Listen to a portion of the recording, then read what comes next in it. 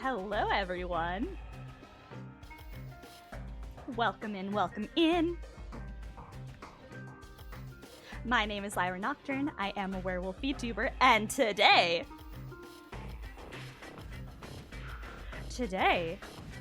I'm gonna crowdsource a D&D character sheet with you all. I'm so excited for this. You have no idea. I love any excuse to yap about Dungeons and Dragons.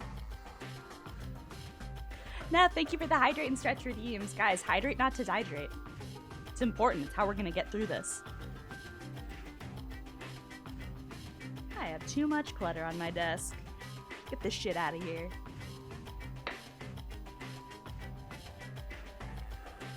I will take a sip.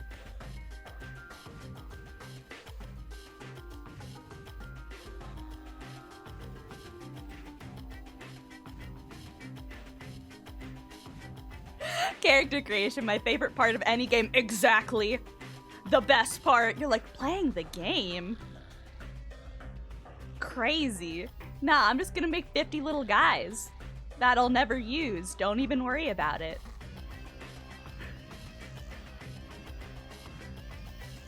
And then I will also stretch. We gotta start off. Get that shrimp out before it even begins.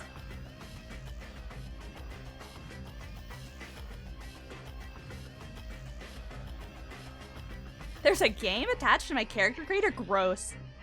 Gross, disgusting. This is my fun, silly little dress-up sim game. What are you doing? What are y'all talking about? But happy Sunday. I hope y'all had a good weekend.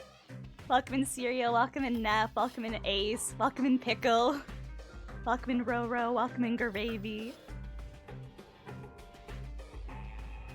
Welcome in Minion, welcome in Conan, welcome in Vex, and welcome in Mia.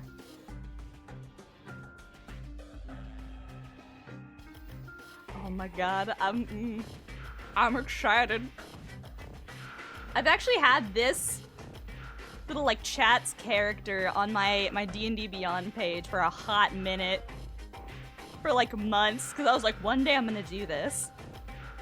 One day I'm gonna do this, and now here we are. And now here we are.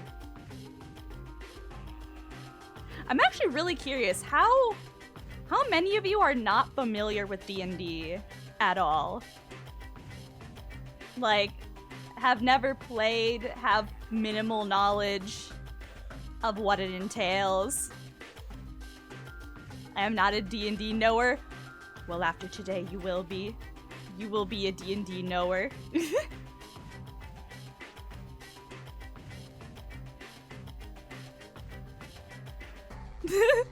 Today is the day that changes. So the site that I am using right now is called D&D Beyond. Originally, D&D essentially character sheets, you just have a piece of paper with a bunch of boxes. And you fill in, like, the stats as we go. Is this Bastion music? Yes, it is. It absolutely is. I thought it fit the vibe. I'm literally just playing the Bastion soundtrack while we do this. Let me know if it's too quiet or too loud, by the way, guys. I don't usually play music through Spotify, so I never know what volume we should be at. But yeah, I really love this site, D&D Beyond, especially as a DM who has a million characters that I use, because it does all of the all the math for you. Because when you're building your character in Dungeons & Dragons, they will get base stats that you use for basically anything you have to roll for in the entire game. Wouldn't it be copy strike written? Almost all video game music is not copyright, because like if I was playing the actual game right now, this same music would be playing. And the game itself does not get copyright stricken. So most video game music is safe if it's something that you can stream safely. Because they want you to stream their games, and they don't want, you know, the streams to be muted, kind of thing. Yeah! So that's the loophole. You can play the game tunes, because they're safe. Oh god, not the emo songs. Anyway. Another point for video game music, exactly. Speaking of video game music, my roommates and I have acquired a vinyl player, a record player, for the house. Like we're all sharing it. It was technically a gift for one person, but we're all buying our own records so we can we can listen to it. And one of my roommates bought the original Minecraft OST. Holy shit, I forgot just how gorgeous that soundtrack is. And also, it's so funny because we keep playing it when, like, family is coming over, or we have, like, you know, we're showing people around the house or something, or we have nice guests coming over, and they're like, wow, this is such pretty music you're playing, and they're like, they don't know. They don't know. They don't know that this was the music that, exactly. They don't know that this is the music that, like, 12-year-old, like, my older sister at like age 12 or something, I don't remember when this game came out, but like, was playing while making a silly little dirt hut in Minecraft. The music of our youth, exactly. The music that shaped childhoods. Yeah, it's the duet version. The second it started, I was like, oh no.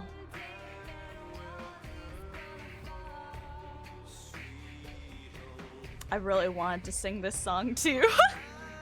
Literally, me listening to music now these days, once you've made one cover song, it's like literally cracking open a can of worms.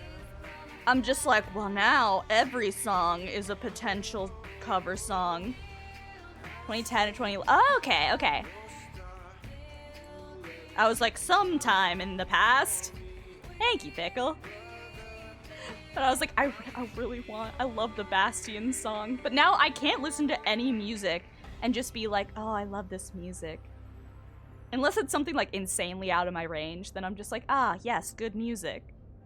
But any song where it's like even vaguely within my range, I'm like, but what if? But what if? But what if I sang it too?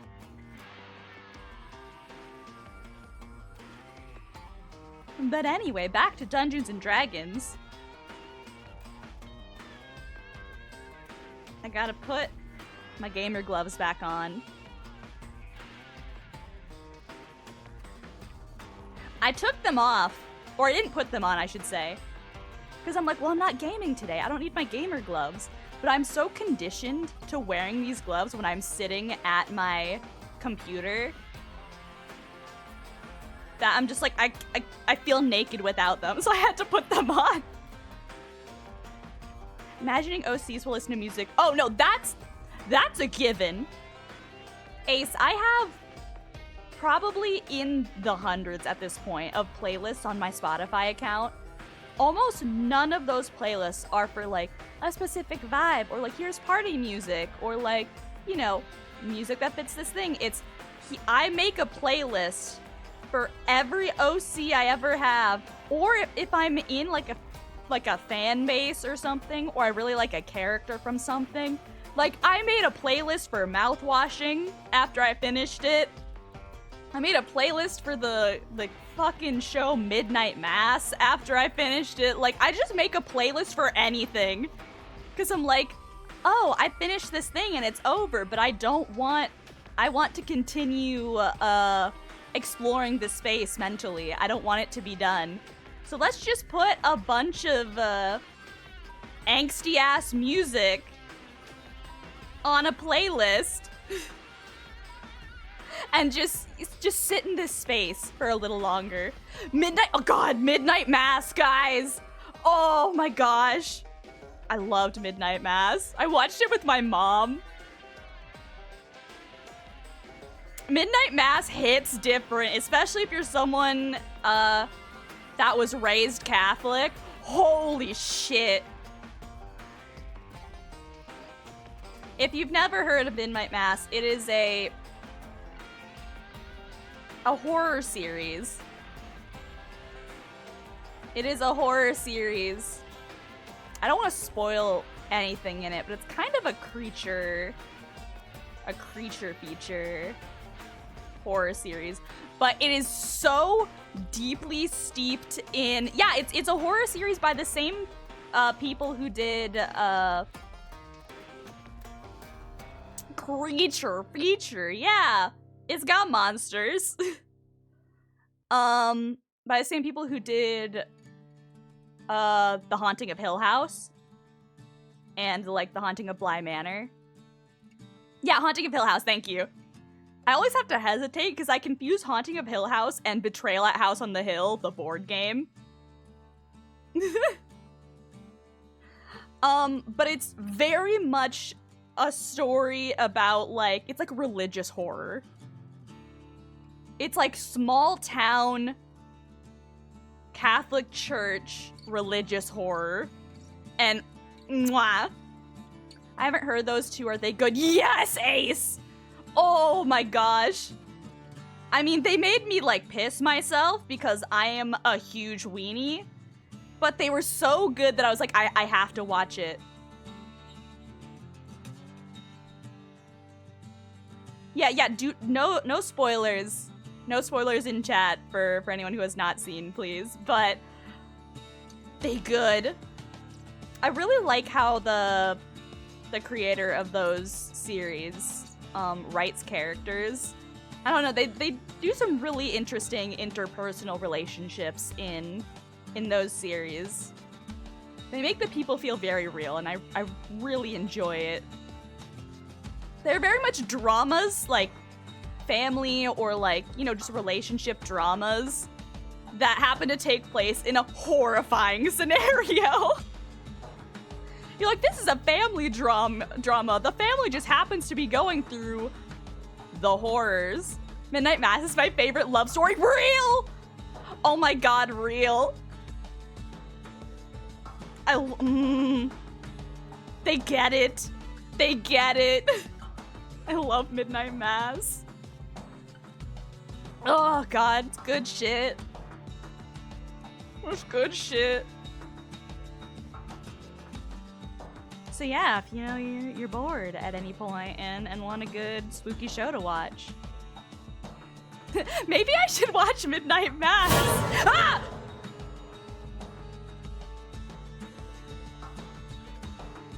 I'm awake. I'm awake. I'm here. Yes. Thank you, Pickle. Just classic.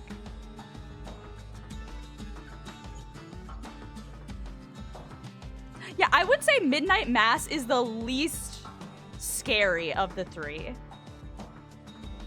Because Midnight Mass is much more like of a creature feature in terms of horror. And it has a lot more, it's more like unnerving because it's that, I guess, atmospheric horror more. So I would definitely say Midnight Mass. Yeah, it's a love story with the horrors occurring.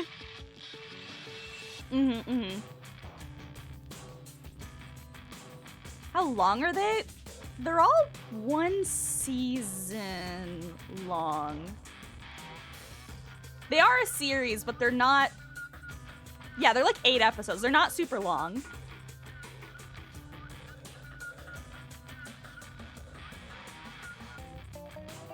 To lie her about that pineapple, I haven't had time to watch it yet.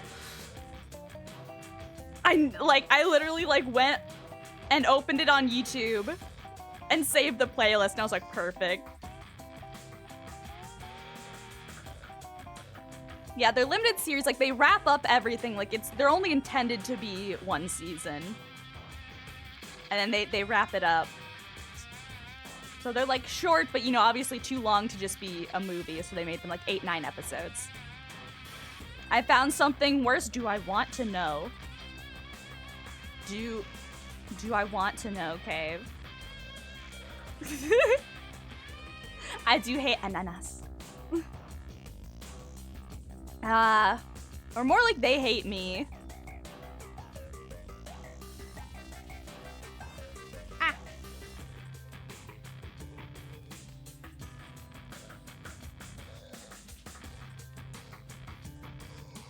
Do you have a fear of clowns? No.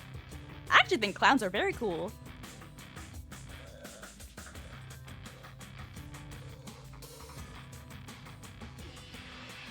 Wolf girly acid reflux.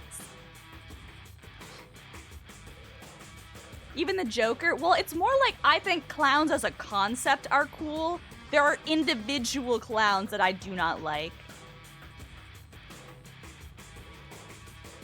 But I think, you know, it's like saying like, oh, like, what's a word? I'm trying to think of something else.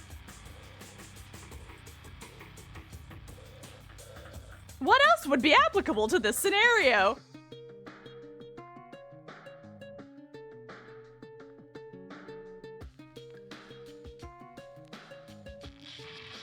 I don't know, but yeah. I was like, I like clowns as a concept. I think they're cool. But then there's very specific clowns that I'm like, get away from me. Get away from me. I feel like I have a healthy fear of clowns. Like the clowns I'm afraid of are ones that you should be afraid of. Exactly, like the killer clown craze. Like, the clowns that scare me, I feel like, should scare the average person. Like, I have... It's the self-preservation instinct kicking in. Killer Clowns from Outer Space I've never seen. I have never seen it. I know Mia likes it. We gotta fix it. Anything that's like labeled as classic, most classic, I was gonna say classic horror, but just classic movies in general. I have not seen a lot of movies, guys. I've seen weirdly specific subsets of movies and that is it.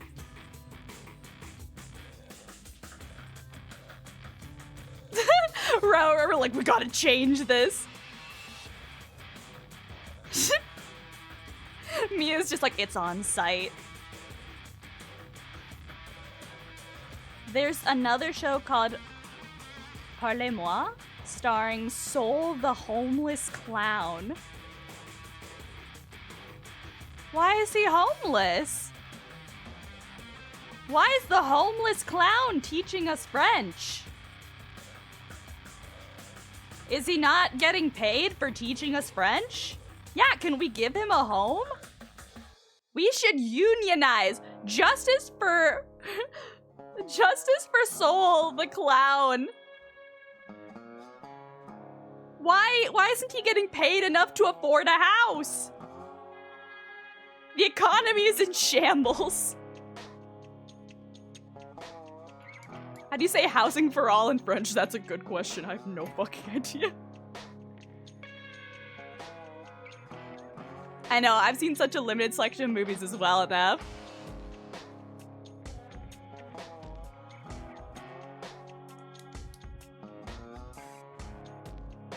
If the Goonion can be a thing, a Goon Union, why not the Clownion? Justice for clowns, housing for all, unionize the clowns.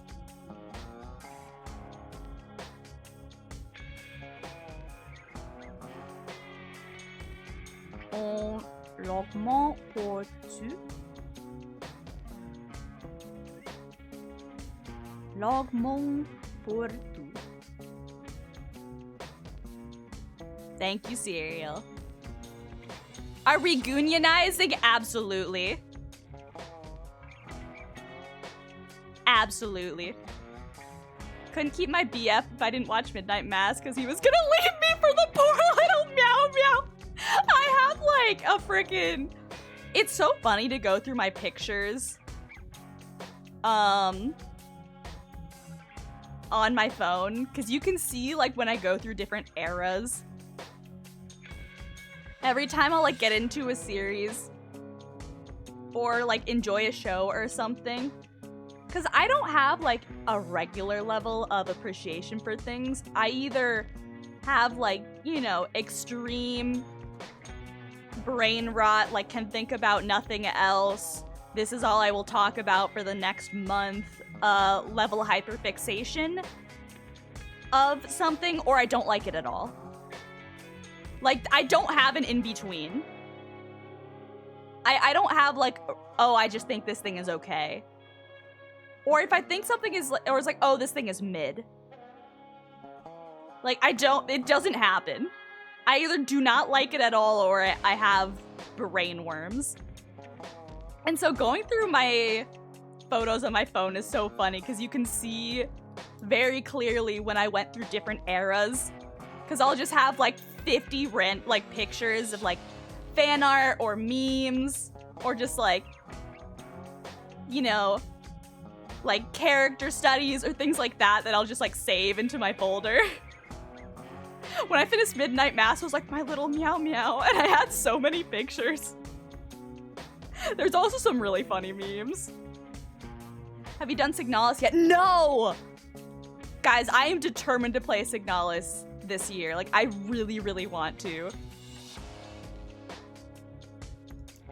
Yeah, mostly because there's brain rot and I don't want to spoil myself, but it keeps showing up and I'm like, no, no, keep it away from me. I need to play it first. And then I can dive in. And I can dive in. Johnny, welcome in. I hope you're doing well. Nos and Crow Country. Yeah, Crow Country looked really cool too.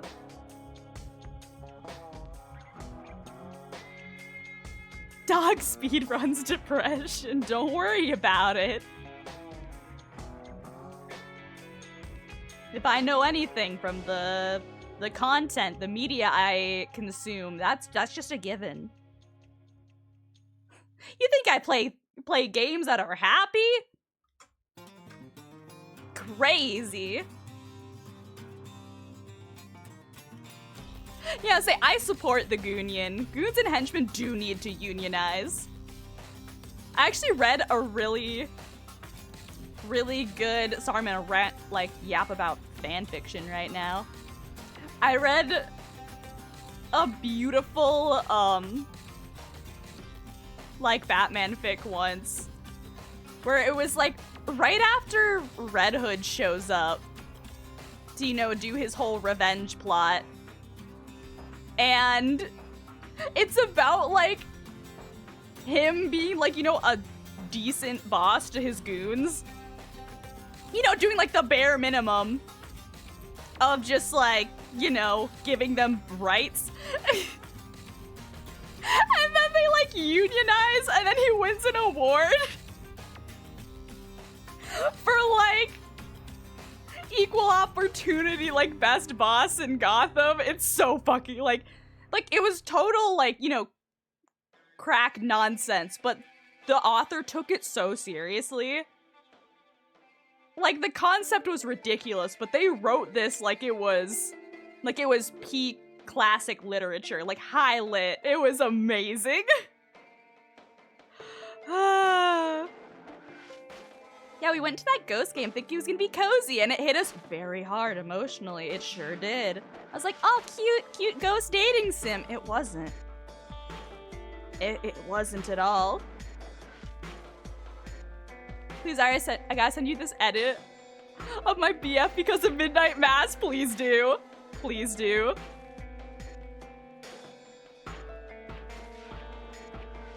Oh. Let me sip my tea while it is still warm. Minion, you planned that. Alright, I will sip my tea because Minion commands it.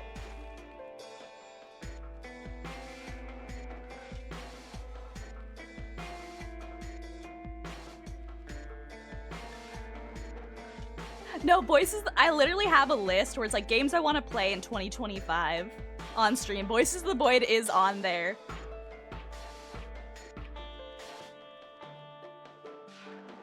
I think I have like 10 games on this list. Most of them are shorter though, so like, it's feasible. We'll get through them. God, not this song again, but the solo version. I'm so normal. I'm gonna drink more of the tea, because I will forget about it.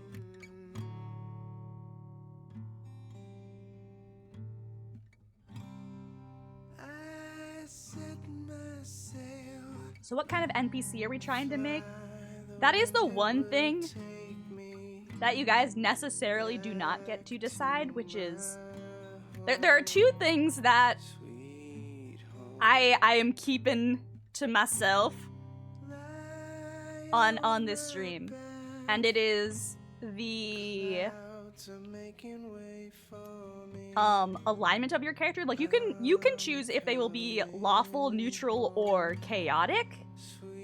But I will be keeping if they are good, neutral, or evil to myself, along with where in the story they will be implemented, purely because any of my players from my D&D campaigns could be listening to this stream, and I don't want them to know what this will be used for. Do we at least get to know the lore of the NPC? That's for you guys to decide. You guys get to pick the lore for this NPC. Basically, I'm gonna choose where to put them in the story based on what you guys make. Like, maybe you guys will make, like, a major antagonist. Maybe you guys will make an ally. Maybe you'll make a cool merchant character. Maybe you'll make, like, someone who's part of, like, you know, an underground assassin's guild. Maybe someone who's, like, a politician. Like, what? Like, there's options. What about the setting? What's going on? I have two different longer-running campaigns. They're both set in the same universe, but in different countries. It'd be hard for me to get into it, because I'd have to write an essay about what's going on. But they are pretty, normal in terms of, like, or classic, I should say, like, classic D&D concepts. One of them, my most longest running campaign that I've been running for 8 years now. The thing is, it was the first D&D campaign I ever started. And so it was very much a, I don't know much about D&D, here's our setup, and we've had to, you know, build on it since. It was literally like, I don't know anything about D&D, you meet in a tavern. But so the concept for that campaign is that there is a country that has a really strict, militaristic kind of government, and they follow basically the teachings of a very lawful good deity, which is fine, but you know, sometimes they're like, you know, there were people in power that were using this as a way to corruption, blah, blah, blah, corruption. And so the party is part of this underground guild that is... Actually, wait. I was gonna pull up a description, then I realized it was on my phone. Here, wait. You're gonna lose tracking of me for a second, because I'm pulling up a thing. But I'm gonna read it. You guys don't get to see me emote for a couple seconds here. Where is this? Where's my lore? Where is it? Where's the lore? I have actually a like little monologue that I said before at this.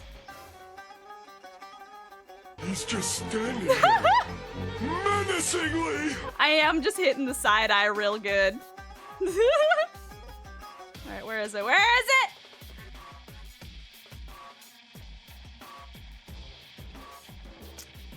Alright. Gotta search through my notes apps.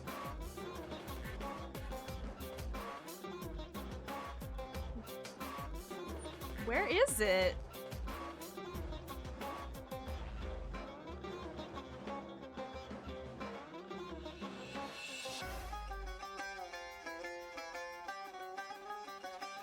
Okay, This is my little... This is my little description that I read when it's been a really long time and they need a refresher about what they're doing. Here we go. Far north of the lush green lands of Thavia, farther still from the sandy wastes of industrious Vestresal, and entire ocean's journey west of the untamed jungles of Bonrea, you find the continent of Xenia, a massive landmass boasting of a variety of climates and strange wildlife. Once known as the Land of Dragons, these days, however, it's better known by the name of its most expansive empire, Antioch. One of the only two civilizations on the entire planet that somehow managed to survive and thrive after the Great Exodus some 4,000 years ago. And Antioch might well be the oldest civilization in existence. It is certainly the most powerful. With a military might that dwarfs all others, no wonder the nation exalts Hieronius, god of war and valor, as their patron deity. And off to war they certainly went. Only 24 years ago, when King Baelor, current emperor and monarch of House Kalok, finally brought Elven city-state of Yarno under Etten control. Last of the land west of the continent's dividing mountain range under the banner of the Empire. Our story, however, is not one of military conquest and grandiose displays of political grandeur. Our story instead focuses on the unseen power of the Empire, a force working in the shadows to keep this self-cannibalizing nation afloat. A convoluted and intricate network of laborers, adventurers, spies, and even politicians, working not for the crown, but for the people. A force you are now all a part of. Whether by personal design, surprise invitation, or pure situational coincidence, you all now are part of this web. You still know next to nothing of this web that you still know next to nothing about. After being with this group for barely even a month, or less for some, you've seen things you've never imagined. But at least the pay is good. So, for better or worse, you're all still here, together. Welcome back to the guild. So that's my description for that one.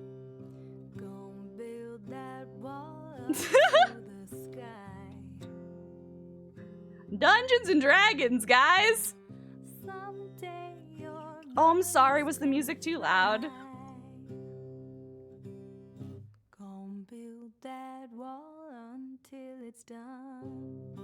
Were you able to hear it? Was it too loud?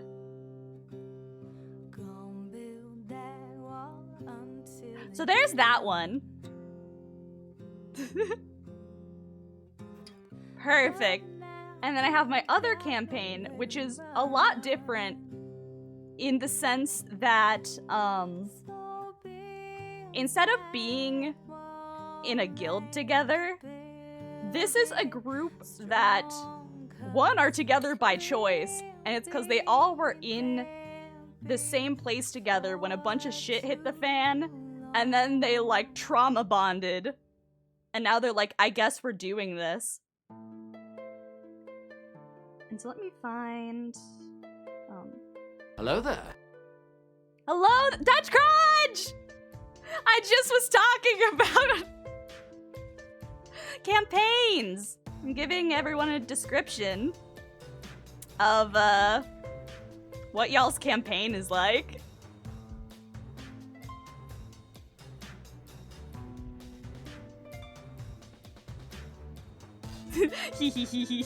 Exactly. Just talking about the little guys. Alright, and then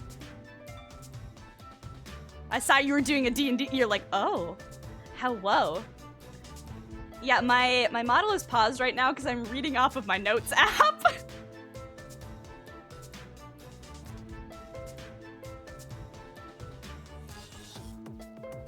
Alright, where's my intro to the other one? I can't stick around too long, but wanted to pop my head in and say hi. Thank you for stopping in.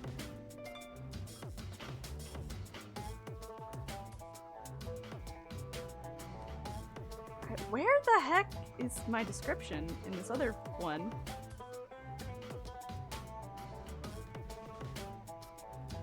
Oh, here it is. All right. Here, I'm gonna turn it down slightly. Here's my other rant. This was basically like the prologue that I read to my players in my other campaign.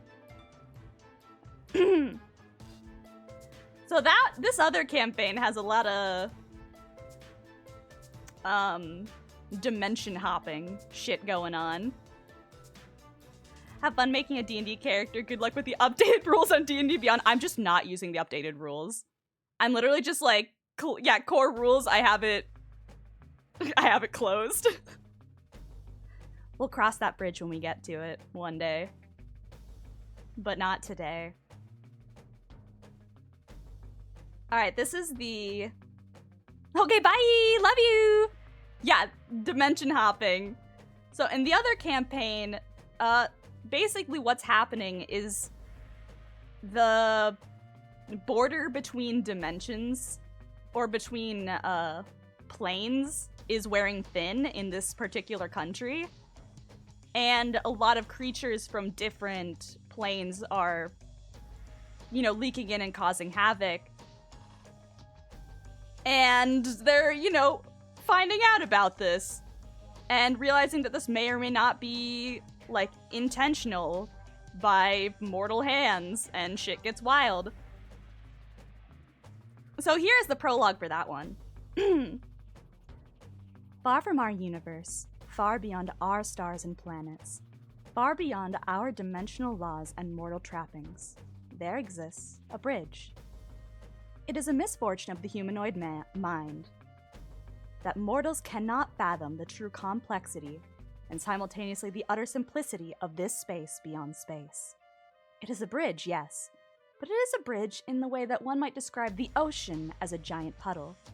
This statement helps one visualize the surface appearance of the ocean, but it does not even begin to touch upon the way that waves crash upon a rocky words.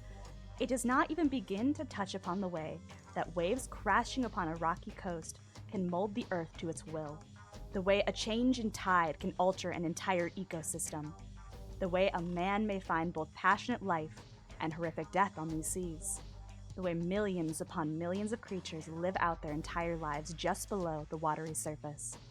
Instead, it simplifies a greater power into something easy to understand and readily visualize. So in this way, we will say this is a bridge. From this bridge, one sees not matter, nor physicality. From this bridge, one sees the planes. Some run near parallel to each other, while others are separated by deep chasms of nothingness. Yet all can be seen in distinct clarity from the bridge. Here there sits a man. This man is no stranger to the bridge.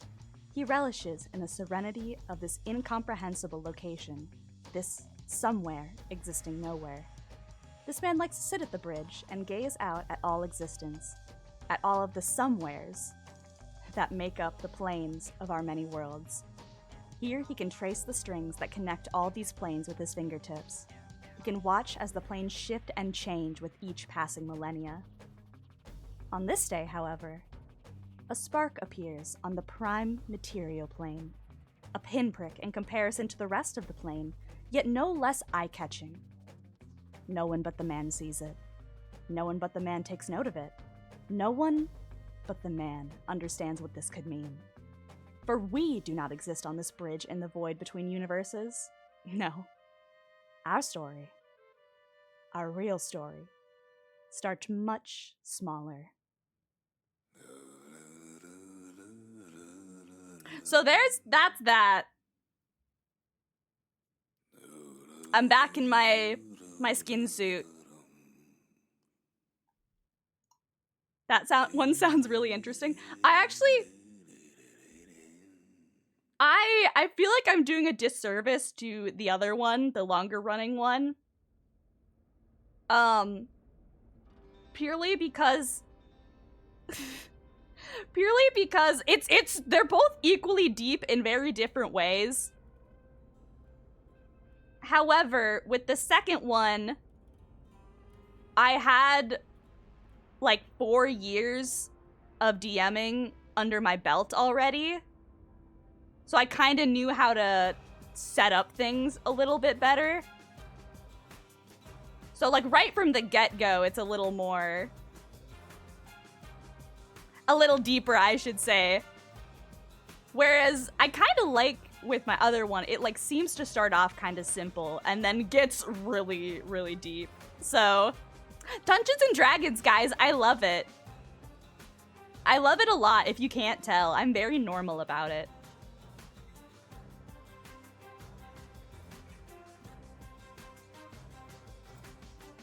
D&D is fun. We love D&D. So yeah, we're building an NPC today that will be used in either of these campaigns. And there's a lot of things.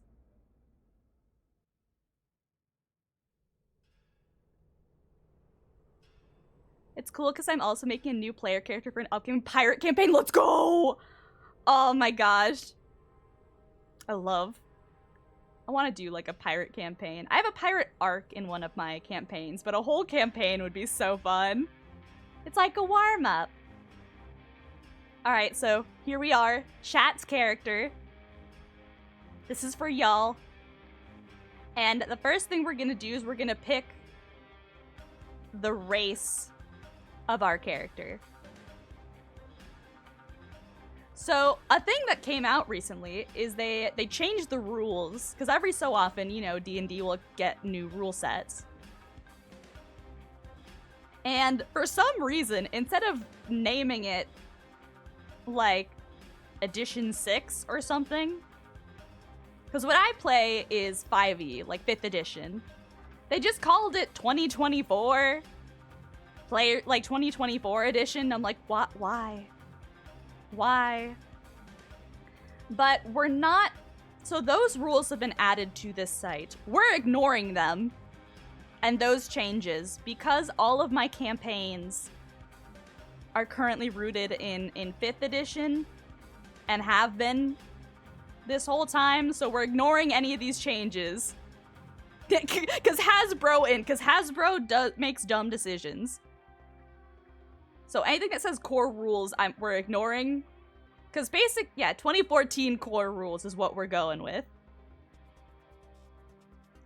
Because it's basically just, you know, these are the ones they changed, I guess. Get out of here. Get out of here.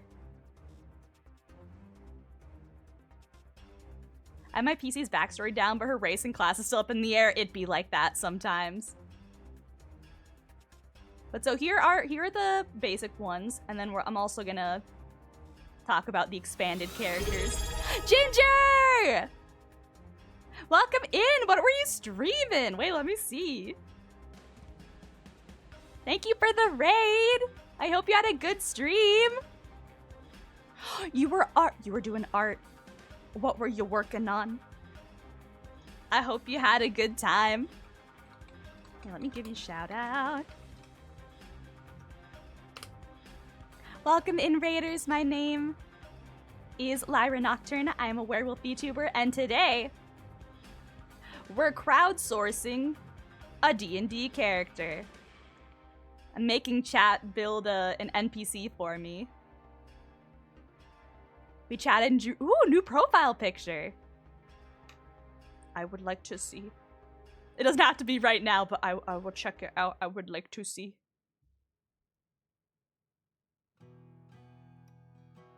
I just did D&D good. Good, I hope you had fun. Welcome in, Chills Day. Gods ain't gonna help you, son. You'll be sorry for what you've done. Them gods hurt you, son, when you play with the Lord. But yeah, if you need to raid and run for any reason, or anyone that came in, or you want to stick around and build this NPC with us, either way, thanks for stopping in.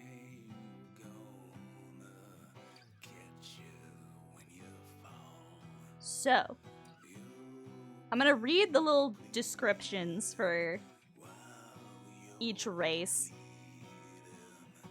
so y'all can make decisions. However, this is gonna be interesting, because the polls on Twitch can only go up to 5 options. So I guess we're gonna do like little brackets. And then do like the top 2 between, because how many? 1, 2, 3, 4, 5, 6, 7, 8, 9, 10, 11, 12, 13, 14. So we'll do 3 polls, I suppose. God damn it. And then do like, make it like a bracket style voting. And I'll make the last one last a little longer. Because that'll be the final decision, you know? So the first, yeah, lots of polls. Lots of polls. We got time, don't worry. So first we have Dragonborn. Which just, Dragonborn look very much like dragons standing erect in human form, though they lack wings or a tail. However, some, like this all can be, messed with a little bit.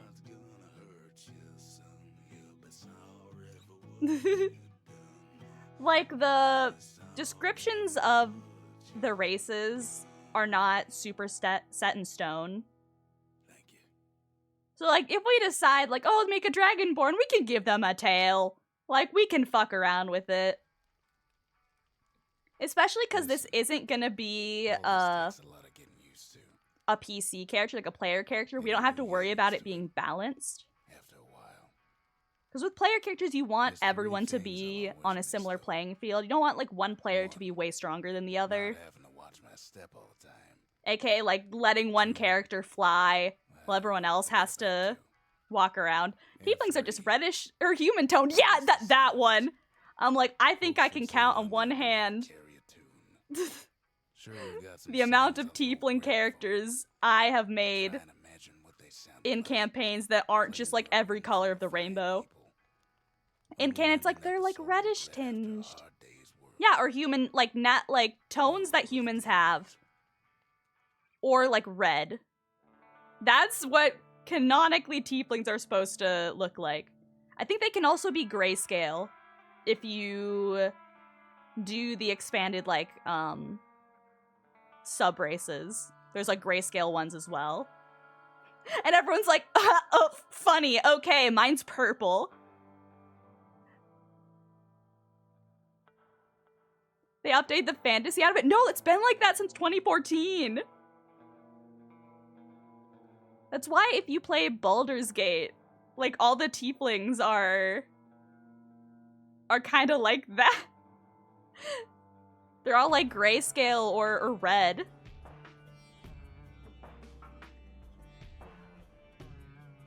No, like that's not new. That's always been the description. People just ignore it.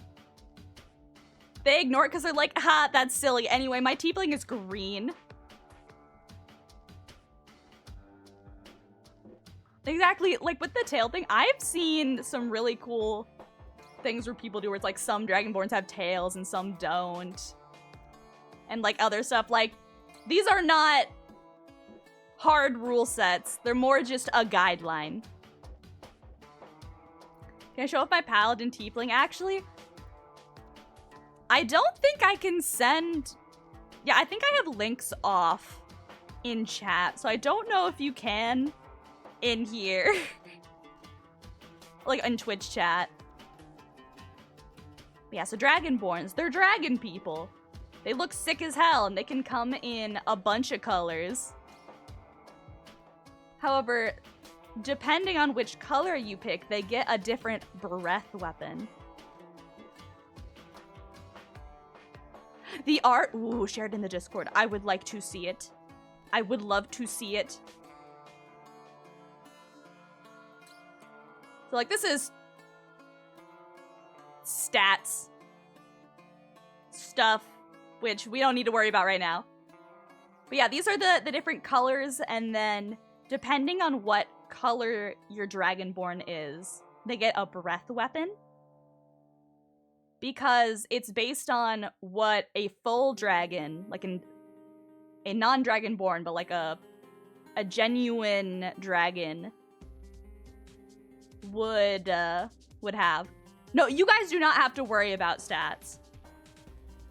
I will, like, we'll roll for them and you guys can, you know, like, pick some stuff, but, like, you guys aren't player characters, so they don't have to be balanced, so I can always fudge the numbers for whatever role they have to fill in the plot, you know?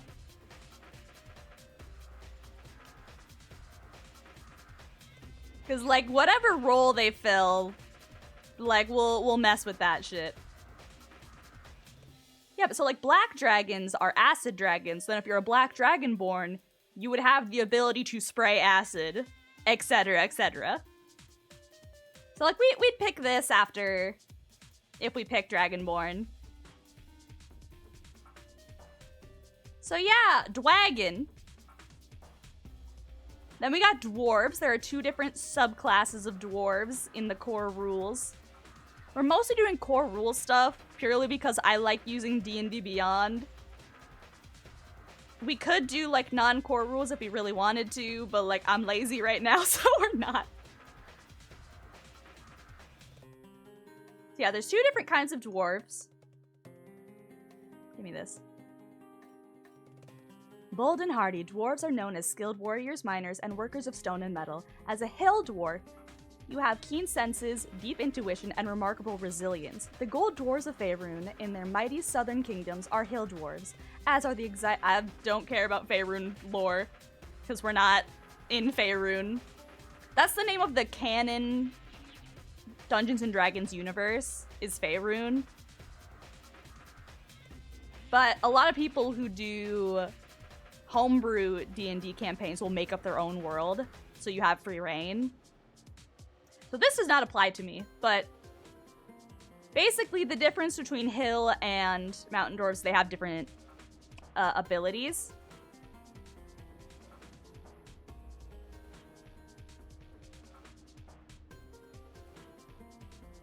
So it's, what is it?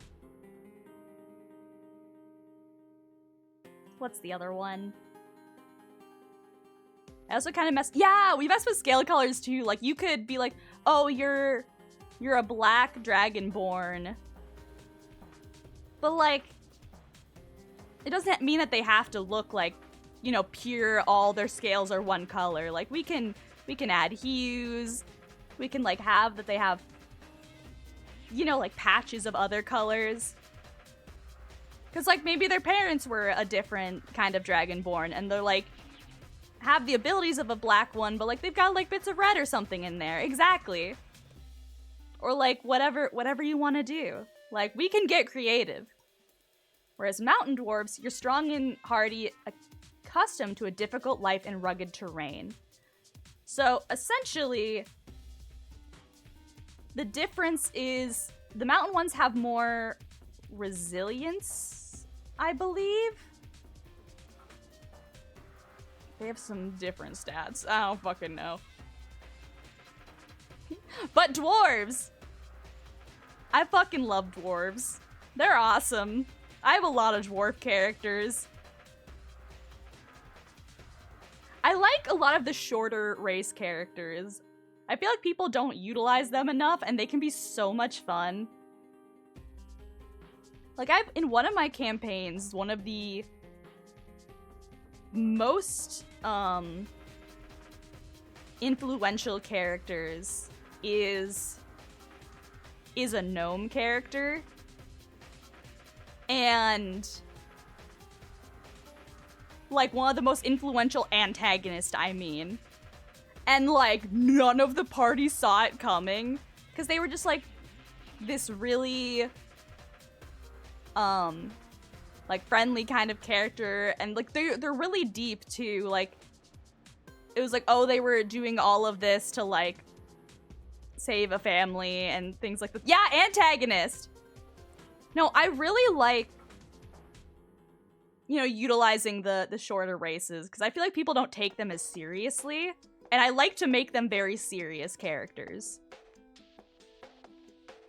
Like I don't know. I find that you can do some really, really fun stuff with them. I love them. So that's dwarf, and then we also have... Does it not have deep? Wait. Where the fuck are the Duergar? They move them? There's another dwarf, like, subset called Duergar, which are basically underground gnomes, like deep gnomes. Deep gnomes. I'm not talking about gnomes. Dwarves. Underground dwarves. Like how for elves there are deep elves, dark elves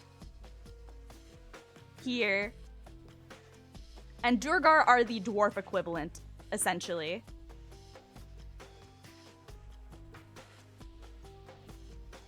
And I think you can do some really, really cool stuff with that, especially if it's like, oh, this is a surface dwelling character kind of thing. It's like, what are they doing on the surface when, like, that's not necessarily common? Or it's like, oh, is this something that people, like, are surprised by a lot? Like, exactly like what I was saying. Like, are people like, oh, what are you doing on the surface? And they're just like, I was born here. What do you mean? Like, kind of thing. So you can do interesting stuff with that. Now, elves. Elves. Basically, the different elf ones are different different stats. Aside from dark elves have a lot of differences. High elves, I guess, are what you would... What's the fourth elf? We'll get there. Eladrin. Because here, let me go back to the Eladrin. Yeah, I was gonna say, so one of my players in my other campaign is in Eladrin.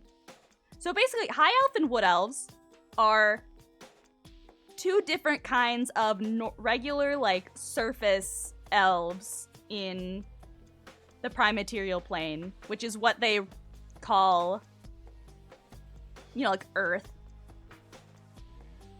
It's just, high elves are, you know, the more magic-based, fanciful kind of elves. Because here, as a high elf, you have a keen mind and a mastery of at least the basics of magic. In many of the worlds of D&D, there are two kinds of high elves. One type, that's descriptions, I don't care about that, is haughty and reclusive, believing themselves to be superior to non-elves and even other elves. The other type are more common and more friendly and often encountered among humans and other races. The sun elves of Faerun have bronze skin and hair of a copper color, black or golden blonde. Their eyes are golden, silver, or black, and moon elves are much paler, with alabaster skin sometimes tinged with blue. They often have hair of silver white, black, or blue, but various shades of blonde, brown, and red are not uncommon. Their eyes are blue-green, reflect with gold. So basically just, there's moon and sun elves. High elves are very, like, the basic elves. The basic elves that you imagine when you think of, like, Tolkien and stuff like that. The elves. Wood elves are kind of like what's in the name. They're more, nature-based elves. So high elves are more like a community built around magic. And wood elves are more a community built around nature. Again, these are very much loose guidelines. You can just say you like how wood elves look, or you think it'd be cool for a backstory, and ignore everything else in this description. But that's like what the culture of being a wood elf means. Your wood elf character could still be from the city and has never, like, gone camping a day in their life. But it's like, that's where their roots are, you know? So it's, as a wood elf, you have a keen senses and intuition, and your fleet feet carry you quickly and stealthily through your native forests. So there's that. So those are the two main elf types in D&D. Then we've got dark elves that I fucking love. I love messing with dark elves because the culture that they put in D&D is really fucking weird, and I like subverting it because it's crazy. Lolth is the ultimate hater of all time. Literally the hater deity of all time. She's also a turf, and I'm gonna kill her with my bare hands, but I also think it's funny to just throw her in there. I also have playlists about D&D deities, because I like their lore and I think they're interesting as hell. And, I think that Corellin, Larethian, and Sanian Moonbow should kiss. But Corellin is still hung up on his, toxic wife who tried to murder him like 6 times. And I think that's beautiful.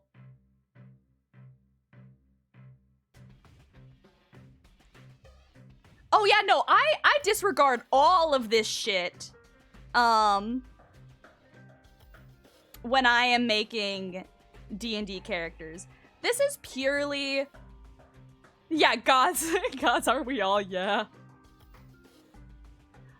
Like, a lot of this is just to know where your character comes from, kind of thing. Like, what does it mean, or what do people or characters in universe, like, you know, think about your culture, kind of thing.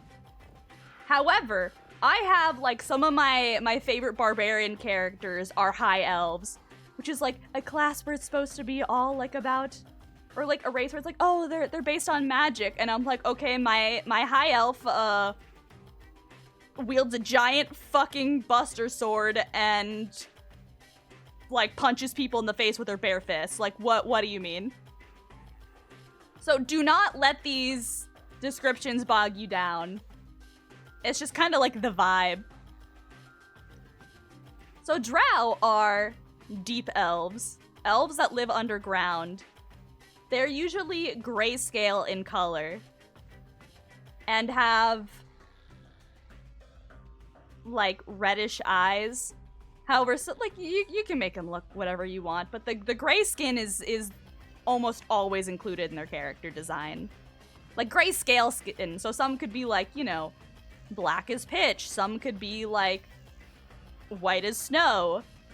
Some could be slate gray. Like, you know, that kind of stuff. Like, you can do variety, but they're usually grayscale. Like, skin tone. And they have a unique culture, which I will read this because I do use this when it comes to drow. Because I like using Lolth in my game. And the thing with drow elves is that they were created by the goddess Lolth, but she is specifically a hater of, like, her own people, in that she likes to watch people suffer, including those who worship her. So, the drow that live in the Underdark, in the below place, she will purposely, whenever they start to, you know, expand, succeed, you know, kind of develop as a society, she will do something to, like, throw them into chaos. 'Cause she thinks it's funny. They're like her little ant colony that she just fucks with. Yeah, girl's got issues. She's got issues and she's making it everyone else's problem. I do a lot of stuff with the elven pantheons because they are my favorite soap opera. Like, I do a lot of stuff with the D&D gods, but specifically the Seldarine and the Dark Seldarine, which is what D&D elven deities are called.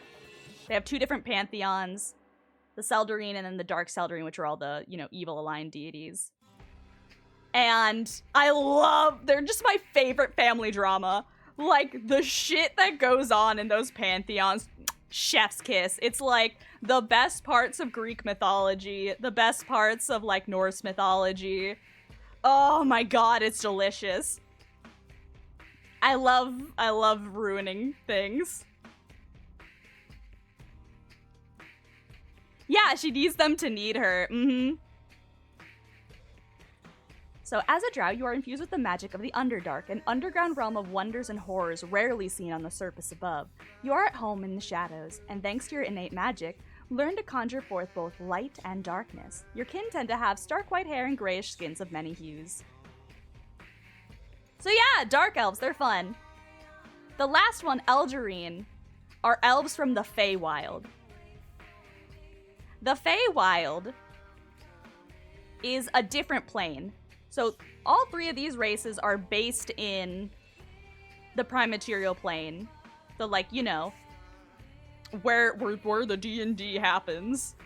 The Feywild is a different plane of reality that's based on like old Fey folklore.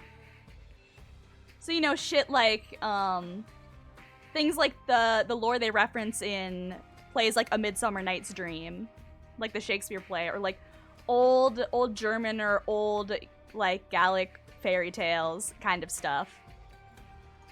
That is what the Feywild is. The Feywild is a place, an entire plane of chaos, like chaos magic, where very few of the powers that be in the Feywild, like their equivalent of like any gods that have domains there, or like high level Fey that live there, very few are evil or good. They're usually chaotic neutral. Like, it's literally just chaos. The Chaos Emerald's Chaos Realm. And so Eladrin are elves that are from there. One of my PCs in my campaign with the dimension hopping is from the Feywild. Like, she's an Eladrin elf, and oh, it's so good. It's so delicious. Cause like, that's where you don't tell anything your name, right? Yeah, anything that has more power than you, you don't want to tell it your name. Or at least that's where there are things there, yeah, that will get you. Yeah, those kinds of Fae. Creatures of magic with strong ties to nature, Eladrin live in the Twilight Realm of the Feywild. Their cities sometimes cross over to the material plane, appearing briefly in mountain valleys or deep forest glades before fading back into the Feywild. Yeah, exactly. Thank you, Neff. Yeah, it's a perfect overlapping plane of the prime material plane, which is why, like, people like the Eladrin can exist, and, like, you know, similar races to those that live on the prime material plane can go in between the two realms.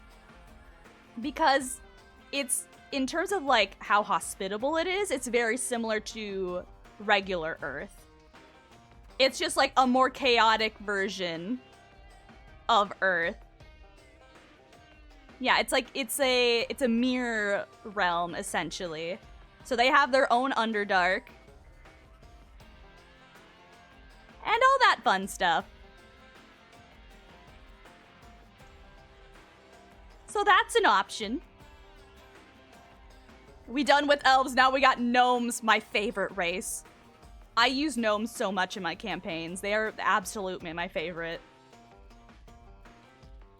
So I guess the easiest way to describe gnomes and halflings, genomes, yeah, little guys, is so... There's also halflings here. And the way I describe them to people is halflings are like tiny humans. They're basically like hobbits from The Lord of the Rings. And gnomes are the same thing but for elves, essentially. They're like the hobbits of elves. They're like tiny elves.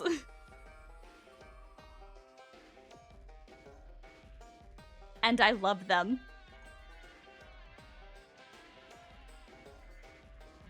So we got options here. A gnome's energy and enthusiasm for living shines through every inch of his or her tiny body. So the way that gnomes are perceived is, yeah, they have like, you know, they're these energetic, enthusiastic little guys. Gnomes are probably the closest thing in D&D to like Christmas elves. Is how they like write their descriptions. And I love just making like jaded ass gnomes. Like that people are like, oh, they're just, yeah, little golden retriever guys. And I'm like, that's my man with a mortgage. He's lost his entire family and he has like a drinking problem. Like, what do you mean he's a silly little guy? So yeah, I guess I'm not gonna read their descriptions unless we pick gnome. Same with halflings and like humans and stuff. But yeah, essentially gnomes are like the silly little guys of elves. So they are also kind of, they're more stealthy, more lithe, and have kind of a magic basis to them. Half elves are half human, half elves. There you go. They're not as whimsical as they used to be. No, I can have, some gnomes can have all the whimsy. They can leech all the whimsy from their fellow gnomes.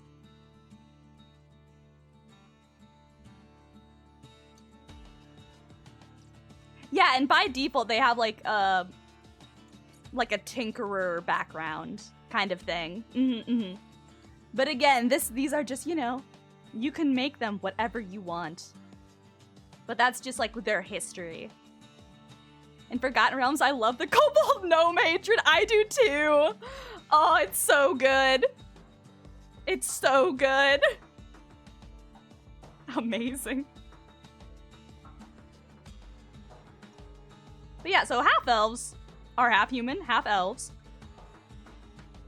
As the name suggests. And basically they can get both the best and worst of humans and elves respectively. They live longer than humans, but of course dramatically less than elves. Elves can live up to 1,000 years in D&D. And then, you know, humans can live like roughly up to 100. And half elves, I believe they can do like 200? I should Google this. I don't want to give you guys false information. How long can half elves live? 180. So almost 200 years. So they basically live like 100 more years than what humans are expected to live for. So, you know, they got that whole mixed heritage thing going on. Same with half-orcs over here, which are half-orc, half-human. You know, they both got the, like, you know, split between two very different perspectives on what people view them as. I'm a permanent DM, same. Every kobold I make is an unhinged PC I've been dying to play but never will. I know, it's the worst. I actually had to start making, because I would keep making so many PCs. I have a couple kobold ones too that I haven't used yet. And I'll make them and be like, I'm gonna play this character one day. And then I never get to play, so I've just slowly been turning them into major NPCs. I actually had one character that I really, really wanted to play.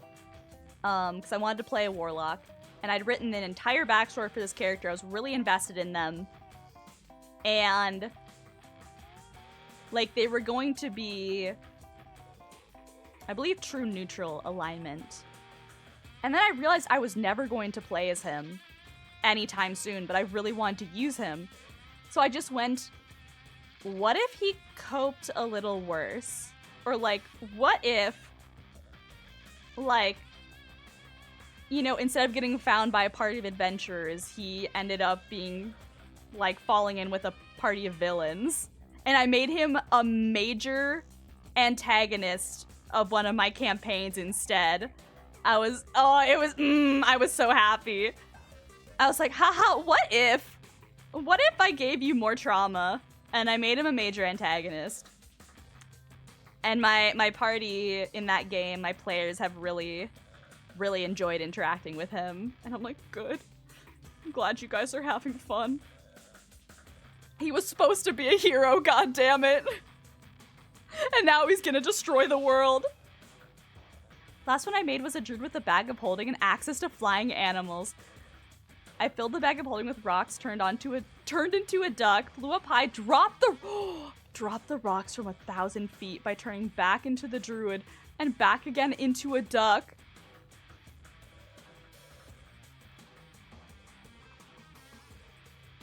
That's diabolical. I love it. I absolutely love it.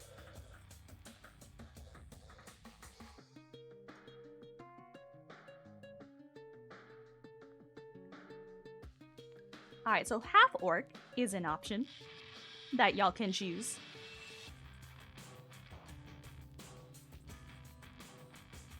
And they don't have just pure orc on here for some reason, but like, fuck that, we can do it if we want. Because this is an NPC and rules don't matter.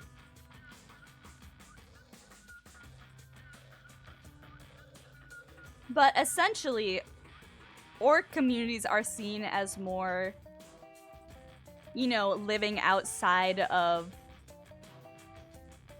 what normal society essentially. Like, they're more often than not in a lot of these campaigns, like, nomadic communities or things like that. 2024 has orc, finally! Finally, a singular win for 2024. I'm so proud of them.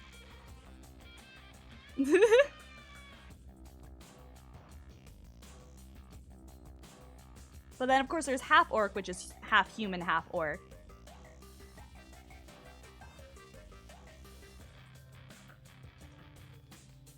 I like the more Mongolian orcs and the Mexican orcs in the new 24 Player's Handbook. I mean, I ignore whatever they put in the handbook anyway, and just, you know, you kind of mold it to fit whatever story you're doing.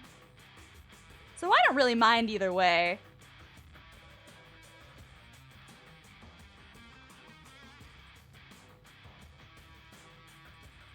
But then we got halflings, which are a lot like, hobbits in The Lord of the Rings.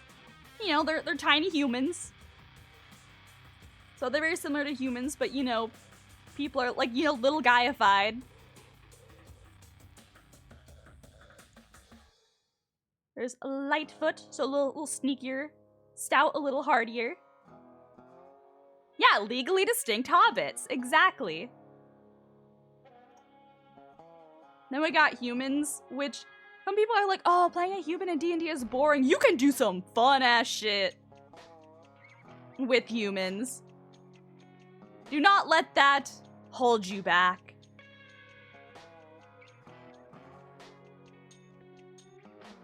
I often play in established settings because I do paid work, so I kind of have to keep up with the lore-ish. Oh, I only exclusively do homebrew stuff. You could not, if I had, like, a gun to my head and you asked me canon lore, I would die. I mean, I know, like, canon, like, deity lore, but nothing, related to Faerun. Or, like, the canon setting kind of stuff. I just like to use them like building blocks and make my own thing.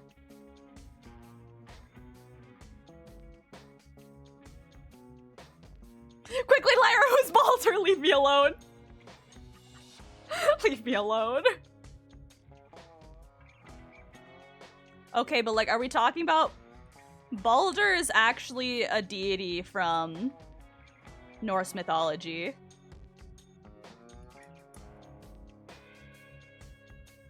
Like, for real? He owns a house with a gate, I think. God damn it. I can't, leave me alone! Akira! Ah! This is taking so much more time than I expected because I'm just yapping so much. Anyway, tieflings! The gay race, for all of us queers out there, we've all made a tiefling before. We've all made a tiefling that we have grown way too attached to and made them way too personal. This isn't a generalization, I'm just stating a fact. To be greeted with stares and whispers, to suffer violence and insult on the street, to see mistrust and fear in every eye. This is the love of the tiefling. But yeah, tieflings are basically humanoids with infernal features. They are, by default, it's supposed to be that they have devil heritage, which devils and demons are very distinct group, like two separate groups in D&D. However, there are also demonic tiefling heritage as well. So that's also an option. They can, you know, come to be a bunch of different ways. It could be, you know, like that your parents were also tieflings, so you as a result are a tiefling.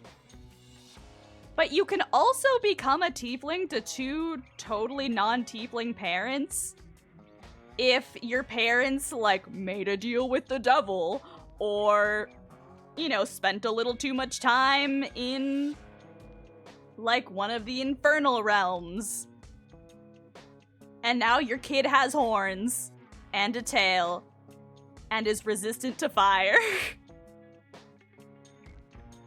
Yeah, your mom drank a little too much demon juice when she was pregnant with you.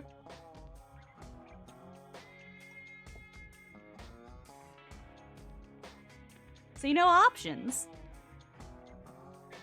The infernal radiation got you. Mm-hmm.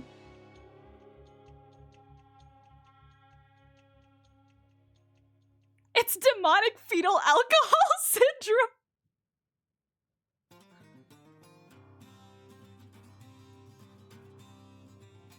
Humans can have, like, more personality than race tropes, too, which is fun. I mean, the way I run my campaigns is every single race has the exact same kind of ability to be any kind of trope. However, the tropes still exist in my setting, I guess, but it's more like those are preconceived notions that other people would have about your character. AKA the fantasy racism. But, like, yeah, you can do whatever you want. But also, like, you can have so much fun with humans. Name a lizard man that didn't try to eat you, though. I do them all the time. Yeah, the handbook is just stereotypes, exactly. It all depends on what you're running. I mean, that's why I do homebrew, though. I like to do whatever I want with it, and whatever my players want, really. Like, I'm saying whatever I want, but this is also, like, this is the kind of story my players and I enjoy playing as. You definitely want to make whatever, all of you as a group are interested in playing kind of thing. So if you want to go a different way, then, like, you know, you're building this all together. But, like, that's the kind of story that me and my players like to play. So that's what I like to do. Then we have Aasimar, which are basically like tieflings, but with angels instead of, like, demons and devils.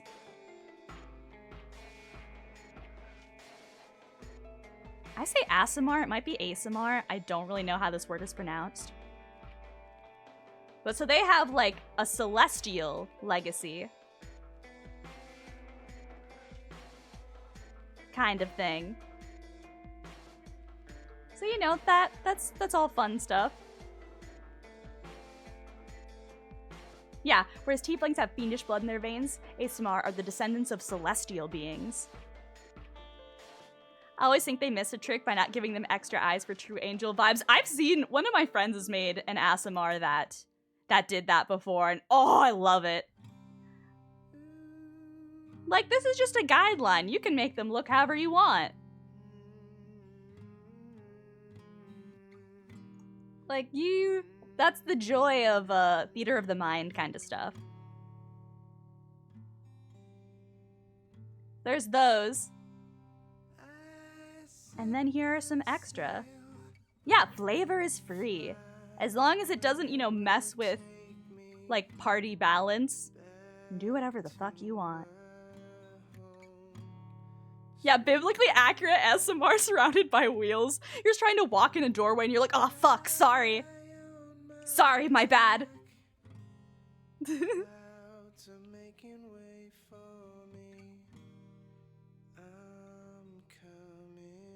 And again, because we're specifically creating this character for my campaign, or campaigns, and all this I use as a guideline, like, you guys could decide to make an ASMR character, ASMR, whatever, and make them, like, a total chaotic fiend. You could make a tiefling who's super devout, like, just because they are described a certain way does not mean that's all they can be.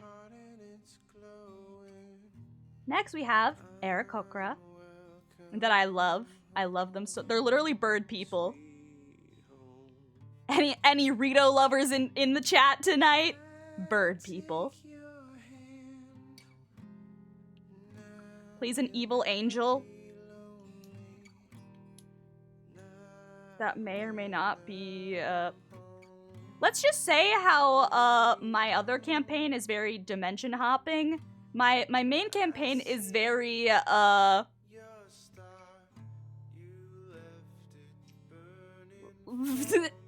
know, fun religious horror kinda shit.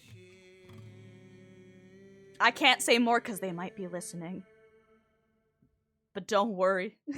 It's there. Yeah, let's build Rivali, guys. My boy of all time. So yeah, bird people. They're awesome and they're birds. What more do I need to say? Oh, deep gnomes are also a type of gnome. So like how dwarves have Duergar and elves have drow, gnomes have deep gnomes. So you too can be a grayscale version of your character and live in the void. I could never say their actual name. For Sverfneblin?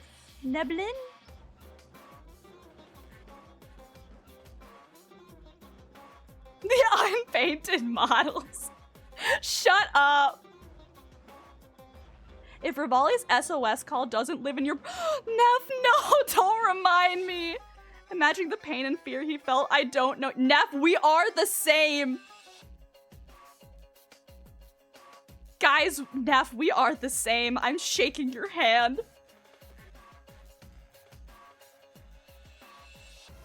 I always DM in person. God, I wish. My friends are all scattered to the wind.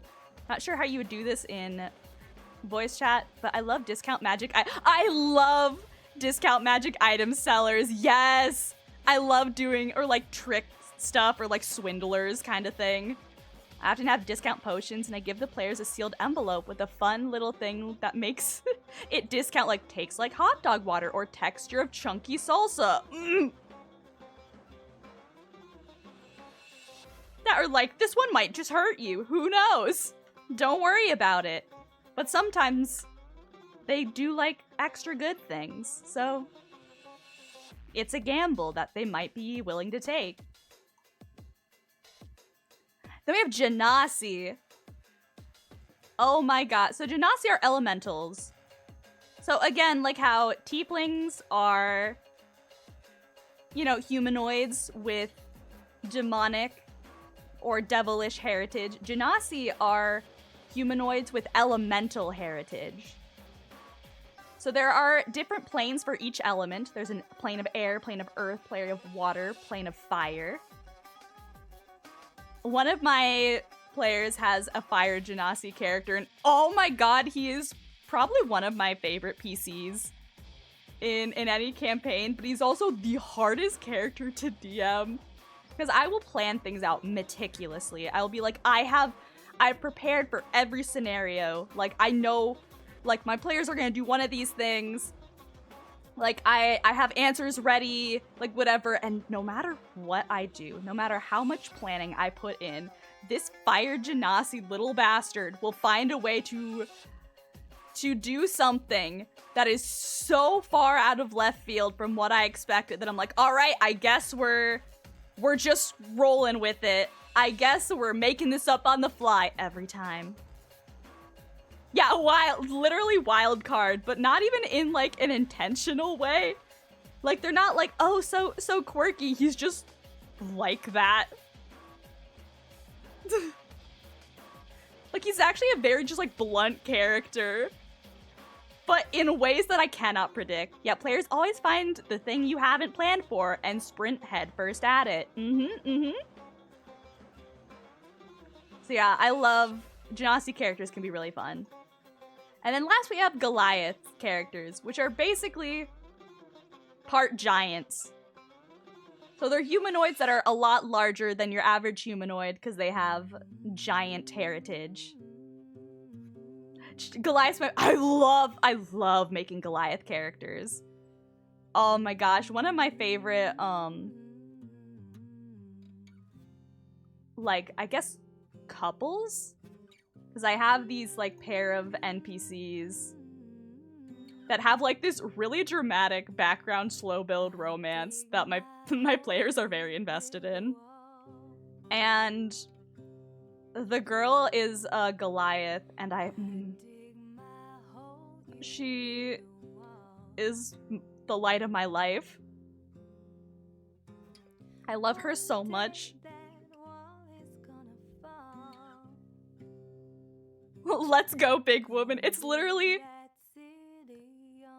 I was like, they're straights with rights, because it's like this. He's a it's an ASMR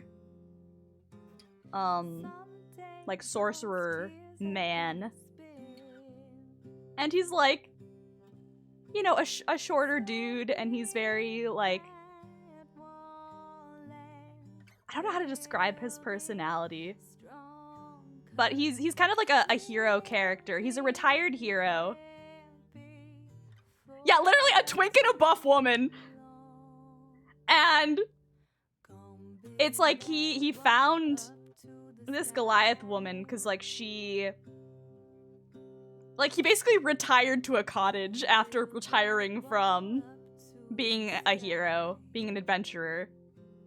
And she ended up like getting into like trouble, like she ran into some monsters or something not that far from where his house is, and he found her in danger, like in trouble around there, and essentially like, you know, took her and nursed her back to health. He's like, okay, like thanks for sticking around, like you can leave at whatever point. And she's like, you know, she's like, you know, I kind of like what you have going on here. And so she also, oh, he's like really clumsy too. So she's like, how is this small man survived this long by himself? I am doing a community service by making sure he doesn't brain himself on a rock. And so they like have this like domestic slow burn happening in the background because the player characters keep going here for like reasons to get advice and shit. And it's so good. Sorry, I'm gonna like gush about this for a second, because these straights have rights. Felix, my boy, one of the few straights with rights. A fail boy and an extremely competent, but like, you know, she's a very gentle character as well, but she's like, I She's like, I was just gonna kind of wander and like see where I'm needed, but by God am I needed here, apparently. His fail boy energy captivates me. Yeah, exactly. Gentle but can break a tree in half. And the whole thing is this ASMR character. God, we love a twink boy toy battle wife and a woman we'd all die for. Mm-hmm. I hate how ASMR are vague on what they look like. I actually like it because I feel like, in a way, you could make an ASMR any other race as well. Like, your character could be a dwarf and an ASMR kind of thing. I keep saying ASMR. I'm just gonna say ASMR. Otherwise, it sounds like I'm saying the acronym. But so, like, this character for me, Felix, just looks kind of like a human. Like, people just think he looks like a normal dude. But it was, like, during his adventures, because he's this really big shot hero, like, the ASMR, exactly. Like, he literally saved the world kind of shit. Like, you know, end of campaign D&D level shit. And he had a companion with him who was this tiefling woman. And they were in love kind of thing. Where it was like, you know, when this is all over, we'll grow old together kind of shit. And then in the final battle, she died. Like, she sacrificed herself to, you know, save everyone kind of shit. And so he's, like, mourning this loss of this woman for a really long time, which also makes the yearning between these other two so good, because it's like, you know, am I betraying her memory by moving on kind of thing? Like, it's the good shit. It's the good shit, guys. It's about the yearning. It's about the yearning. So yeah, anyway, let's I guess we could finally start voting on D&D races, I suppose. I love angsty background characters. It's great. As a lesbian, I too endure the painful yearning. I love this shit. Alright. I will try to go faster through the other shit.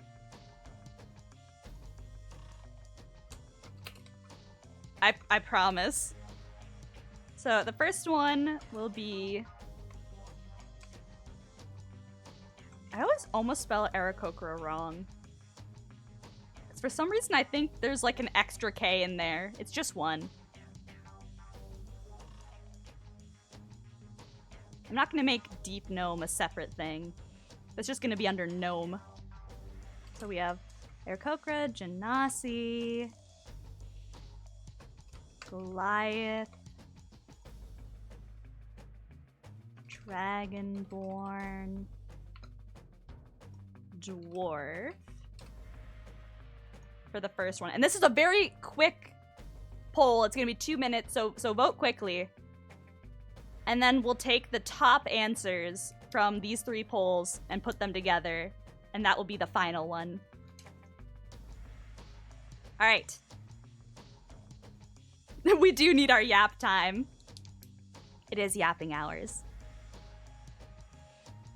And I will finish my tea while we vote.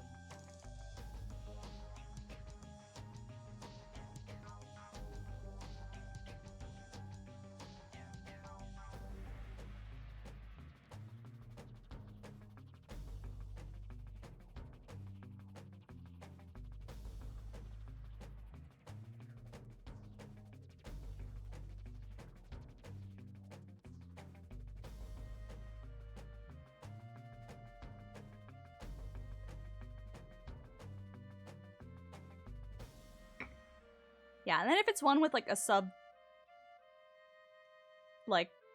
race, we'll pick that as well too.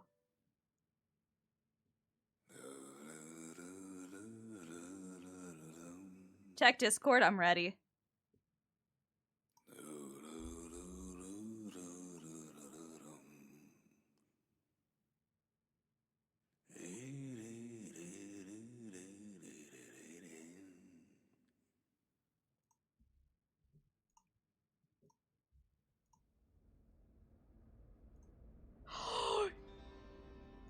Your paladin is so pretty!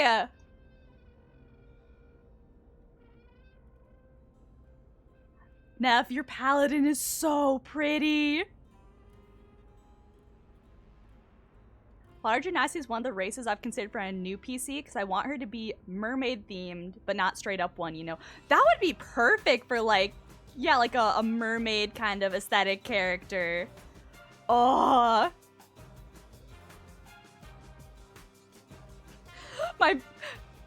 Is it Glossia? Alright, we got Goliath and Dragonborn. Alright. I need more scratch paper to write this shit down. Alright.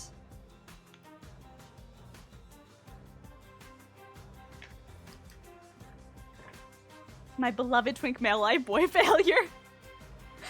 I love it here. I love Dungeons and fucking Dragons, guys. Alright, so next we have elf, gnome, half elf,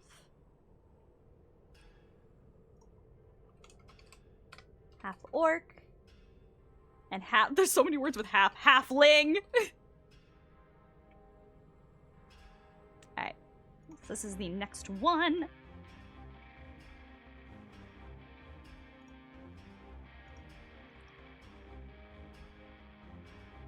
Glossia! Or Glaucia? Glaucia. That's so pretty. I have, like, genuinely a list on my phone that's just, in case need of name, here is list. You know, for when my players will talk to a character that I didn't, like, previously name. You know, like, they'll be like, is there a,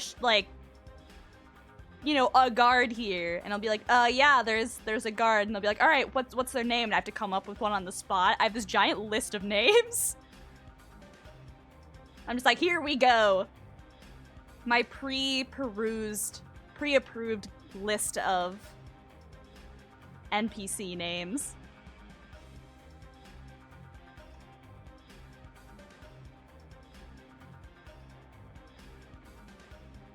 Glaucia. Okay, Glaucia.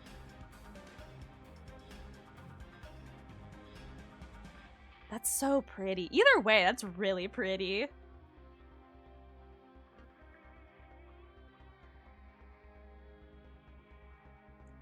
Alright, the poll is halfway through! Get in there with your votes.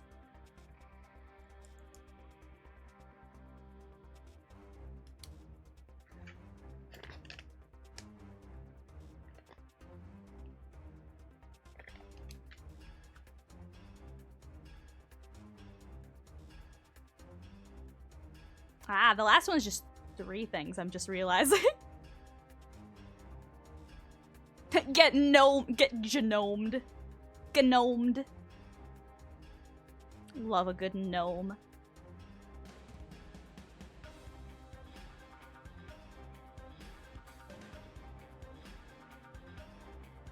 Hell yeah, gnome lovers in this house. I love you guys.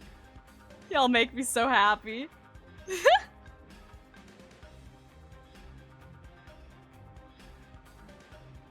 Forgot memory and was taken in by a muscle mommy demon that decided to beat the demonic evil allegations by literally just being more holy than everyone. Wait, that's amazing. That's amazing. All right, last poll before we do the true, like, last pre-poll, and then we'll do the final answer. So we have human, tiefling, Gods ain't gonna help ASMR. Get in there. There's only 3 options this time, making it easy for you.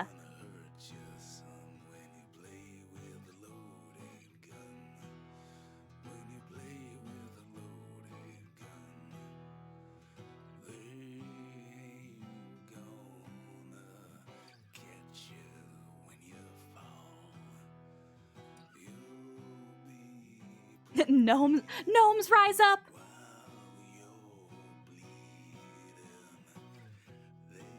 Paladin Oath of Marriage. I actually don't think I mean, I've used it, but not like really. But actually, thank you for reminding me of that. The best oath. 3 gnomes in a trench coat. A human, or as I like to call it, 3 gnomes in a trench coat.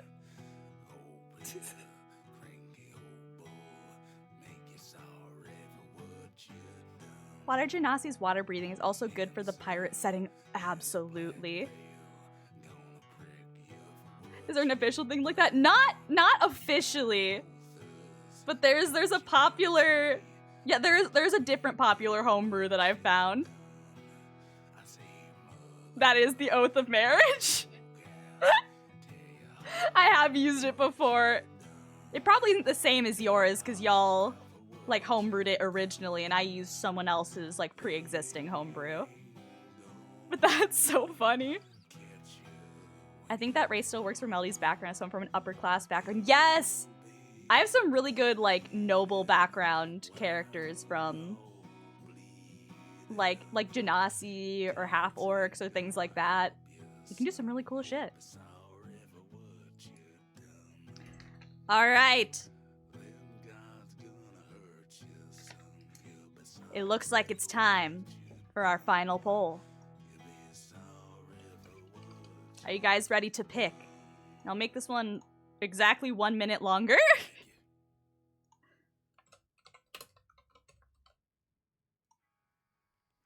What race is chat's NPC going to be?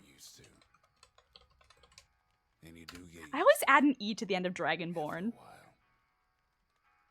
There's 3 things. Probably because of like Skyrim. 1, not having to watch my step all the time. 2, forget about 2. And 3. If it's a tie win, can it be half both? We will. It depends of what's ties, but I think we could make it work. Sure, we've got some songs on the old. I think we could make it work. But try and imagine what they sounded like. All right. Goliath, Dragonborn, Gnome, and Aasimar. At the soul regret after a hard day's work. Let's do this. Those were the days. The Bloodborne sequel no one saw coming. Dragonborn. Exactly.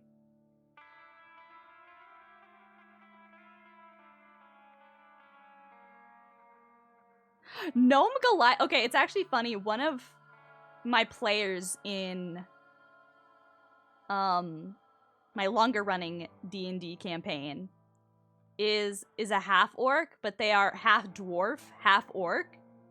And so they are like very small.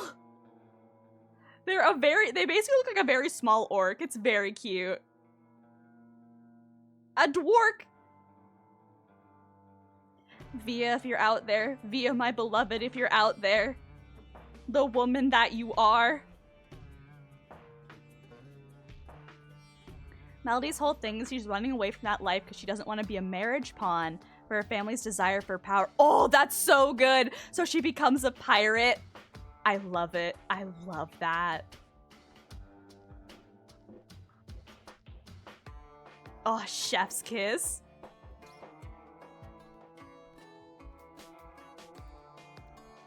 I will take another sip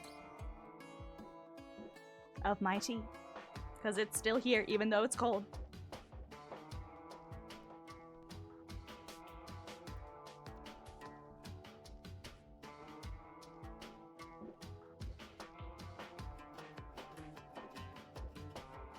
I wrote dwarks for a guy I DM'd for because he's a very, very tiny trans man full of rays and he wanted to be both so bad. He's like, I can't, how am I supposed to choose? And you're like, don't worry, I got you. You don't need to. Don't you understand? We have options. We have choices.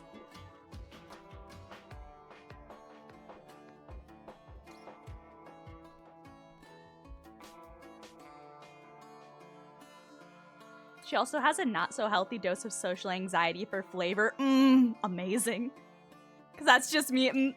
It's actually really hard for me. You'll realize a lot if you play roleplay games that there are certain archetypes you'll fall into more easily and ones that are very hard. And I've come to realize that I'll write characters certain ways and then we'll get into a session and it'll be so hard for me to maintain the personality that I want them to have while role-playing. Because it's just, like, so antithetical to my default state. Like, if it's someone who's dramatically different from me, I can do it very easily, because it's almost like, oh, obviously I'm playing a character. Like, kind of thing, Dragonborn gnome, let's fucking go! We can make this work. Hell yes! I'm gonna do the rule set with Dragonborn. Yeah, because I feel like the dragon traits here are a little more... What's the word? Defining? So we're gonna go with this, but we will know. We will know that this is a Dragonborn with gnome heritage. This is a tiny little Dragonborn.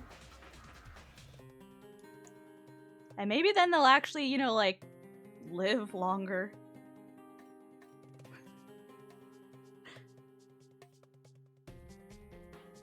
Maybe they'll actually live long, because Dragonborns are the shortest lived race of all the, like, core D&D player races, I believe.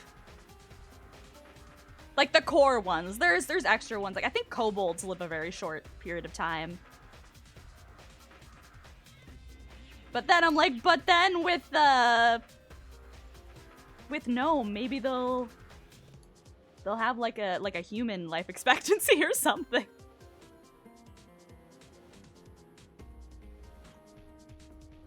A bearded dragon of sorts. Amazing. All right. Now we got to pick what color our Dragonborn will be. Like, mainly. We're not getting into specifics now because that'll be difficult to do on stream. What I think I might ask you guys to do, if I can find one. See, this would have been a little easier if we hadn't gone with a Dragonborn. But this is fun as well. I was gonna be like, hey, we could use Pick Crew or something, and you guys could post in the Discord, like, how you imagine our character to look, and then we could just, like, you know, decide which one we like the best. But I don't think there's that many, like, Dragonborn Pick Crews. I think there might be, like, regular dragon ones. I'll try to find something. We'll find something, don't worry.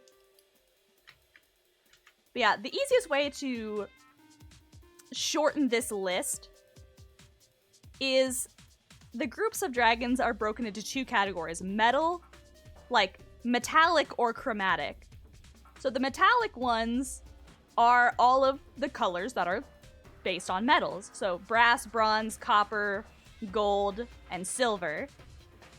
And then the chromatic ones are all the ones that are based on colors that are, you know, not metallic. So, like, you know, black, blue, green, red, and white. So, to narrow down our options, I'm going to ask you guys if you want our Dragonborn to be one of the metallic colors, one of the metal colors, or the chromatic ones, the non-metal colors. And then we'll pull from there.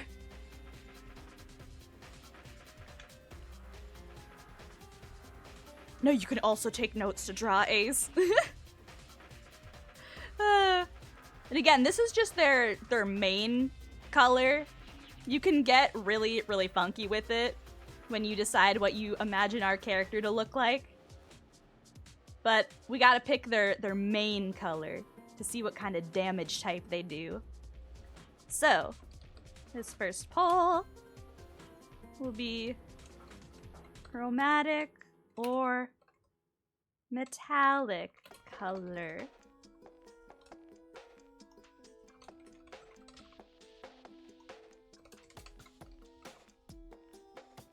Again, another short poll, so get in there.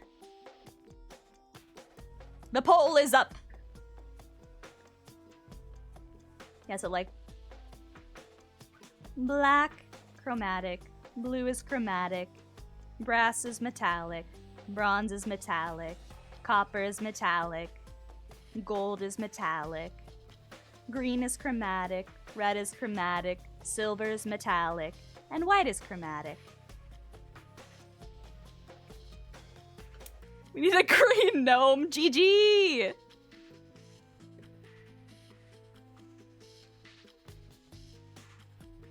They would be GG'd. In the lore of Dungeons and Dragons, metallic dragons are usually good aligned, and chromatic ones are usually evil aligned. But one, this is a dragonborn, not an actual dragon. And two, we can do whatever the fuck we want. But you know, like, maybe there's some stigma there. You know. Who knows, who knows?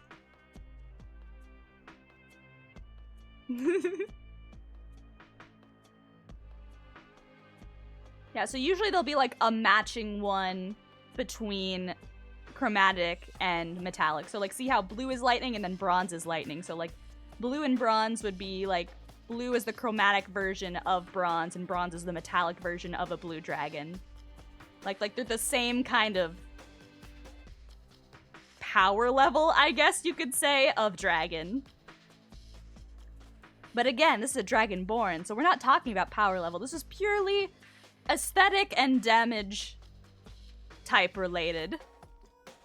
Chromatic, let's go! Put that dragonborn in a color, goddamn.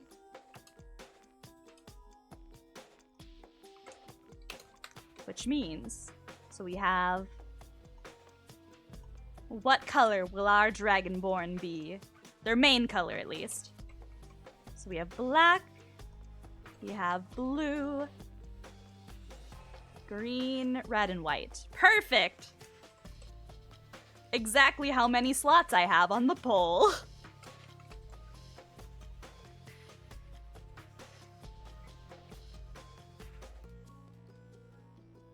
Yeah, so black, blue, green, red, white. Perfect.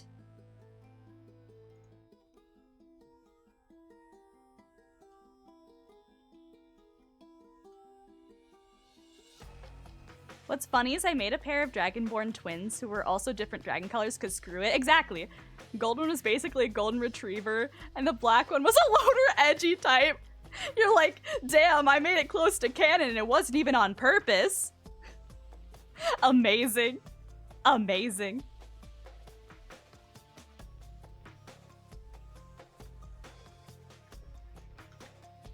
I love it here.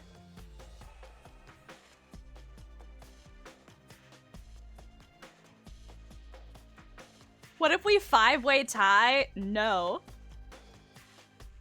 Then I'm gonna force you guys to do a tiebreaker because I need you. We can make them a bunch of different colors. Like, we could make them fucking a rainbow dragon, but I need one. They can't have all the powers.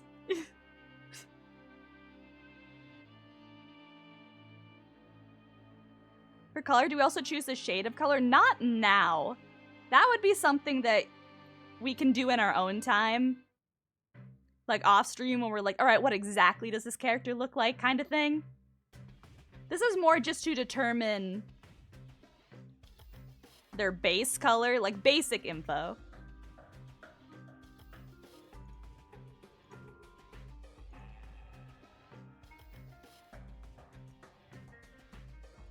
Okay, yeah, exactly. So you could be like, I see them as like lime green, and someone else is like, well, what about a deep forest? And you're like, but what if it's like a pattern? Like you can like pattern them or something. Make them purple! Fuck. God fucking damn it, you guys!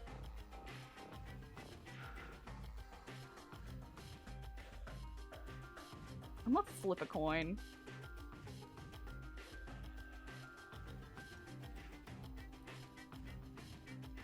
Purple. So our Dragonborn will be purple. Okay. I'm taking notes. Wait.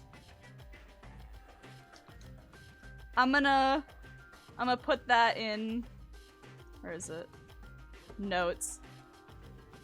Other. Or wait, no, that'd be appearance. Purple.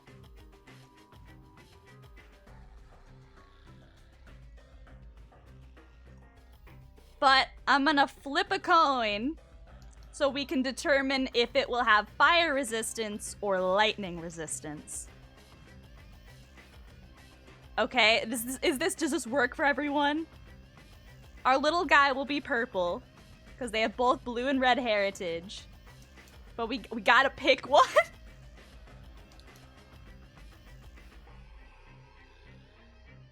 Of course you guys would make them purple. One resistance and the other breath weapon? Neff, that would be so fucked up. If you weren't resistant to your own breath weapon. That's some, like, Dobby from My Hero level shit. What the hell? Aww! Wait! Are you trying to add angst here? Is that what's happening? You're like, but what if we make them suffer? That's so fucked up. Ah. Alright, I'll make you guys vote then.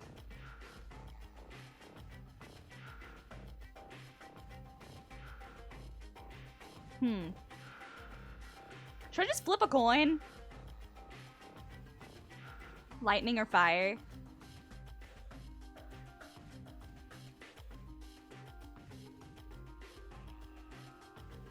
Alright, let's see. We'll do odd number. I'm gonna roll a d4 because that's the smallest dice we have here. And it'll be, why not lightning, but it's the color red? Ooh! Or fire and it's the color blue. So I feel like either way we could make this something. Unless you guys prefer lightning, then we can just go with lightning.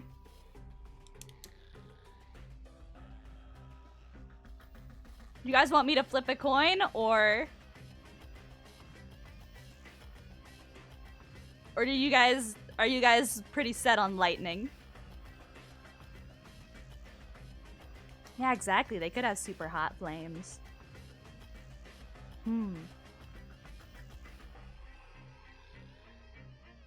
Alright, I'm gonna flip a coin. Okay. So odd numbers will be lightning. Even number will be fire.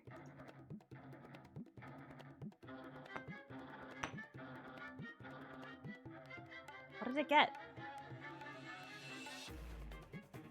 We got an odd number. What did I say? We got 3. It was, I already forgot what I said. Lightning? All right. Beautiful. All right, we'll be lightning, but we'll make it different colors. All right.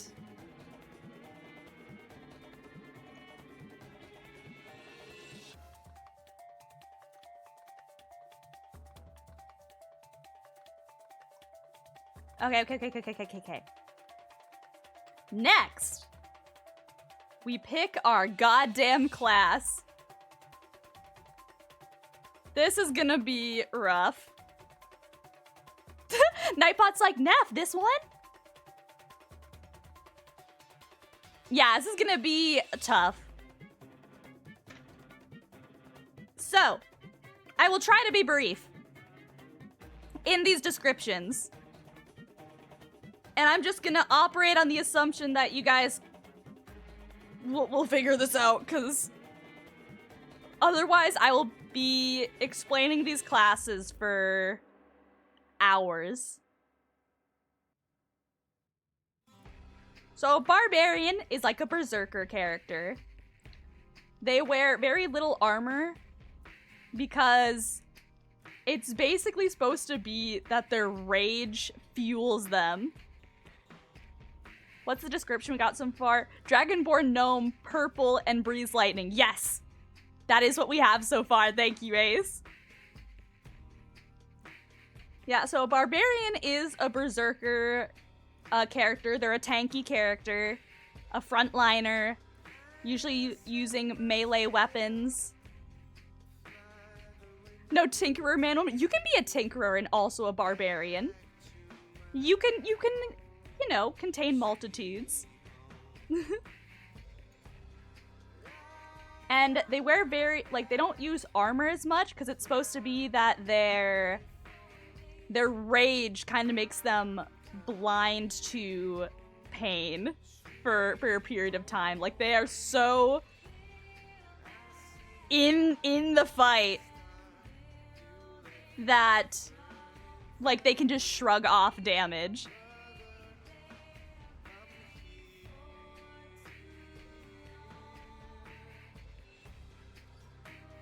No artificer? There isn't an artificer on the core. Oh, wait! Fuck the core rules. Give me the 2014 stuff. We're not using Blood Hunter either.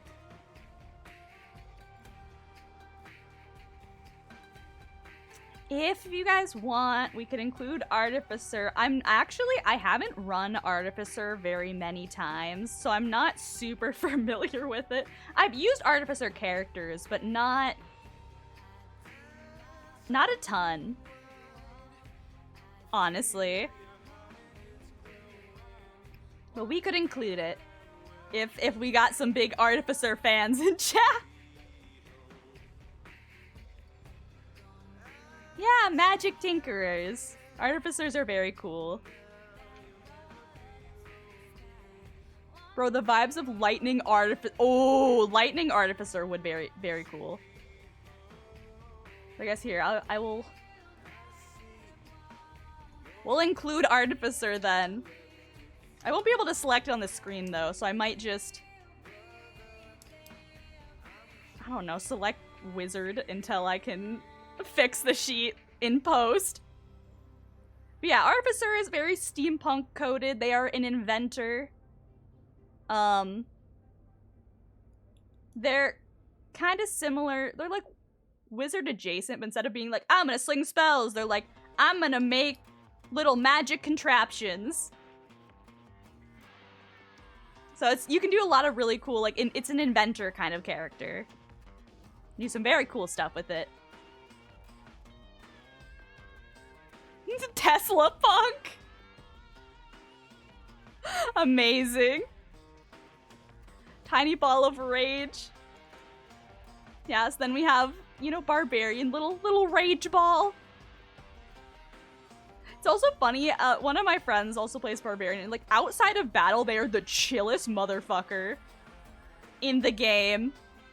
And then the second they go into battle, they're just like, all right, time to rage. And just become feral. I love it so much. Like, outside of battle, they're just like, bruh, why don't we be calm and turn it off? Like, kind of thing. But the second, like, shit goes down, it's like you flip a switch. It's great. Bard. Bard is one of my favorite classes.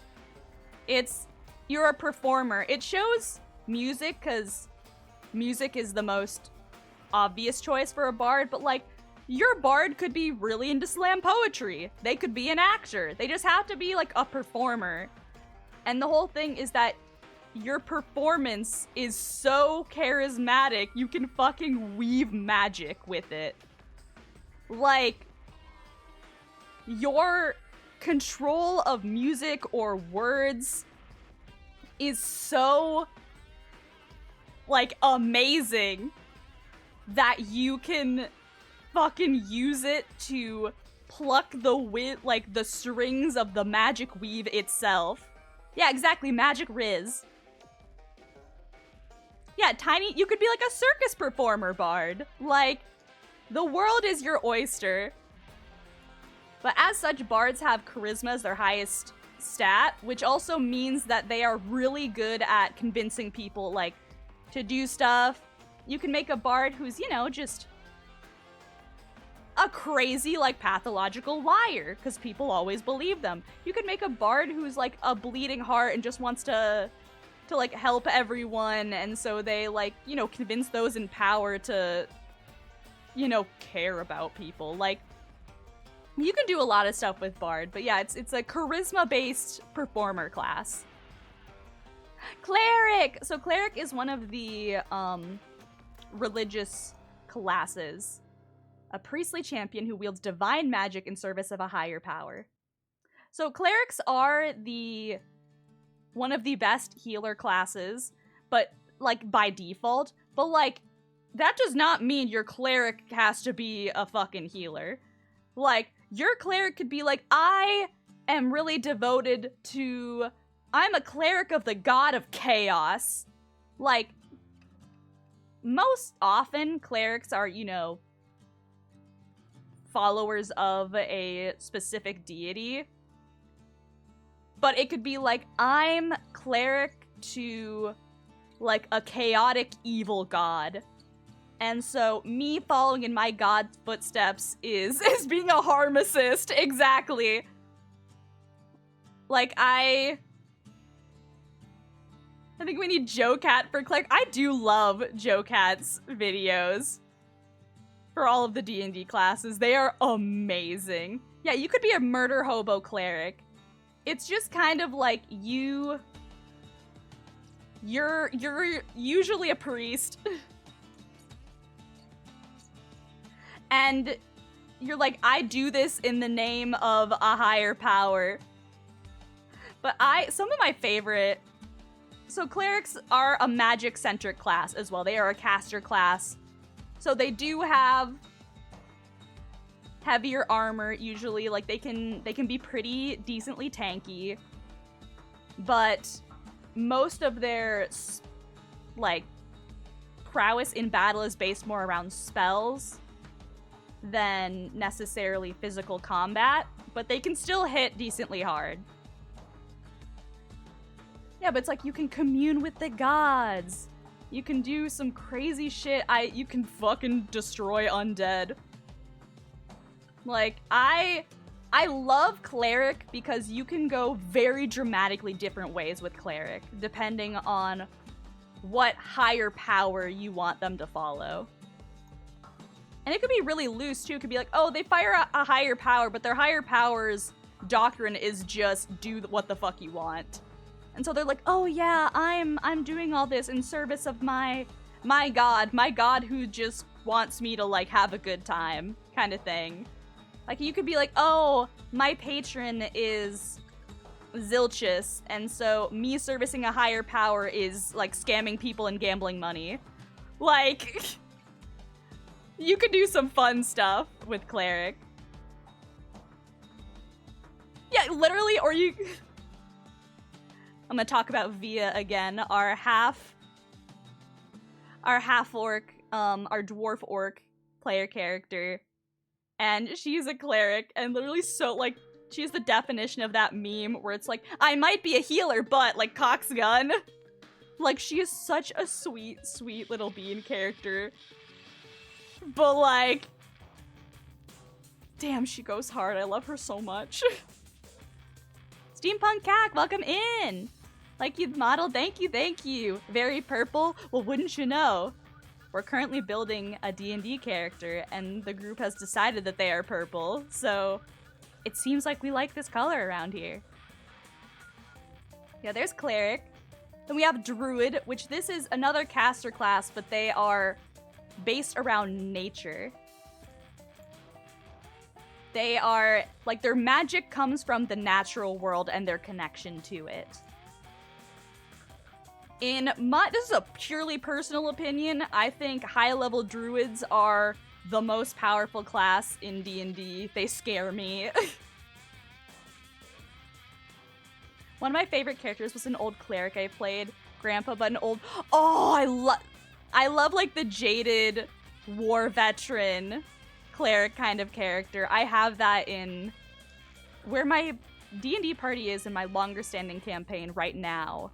They are currently, like, in a murder mystery scenario.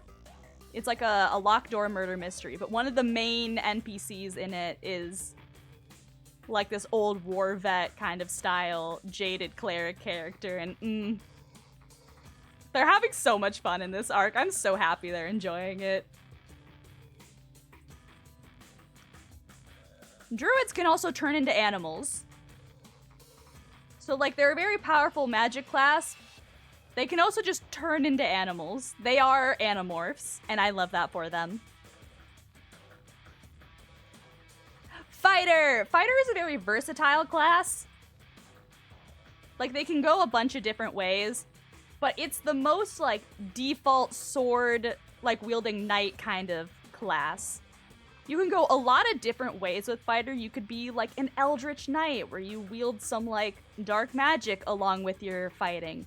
You could be a, like, champion character, where you can control the battlefield and, like, basically become, like, a strategist battle master and give buffs to your teammates and, like, debuff allies and kind of control the flow of battle. So, like, very champion-style character. You can do a lot of stuff with Fighter. It's a very, like, simple start, but you can branch in so many ways.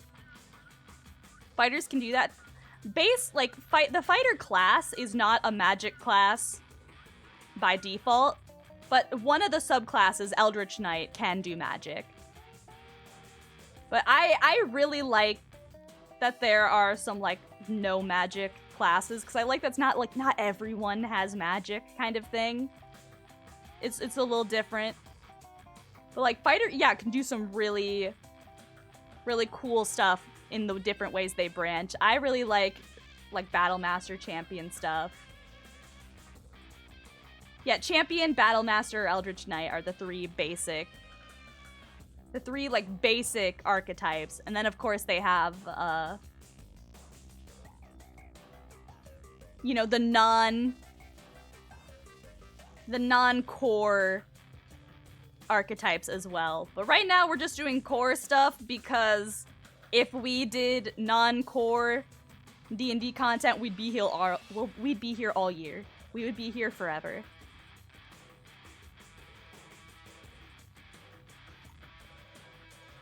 Like, essentially the heart of the party in my long-running D&D campaign is a fighter, and God, I love her so much. It's also so good, because when you level up in fighter, you just get 1,000,000 attacks. Same with monk. You're like, your turn just goes on for 1,000,000 years. Like, everyone else is like, I cast a spell, and fighter and monk are like, I hit them again, and again, and again. I use action surge and hit them again, and again, and again. And everyone else is like, you've been going for 30 minutes, can I play now? But also, Steampunk Cat, thank you so much for the follow, and welcome to our wolf pack. I hope you enjoy your stay with us. Speaking of monk, multi-class or no, we could do multi-class, depending on, like, what people vote for. Like, if we get a tie, we'll multi-class. Or we can do a poll where it's like, let's multi-class. Like, should we multi-class? Yes, no.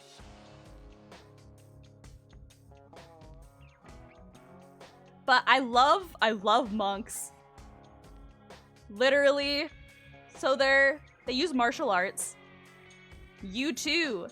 Have you guys been playing Marvel Rivals? Have you been assaulted recently by Iron Fist? Get back at that bastard by playing Monk. You too can throw hands. I love 2020. I have not checked out any of the 2024 stuff yet, purely because all of my campaigns are long running, and like, so we've been using 5e this whole time, and we're not going to change now, but I should check that out. 2024 monks are so good. I've got to see it. I mean, 2014 monks were already pretty fucking awesome. So I'm curious what they've changed, because I love 2014, like 5e monks. So yeah, monks, you throw hands. And you can do just crazy fucking shit.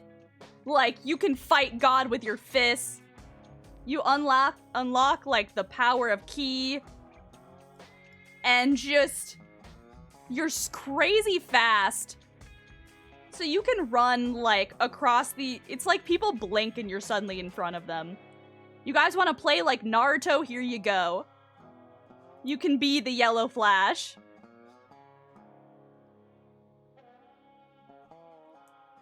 Like, basically any problems. Yeah, hands are rated E for everyone. But if it's a class, yeah, crazy fast. You're crazy fast and incredibly cold. I know what you are. Now you can, like, deflect projectiles. Like, you can just evade everything. You're just a god. You can just shake off effects. Monks are built different, guys. You can punch ghosts. Like, everyone else is like, I got a magic sword, so now I can fight like creatures that have resistance to non-magical weapons. And as a monk, you're like, my fists are a magical weapon. 2024 monk, everything is upgraded. They're already so cracked. That just sounds broken as hell. They're already so cracked. That's terrifying. Yeah, literally, I see no god, only me. Paladins!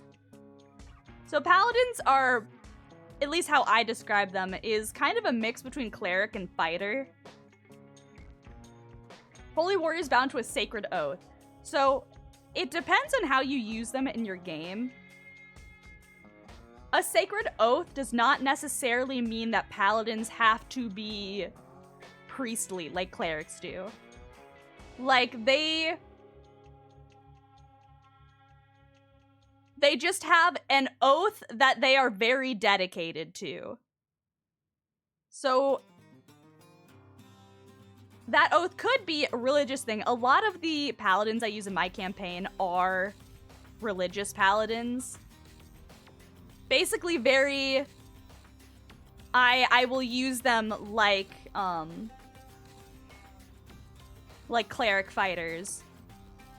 However, that is only one of the many ways that you can do a paladin. Yeah, their magic comes from conviction, so they have magic, like clerics do. But instead of it coming from worship, from like a holy being, it's from the conviction and their dedication to a specific oath. Like a path in life, a goal that they are trying to achieve, kind of thing. So in this description, they have, yeah, it's like they have a specific goal that they're trying to achieve. And they have to, like, stick to that oath, or else they would lose their magic, is how paladins work. That does not necessarily mean that your paladin has to be lawful or good. Your paladin can be chaotic evil, if you want. They just in the past, they had to be lawful good, I believe. Which made them really, really, I guess, rigid to play. But like, I say fuck it. Your paladin can be whatever you want as long as they remain faithful to their specific oath. So they could be really chaotic in every other sense, like in every other aspect of their life, as long as this one thing, this one tenet that they have subscribed to, like, remains unbroken, kind of thing.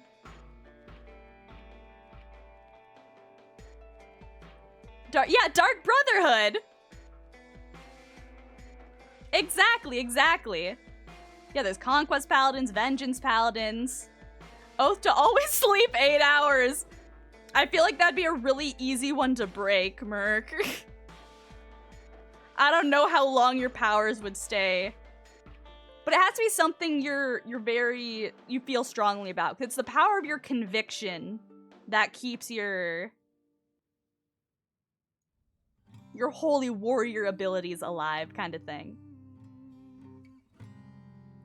But a lot of people I know will also just play Paladin, and you can be like, I couldn't decide between Fighter and Cleric, so I combined the two and played Paladin. Like, that is a cool and fun way to play Paladin as well. Like, you're like, I want the vibe of a Cleric, but more Fighter style, like more tanky style kind of stuff. And their Sacred Oath can be dedicated to a religion. It just doesn't have to be. So that's Paladins. Then we have Rangers. Rangers are also kind of combined. They're similar to combining Rogues, which are like a thief class, and Druids. So Rogues, or Rangers, are a warrior who combats threats on the edges of civilization. So they're hunters, kind of. They're experts in traversing the wilds. They have kind of like an expert field or like specific enemies that they know everything about. Rangers are confused. I mean, I didn't want to talk shit, but in my honest, humble opinion, if you are being a player character, I would not recommend default Ranger. There is like fixed version of Ranger in some other ones that make it a little better and not so situational. Yeah, Tasha's Ranger is very good. They fixed it with, way better. They fixed it in some supplemental material. But one thing about Ranger that makes it hard for player characters is it's very situational. Like, some of your abilities only work if you are fighting very specific enemies, like if you're in a very specific region, kind of thing, which if you have, talked with your DM, you planned all this out, and you know that that's going to work well for your campaign, it can be fine. Like, it can be worked around. But it is very annoying that Ranger is really the only class that's like that. Like, the rest of the classes, you can kind of throw them in any campaign, and you will be balanced, like, you will have fun. Whereas Ranger, unless you plan it out with your DM to make it work for you, you can feel like you aren't using, like, 90% of your abilities. It can be rough. However, I like to use Rangers as NPCs a lot because I feel like they can do a ton of stuff, and also I am the DM controlling the NPC, so I can guarantee that when they are relevant, when they show up, like, their abilities will be applicable. So, in this case, we do not have to worry about our Ranger being... Yeah, Rangers are good for an NPC role, exactly, because I can guarantee how they are used, and I can make sure that it will work well. I have actually a major antagonist in my dimension hopping campaign who is a Ranger, and God, I did some cool shit. Like, you can have a lot of fun with it. But yeah, would not recommend it necessarily for a PC. And so there's Rangers, where they're... Yeah, Fey Wanderers, they could be like you're an expert in the Fey Wild. Like, you can do some really cool stuff with Ranger. You can also be basically like a beast tamer as a ranger, so you can have like an animal that will fight with you. And since this is an NPC, we don't have to worry about it being balanced. So we can give them whatever fucking animal we want because we're cracked. And it doesn't matter. Whereas if you're doing Beast Tamer as a PC, it's like, oh, you can only use these specific animals because they want it to be balanced and blah, blah, blah. But we don't have to worry about that. We can give our ranger a fucking, like, young dragon. I don't fucking... We can be a dragon, a dragonborn that has, like, a dragon companion. They wander, rangers get wisdom modifier added to their charisma. That's awesome! Wait, that's so cool. There are dragonoids you could tame. They're called, pseudo-dragons. And they're literally, like, cat-sized dragons. I don't think they have I think they have, like, the intelligence of an animal, too. Because, like, actual dragons in D&D are people. Like, they are, like, they are fully sentient beings. They can polymorph and transform into other races at will. So, like, you could be hanging out with some human dude at the bar and not know that you are sitting across from, like, an ancient red dragon kind of shit. But pseudo-dragons, they're like little cat dragons. They're just little guys. They're just little creatures. Dino tamer. We could make them a dino tamer. I have not used dinosaurs in any of my campaigns yet, but, like, this could be the first. That's an option. Alright, next! Rogue. Rogue is for the dark and edgy characters. I love Rogue so much. But yeah, Rogue is the thief or assassin. Yeah, edge, edge, edge, edge, edge, edge. Don't cut yourself on all that edge, guys. Yeah, but rogues are the thief or assassin type characters. They are, in my experience, extremely fun to play. Like, oh my god. Playing a rogue is so much fun in D&D. Because a lot of it is just, you know, disappearing. My rogue just has super anxiety and is not good at hiding. It's great. That's good too. I love giving your characters detrimental traits. It's so much fun. Yeah, but their skill set is in exploiting weaknesses and attacking enemies when they least expect it. So rogues do a fuck ton of damage if certain criteria is met in battle, which is usually pretty easy to meet because D&D gives them like a billion abilities that allow them to more easily meet the criteria needed for them to do a fuck ton of damage. Like, it's like, oh, the enemy is, like, distracted by one of your allies. Sneak attack damage. Oh, like, you're hidden from the enemy's sight? Sneak attack damage. Like, all this crazy stuff. And also, rogues can be, like, you know, you could be really stealthy. You could be, again, you could be like a Robin Hood kind of rogue.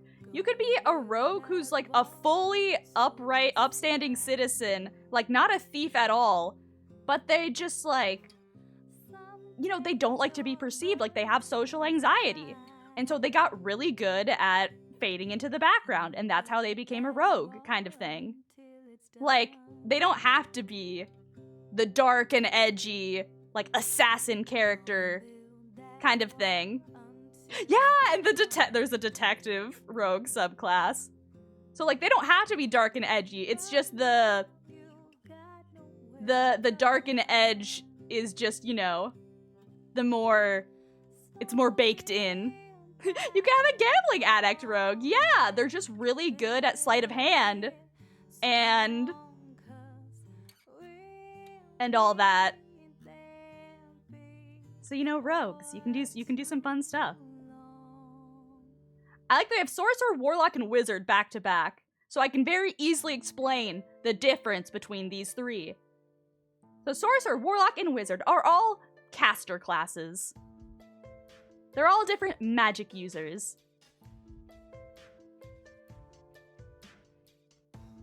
And now, so we got these three. Their sources of magic, and thus their pool for what they can use of that magic, is different.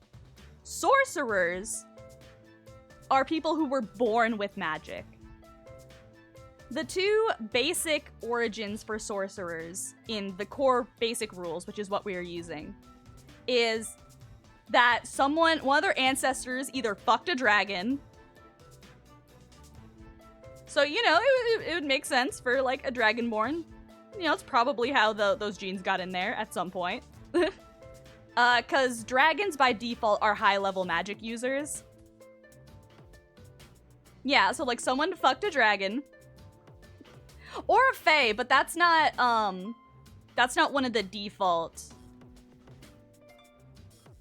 core origins.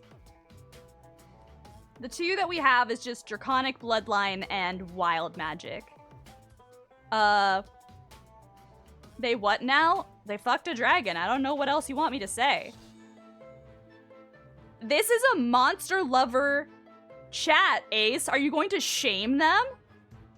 They found love. And they had a good time with it. Yeah, wild magic can be fae. That is true. That is true, that is true.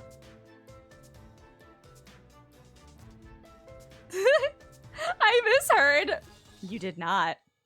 Yeah, so sorcerer, that's one of it, is that, you know, someone in their family fucked a dragon, and then they inherited some of the magic that dragons inherently have. The other... So then sorcerers have inherent magic. They don't have to learn it at all like wizards or other classes where they like had to do a bunch of stuff. They were just born and suddenly they have magic. Amazing. Wild. They can do a lot of interesting stuff since their magic is more innate, like natural to them, is that they can bend it to their will a bit different than other classes. So, like, they have some abilities where it's like, instead of casting this spell at one target, they can cast it at 2 targets. Like, they can double spells. They can make spells become bonus actions instead of actions. Like, they can mess around with spells a lot more than other classes because it's more innate and natural to them. The other origin for sorcerers is wild magic, which can be that they have, like, fae ancestry or just something in the universe was like, hey, that we're gonna touch this baby with magic. But as a result, since it's wild magic, like, sometimes it does weird shit. So, like, again, with sorcerers, it's like, oh, they have this magic naturally, they don't have to do anything special to get it. They can do all this stuff, but then the flip side of getting wild magic, you know, without your ancestors fucking a dragon, is that sometimes the magic decides that, I don't want to listen to you anymore. Roll for the horrors. And there's this giant table called the wild magic table that sometimes when you're a sorcerer, if you roll certain numbers, you have to also roll on this wild magic table to see what weird effect, additional effect your spell has outside of what you intended. And sometimes it'll be like, oh, like you're like, oh, I try to cast fireball. And then you roll on this wild magic and it'll be like, your hair turned blue. And sometimes it'll be like, oh, I cast fireball. Roll on the table. The fireball is now centered on yourself. You blow yourself up. So wild magic can be fun. And sometimes it can help you. It can be like, oh, like the spell, you know, the enemy turns to ash, or it can be like you get jettisoned into another dimension. Like, it's interesting. It's great. Wild magic is fun. It's also terrifying. So that's sorcerer. Then we have warlocks. I love making warlock characters. Warlocks are so fun. So fun. So warlocks are kind of like clerics, you know, where they go to a higher power, and that higher power gives them magic. But instead of getting that magic through worship of their chosen deity, warlocks make a bargain or a pact with some other entity. That entity could be a celestial being. So it could be like, you know, they could be holy. Like, warlock does not automatically mean like, oh, you signed a pact with the devil. You could make a bargain with an angel, like that kind of stuff. You could make a pact with an archfey. You could make a pact with Cthulhu, with like a old dead god. Like, it's just some entity out there wanted something that you were willing to provide or from you, and in exchange they give you power. I had one of my friends, I don't know if you guys, here, let me shout out Teal. I fucking love. Shout out at Teal Emil. Yeah, okay, I was like, I hope I spelled it right. So Teal is another lovely fan of Dungeons and Dragons, and Teal is also a big fan of warlocks and making warlock OCs. And does some of the most creative shit with these warlocks. They have a warlock character in one of their campaigns that became a warlock because they didn't read the terms and conditions when signing up for a new account on like a web page. And one of the terms and conditions in the fine print was sell your soul, like, to some extraplanar deity. And they didn't read it, because who does? When you're making an account, you just scroll to the bottom, you're like, acknowledge. And that's how their character became a warlock. And I think that's beautiful.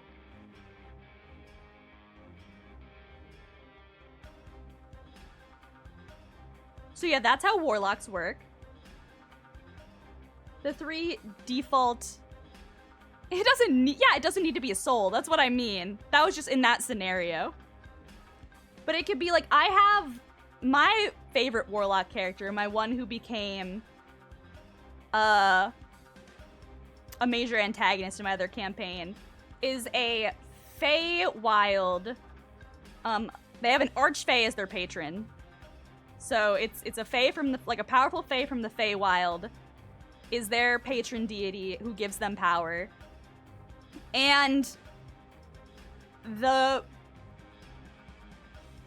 terms of their contract is as long as their patron finds them entertaining, as long as they think what they're doing is funny, they will continue to give them power. They're like, I just think that you're a silly little guy, and as long as you keep doing stuff that I find interesting, like I find entertaining, I will keep giving you these crazy powers. So like, you can do fun stuff. My second warlock had to give their patron a giggle every now and then. Was cute until he met an NPC named Giggles. No! I had to offer them up or something? What happened? Yeah, and the way warlocks play in-game is that they have very few, like, spell slots, so they can use not a ton of spells in combat, but every spell they use is the highest power it could possibly be. So, like, super powerful.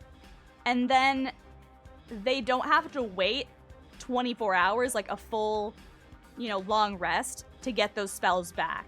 So every other class, if you run out of spells to use, you're done, like, for that day. Like, some of them will have, like wizards, they can recover 1 or 2 kind of thing. But warlocks can recover all of their spells when, like, throughout the day. They just need to, like, sit down for a couple, like, for, like, an hour. They just need to, like, take a coffee break. And then they get their spells back. So, like, they don't have a ton of spells they can use, but their spells hit hard. And then they regen quickly. And now we have wizards. Wizards are the nerd magic users. I love wizards. I love wizards so much. So wizards got magic. Everyone else here was like, I got magic from, like, devotion or following a deity, and wizards are like, I buckled down. I went to college and I got my fucking PhD in transmutation. Like, y'all, they're like, I served my time. And so wizards are by far the most versatile of the casting classes in that they can learn any, yeah, I got my PhD in trans. I actually have a wizard character in one of our campaigns that they, like, became a wizard and became a trans, yeah, it's a transmutation wizard because they wanted to learn true polymorph so that they didn't have to pay for, like someone else to do, like, gender reassignment surgery. That was their whole journey. Like, that was why they became an adventurer, is they could get high enough level to learn true polymorph. I loved it so much. The joke is very funny to me as a demigirl who's actually going to get her PhD. Let's go. Belle, are you secretly a wizard? Did you know? But also congrats on pursuing your PhD. I hope it's going well for you.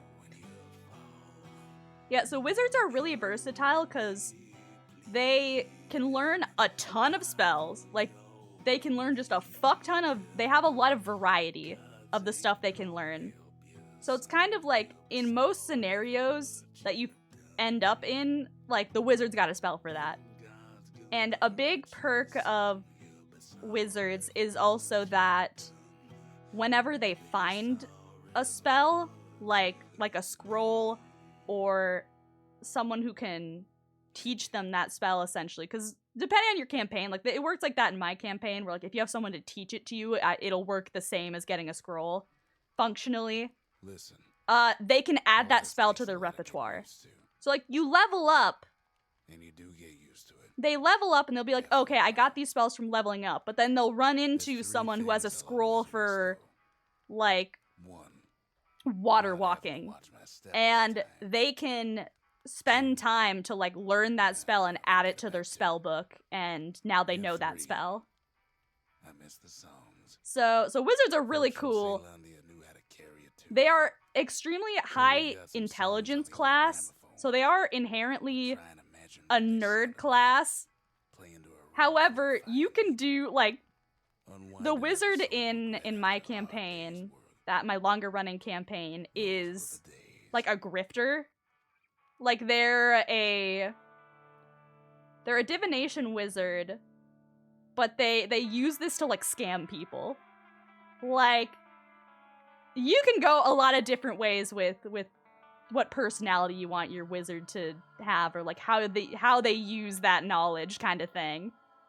And also, it's, you know, you can just do a lot of fun stuff with all of these, but, like, we gotta vote, so it's happening.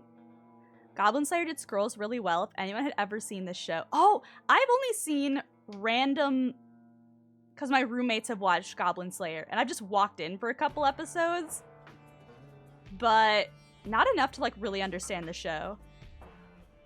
Teleportation spells being put underwater. Wait, that's actually really cool.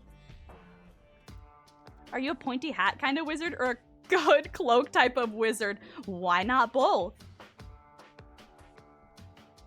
Why not Jester Core kind of wizard? Maybe your wizard is just a silly little guy. Alright, but it's been 3 hours. I did not expect this stream to go as long as it did. So we're gonna start doing this poll. So what we're doing is I will do the first 5. Oh, and we also are including Artificer. So, Artificer. So it'll be Artificer, Barbarian, Bard, Cleric, and Druid. And then we'll do that one, and we'll do the next ones, and the next one until we've gone through all the classes, and then the top ones from each poll we will again, like, pit against each other in a final poll.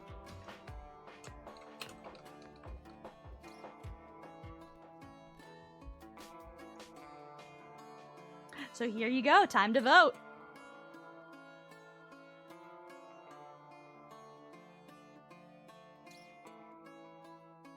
So he put a teleportation spell at the bottom of the ocean, so when he opened it, the water was basically like a jet stream. Yeah! He used it to cut some giant hobgoblin in half because of water pressure. That's an extreme, see, that is a very D&D scenario. I love clever shit like that. The rule of cool is so amazing. Damn, everyone's like, steampunk that dragon. I love you guys.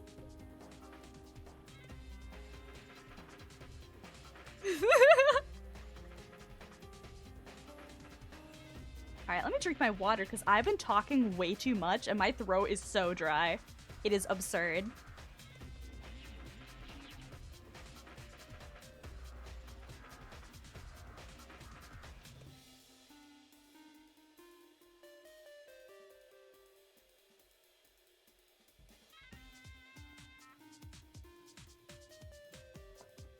Thank you for the stretch redeem, Ace.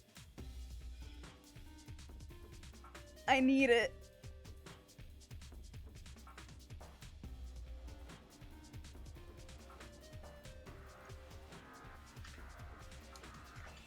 Gee, I wonder which class you guys like. That's crazy.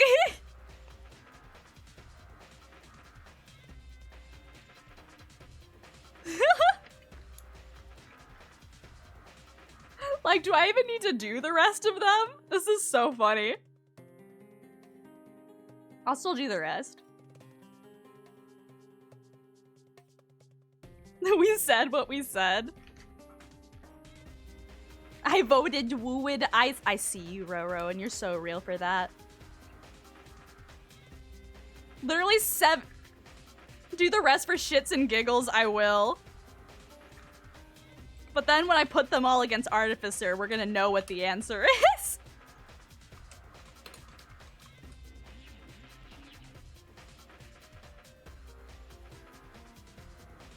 Alright, so we ended with Druid, so we have Fighter, Monk, Paladin, Ranger.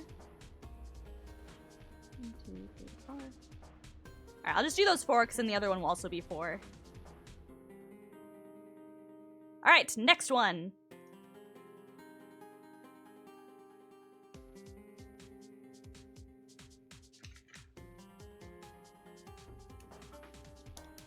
Also, I'm realizing I will have to do the what song am I doing next vote a different time. I did not realize how much the yappening would destroy my throat right now. I do not think I could sing. That might have to be put off for a different time.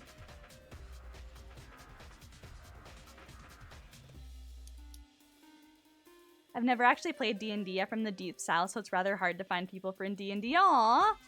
Doing it online seems rather hard to start. Also, since you have to find random people, it is class. Pickle why? You know, say all of my D&D games are like groups of friends. One of them was like a group of like we started in person, Let me start the stupid timer, because Pickle banned the word class.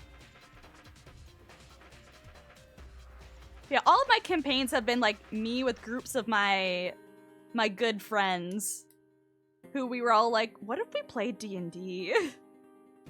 So I've been lucky in that regard that I've had a lot of friends who've also been interested in playing Dungeons and Dragons.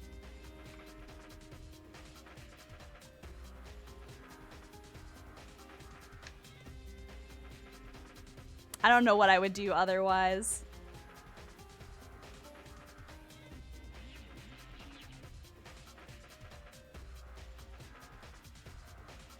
So what job? Yeah, I'm gonna start talking in Final Fantasy 14 terms.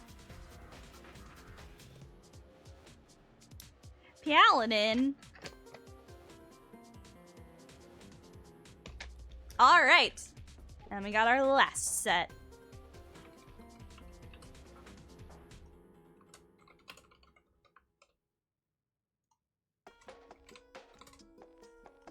Rogue, sorcerer.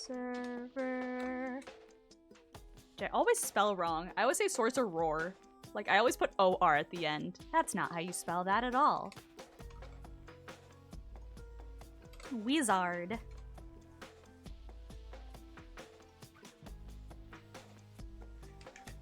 Paladin? What if they want to pallet out? Don't you know once you pallet in, you're here forever?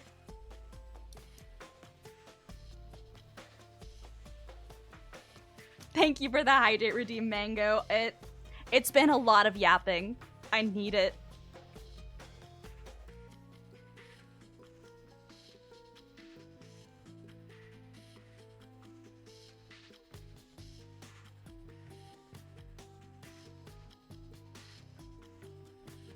Yeah, no, my throat is so dry, guys. My first campaign was through my public library's D&D club. Oh, which was a little awkward at first as the only girl. Mood. I actually did do one D&D group I did through when I started college. My dorm had a D&D group. And so I did it through that, and I was also the only girl there.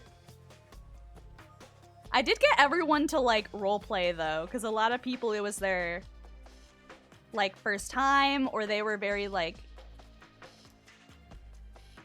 I guess didn't get into it super strongly, but then I, like, got into it, and it kind of, like, brought them out of their shells. They're like, yeah, let's roleplay a little, and it was very fun. It was also really fun, because I played a, like, lawful good paladin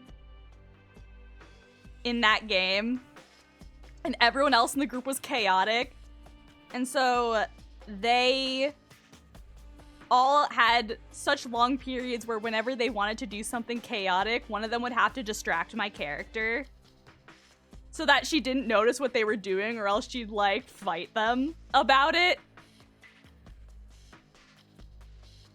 It was so much fun.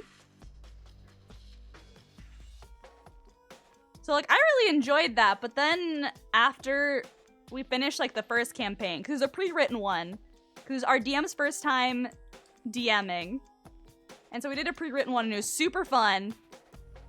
We had a ton of fun with it, and we all did really well, and then after that, this new guy joined, and he wanted to DM, and he had a homebrew. And, like, we did, like, 1 or 2 sessions, and I just, like, did not like this guy. Like, I did not like the way he DM'd. It was very railroady. And, I don't know, I felt like my character wasn't really important. And I just left. I just stopped showing up one day and didn't say anything. I was like, bye. I ran into one of the players, like, at a later point on campus. And I was just like, oh, hey, how's it going? He's like, what's up?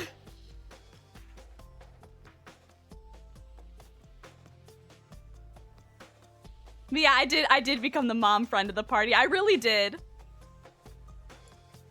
3 sorcerer. Okay, I was like, I did not see who won that last one, so let's do. Let's do this. Gee, I wonder who will win if I put Artificer, Paladin, and Sorcerer against each other. I wonder.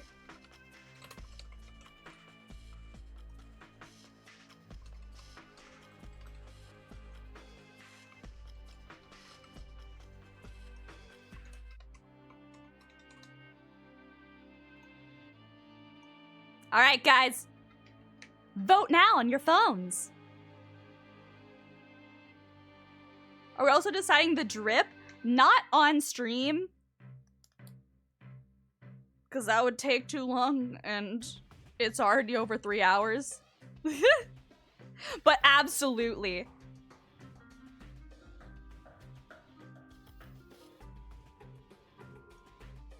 It's about the vibes, you know? Yeah, so do you want them to be like an inventor, a like magic tinkerer? Steampunk? Do you want them to be a paladin? Fucking oath devoted conviction. I need to remember that person is a purple dragonborn. I love imagining them. A gnome dragonborn, tiny dragonborn. Or do you want them to be a sorcerer? Magic is in their blood.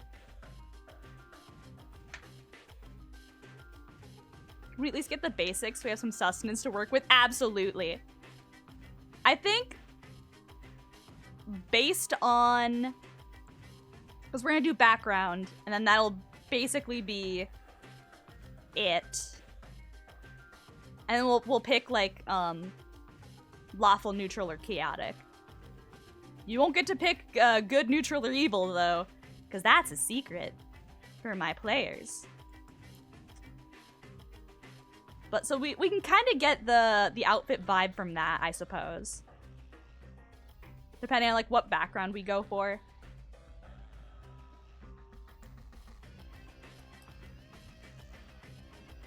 We'll see, we'll see.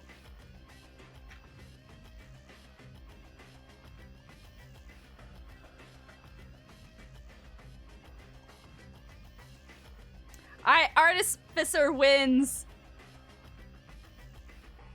I don't have it on here because it's not in the core rules. So I'm gonna select Wizard purely for the purpose of filling this slot, but I'm writing down that they are an Artificer.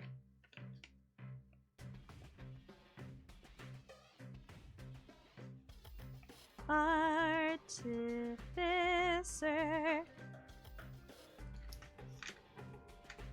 Let's go, non-wizard! You're right, I'll put it in notes.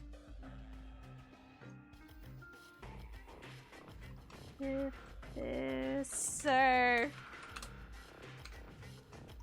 Yeah! Artist pisser. You know what? That works too. Even in spirit, they love casting spells. Shadow Wizard Money Gang. We love casting spells. This message was brought to you by the Shadow Government. Alright, so now we have background. This is purely just what do we want the general backstory for our character to be. It doesn't have to be super set in stone. You know, we can build on this in the Discord. But this is kind of just to give me something to work with for our NPC. So we have Acolyte, which means that you've dedicated service to a temple, so you're essentially you are very religious. Like, you are someone who is very devout. Someone who's very devout to a specific pantheon or specific god kind of thing. So, you know, like, you're a priestly character. Again, these are background stuff. It does not have to necessarily connect to your class at all. But it can. Your backstory could be the reason you became your class kind of thing. Or it could just be unrelated. It could just be, you know, something else about them. Charlatan. Ah, charlatan. So you're kind of a con man. A charlatan is a con man, specifically a very charismatic one. Someone who knows how to, like, you know, make people see what they want to see, kind of thing. Any librarian backstory? You could make Sage a librarian backstory. Sage is like a scholar kind of backstory. Again, these are very bare bones ones purely because these give you stats. These all affect your stats, but you can flavor text edit any of them. So Sage here is, you're like a scholar, essentially.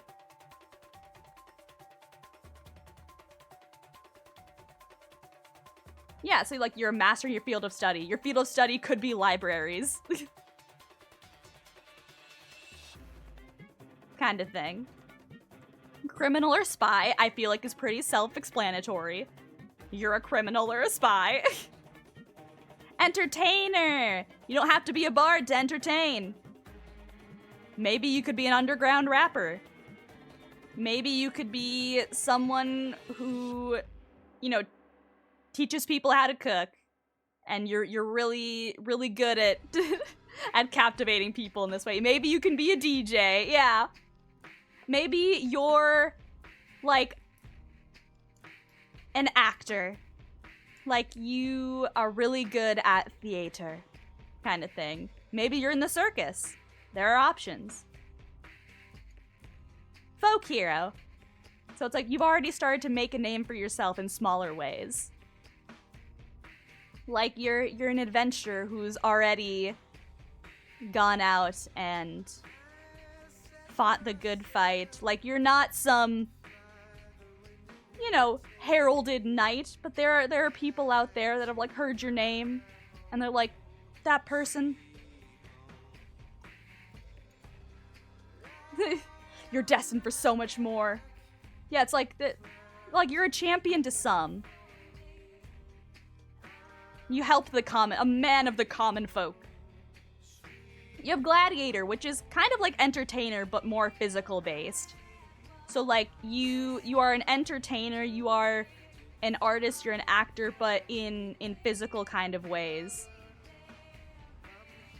Yeah, a gladiator is as much as an entertainer as any minstrel or circus performer, but it's in combat arts. Kind of stuff.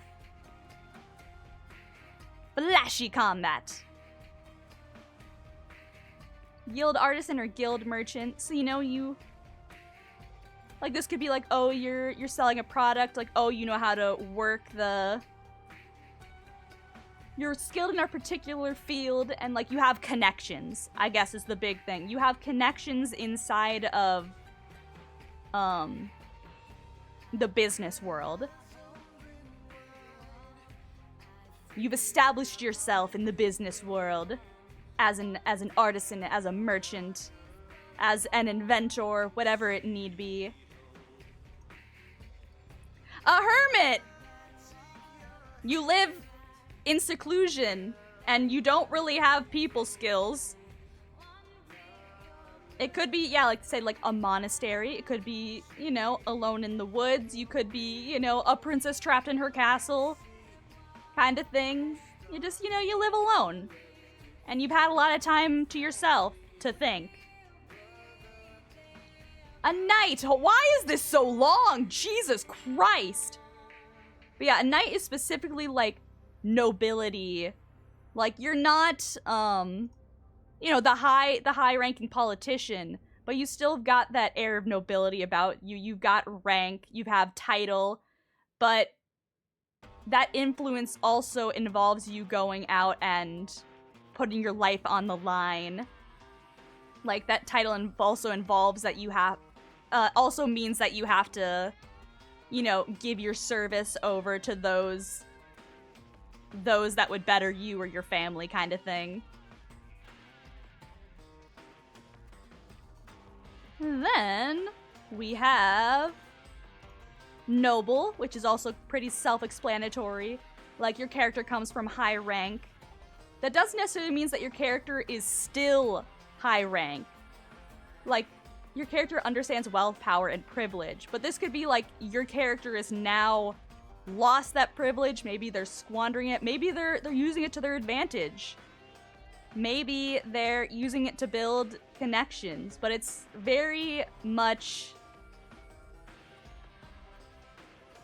you know, like the connection or the hold that your family's name or your family's wealth has over you kind of thing.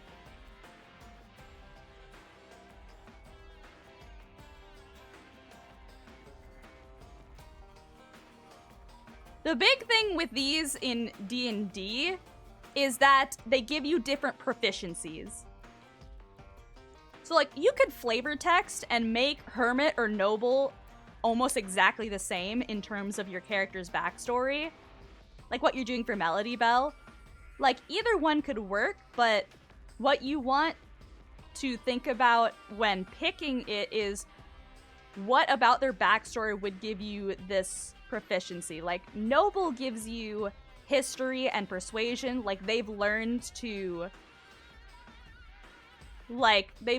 how to make connections. Like, you know, speak how the political elite wish to be spoken to. Like, play that kind of game.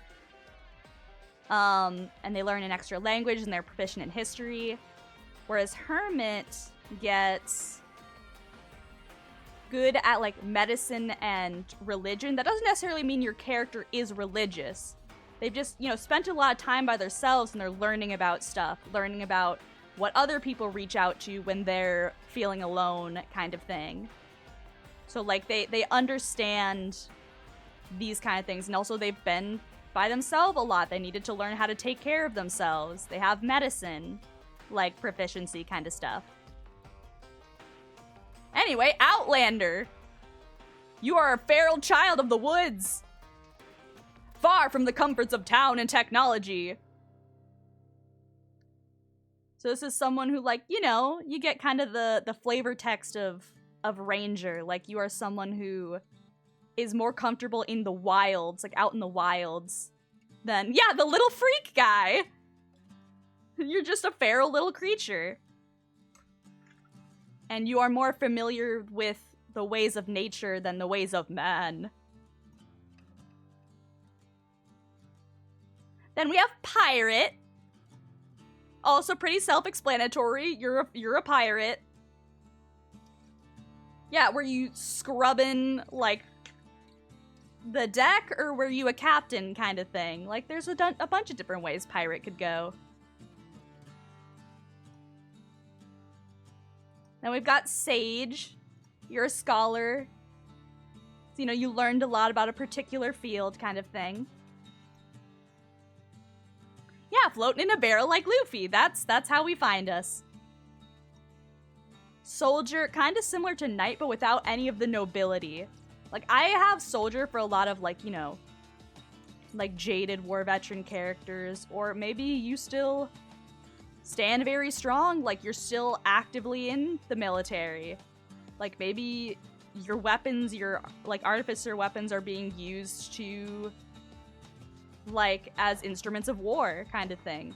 Or maybe you're someone who's been through that and that's, you know, now you're retired, but that has, you know, changed your perceptive of how the world works kind of thing. Like, you're a soldier. And lastly, Urchin. You're poor! You're an orphan! You had to fight to survive! It was either steal or risk starvation. You're good at sneaking around. 'Cause by God, that's all you had. So yeah. And then there's one extra one that I love, which is called the Haunted One. Let me just read this shit. This is some eldritch horror shit. You are haunted by something so terrible that you dare not speak of it. You've tried to bury it and run away from it, to no avail. Whatever this thing is that haunts you can't be slain with a sword or banished with a spell. It will come to you as a shadow on the wall, a blood-curdling nightmare, a memory that refuses to die, or a demonic whisper in the dark. The burden has taken its toll, isolating you from people and making you question your sanity. You must find a way to overcome it before it destroys you. Yeah, literally, traumatize the character archetype. Do you want to do... Literally, you're like doomed by the narrative archetype. Literally, do you want your characters to experience the horrors before the campaign has even started? Do you want the horrors homegrown, or do you want them baked in? Do you want your character to experience horrors in real time, or do you want them baked in? My Eldritch Knight is a haunted one. Being tortured by a beholder will do that. Yes, it will. I also like with haunted one, you can take it a bunch of different ways. Like, what haunts your character? I don't know, but it's something.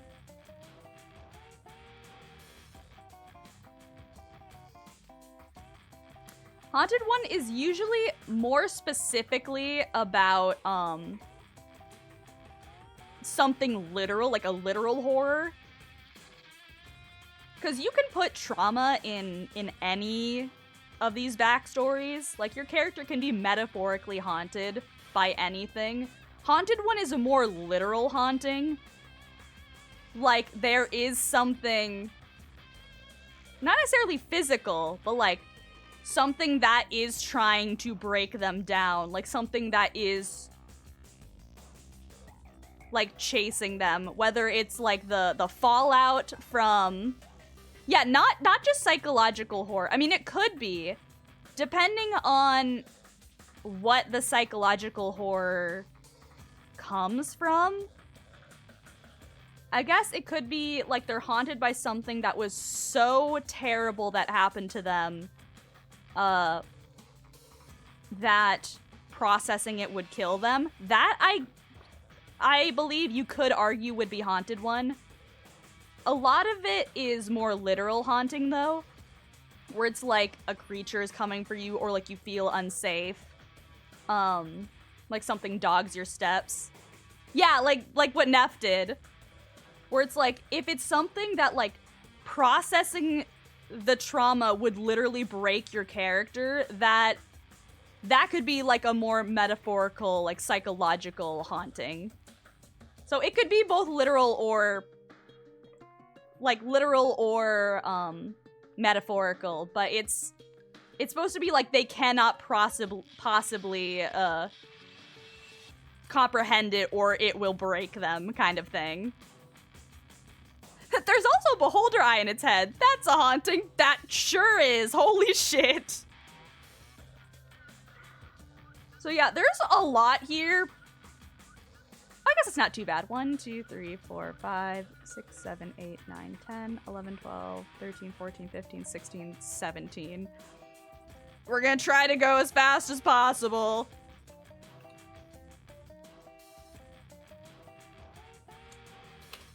What background? There's so many, by God. So we have Acolyte. Every time I click away from the screen, it puts it away and I can't see it. Charlatan.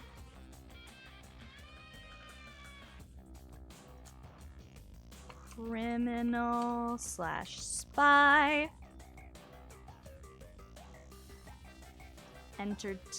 Entertainer.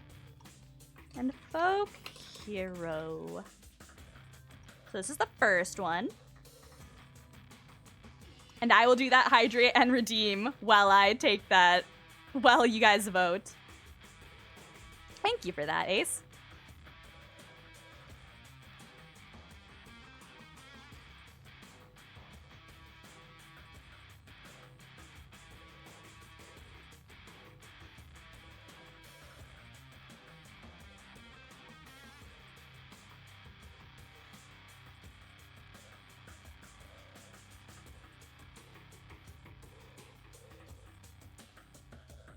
I need to torture my OC a lot to make them as broken as me. Honestly, I feel like Dungeons and Dragons is just... It's just processing trauma the game. Or like, you know, processing your own insecurities the game. You're like, I give a little guy my own problems. Or like, you know, you put a little bit of yourself into every PC you make. And then you just spend the entire campaign, like,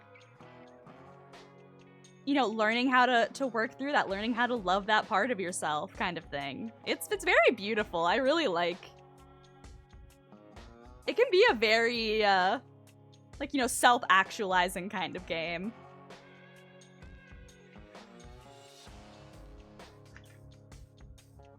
And probably not, because I want Melly to be able to process her trauma surrounding her past and her family.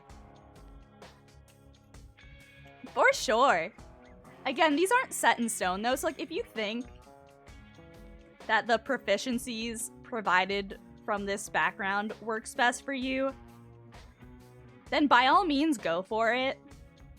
These backgrounds are more than anything just a way to get extra proficiencies that you think are applicable to the backstory you have given your character. Entertainer! Alright. So that's that.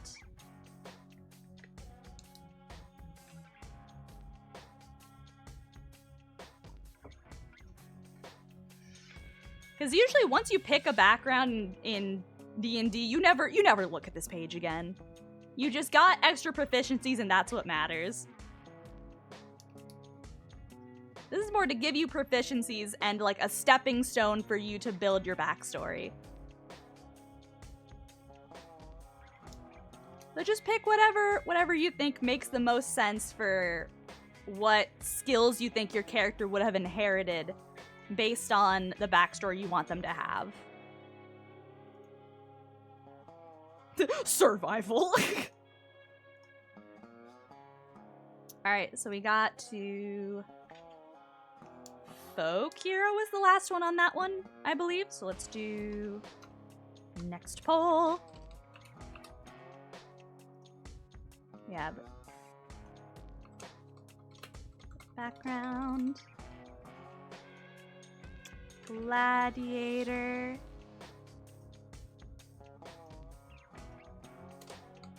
Guild Artisan / Merchant.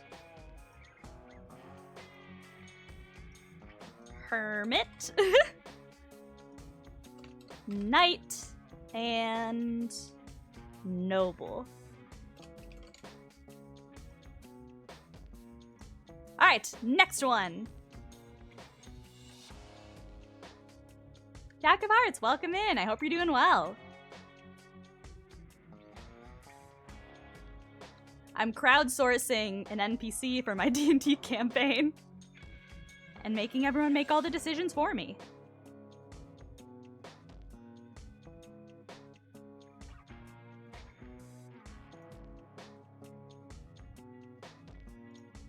I feel like we have been listening to Bastion enough, so I'm going to switch to Persona music.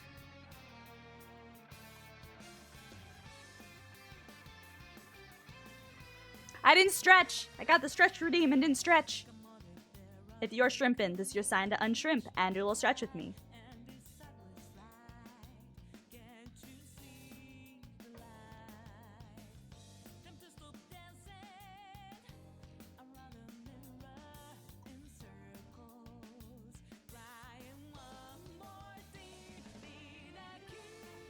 I'm doing all right. I was just looking through some D&D streams. Let's go. I hope you're having a good one then. Yeah, for a previous charity donathon that I hosted, one of the incentives was chat would get to build a D&D NPC for me that I can use, or a D&D character for me that I can use as an NPC in one of my D&D campaigns.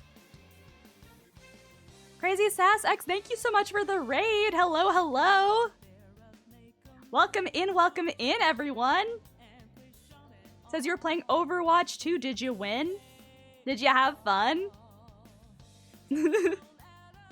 Thank you so much for the raid. My name is Lyra Nocturne. I am a werewolf VTuber. And right now we're making a character in D&D. We're building a D&D character sheet for an NPC that I will use. That I'm making chat build it for me. Here, let me give you a shout out real quick.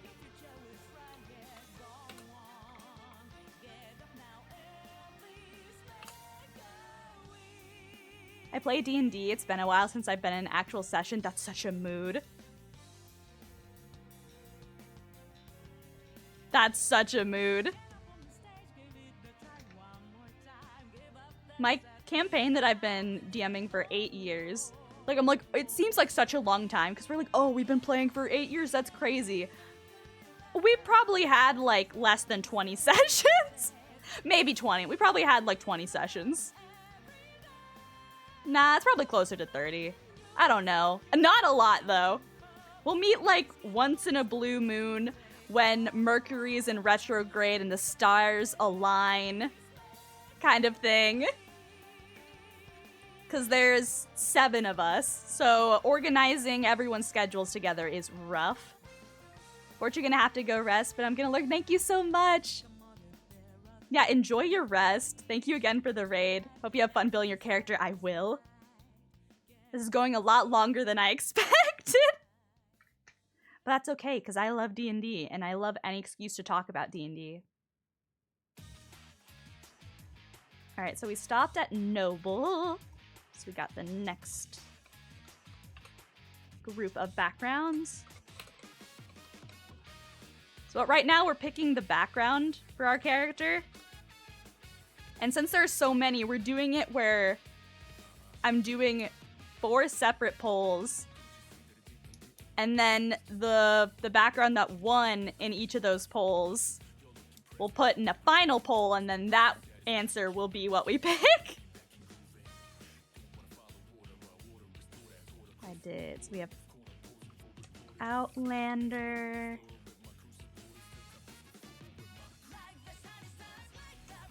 Pirate, Sage, Sailor, and I'll do the last 3 in the last one. So it's Outlander, Pirate, Sage, Sailor.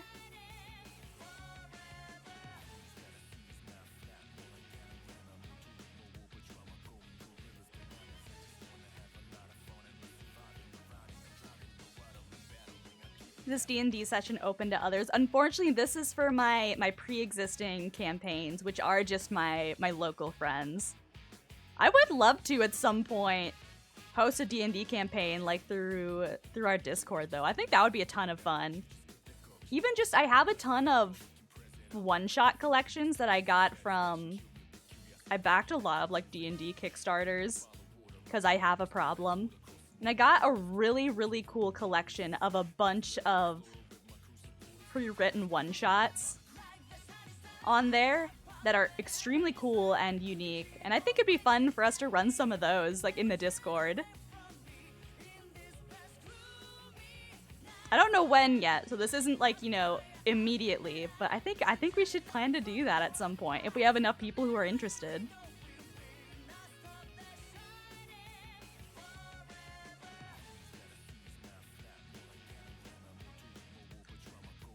Are you familiar with either Critical Role or Legends of Avantris? Yes!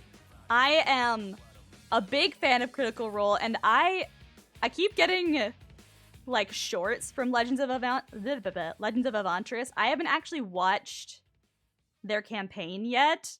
I just keep seeing, like, you know, the funny highlights, like the animated shorts. But I definitely want to listen to that one as well.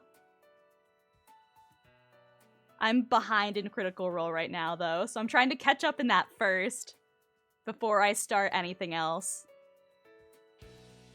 Because I'm also trying to catch up in... Oh god, what is it called? I can't remember what the... Roll20! Not Roll20. What? You guys tied all of them.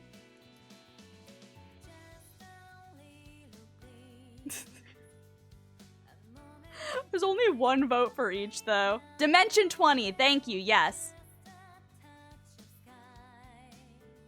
Yeah, I was like, Roll20 is the website. Yes, it is. That's why I was like, it's not that. Yes. Because I listened to a couple of Dimension 20's like earlier campaigns, but then one of my friends has whatever site their stuff is on. My friend has an account. And they're like, hey, you can watch all their stuff now. And I'm like, great.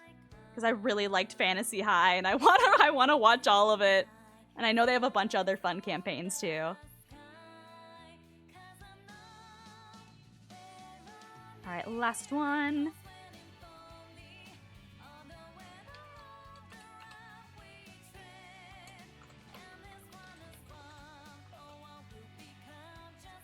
Last one, we have Soldier, Urchin, and Haunted One.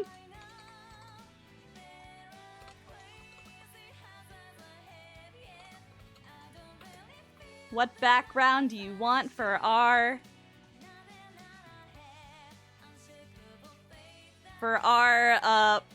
purple half dragonborn, half gnome artificer?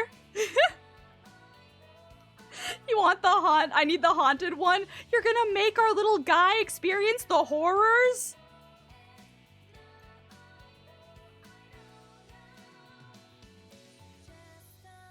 Yes, I love Misfits and Magic. Oh.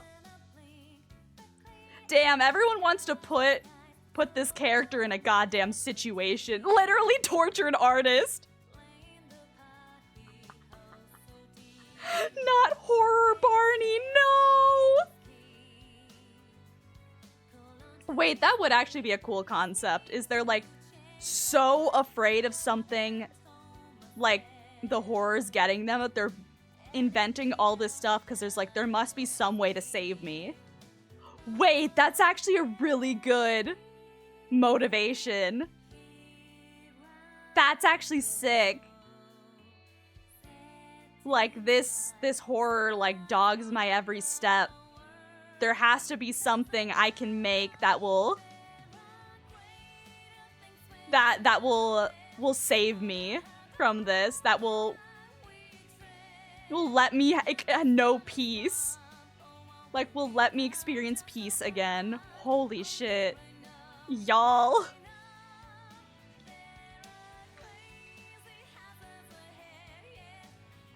Okay. Yeah, make that NPC traumatized. Praying that it's in a horror arc for your D&D peeps. Oh, I have plenty of horror arcs. I can slide that fool in wherever we need. All right, so this is the final poll then. This is the true which of these backstories should we give our character? This one's for all of the money. What background? So we have entertainer. Like maybe they build their contraptions like because they crave like attention. Like they want to be noticed. They want to be seen.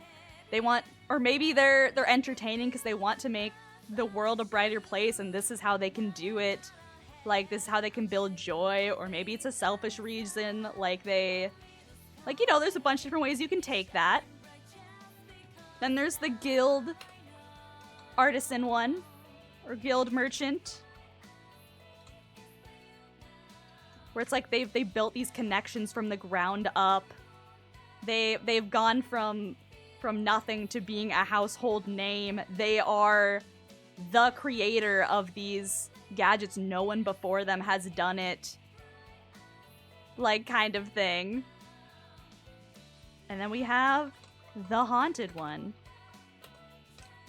They're building these things, they're using these contraptions to try to keep that darkness at bay. Like, maybe they can build something that will provide them with peace of mind, kind of thing.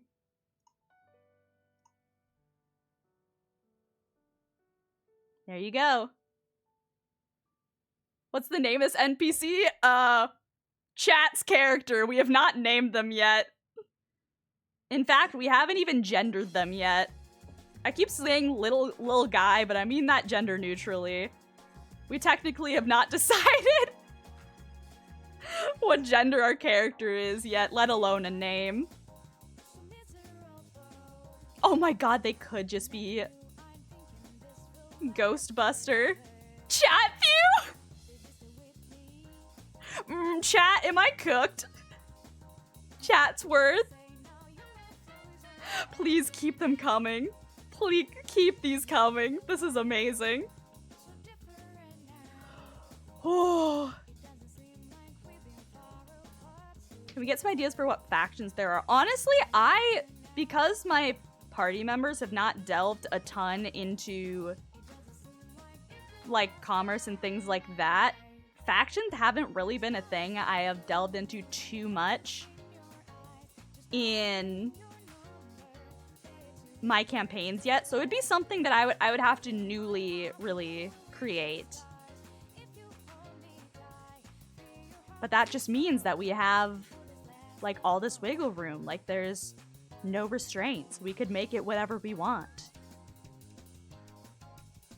Matthew Twitchington! God damn it. Oh. Not Matthew Twitchington. God damn it, guys. Haunted Entertainer? FNAF reference? Guys, the FNAF reference.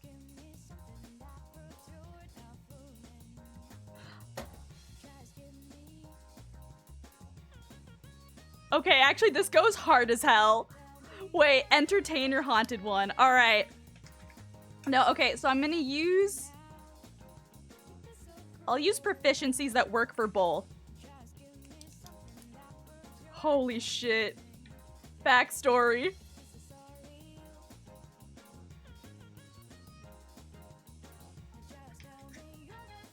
I'll move my artisan vote to Haunted one. Since I'm in the... It's gonna be the NPC of all time. They really are. It's too late, Nev.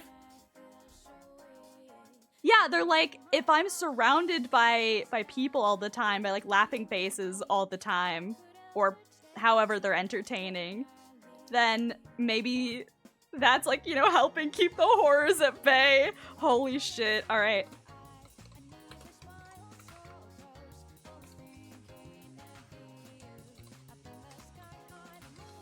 Just writing this so I remember that they're both. So then... Because I like to do this first so I know what skills they have. Let's see. Crime investigation, religion, survival versus... acrobatics and performance. Forced to entertain otherworldly masters. Yo, wait! Neff. Guys, let Neff cook like a pet for a monster. Oh, Neff. Neff. Oh my god, this is so good. This is so good, guys. Guys, I'm gonna eat so good. Yeah, the dragon gnome pet. It's like their little wizard. Set him free! I guess, I'm assuming, just because of the Chathu name, we'll probably go with boy. But... what gender is our character? I'm gonna do a little poll for that.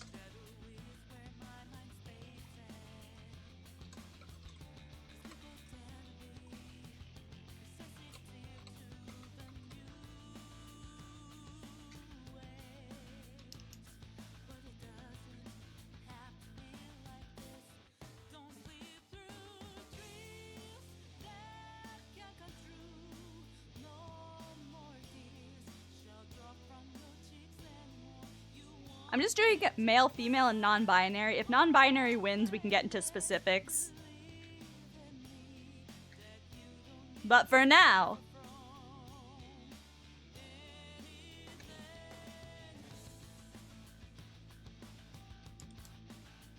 Yeah!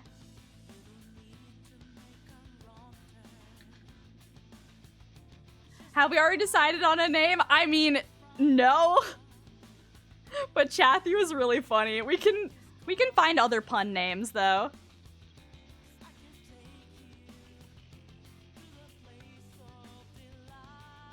Let's see. Do I want them to have acrobatics and performance? Because I'm trying to think of what stats does Artificer have, actually? Or proficiencies, I mean. Let me look this up.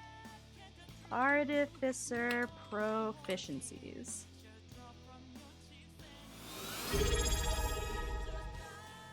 Jack of Hearts, thank you so much for the follow. Welcome to our wolf pack. I hope you enjoy your stay with us.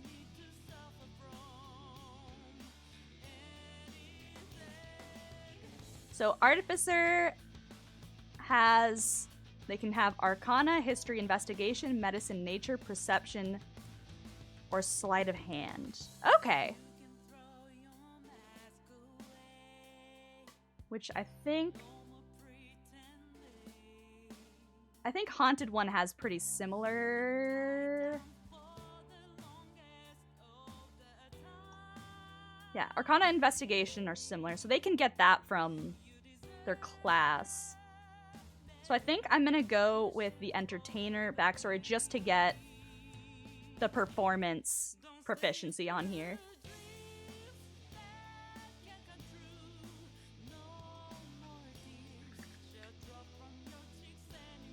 By the way, am I allowed to cuss? Absolutely. As long as it is within, you know, Twitch's TOS, I am A-okay with adult language.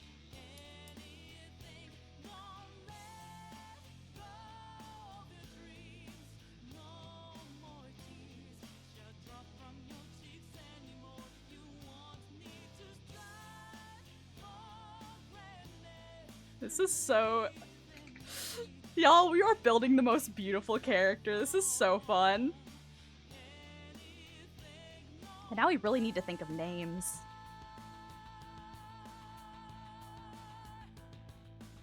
That's gonna be the hardest part. We don't necessarily have to lock in the name right now.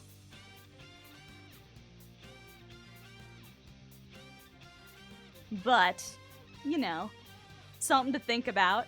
We could lock it in at a later date.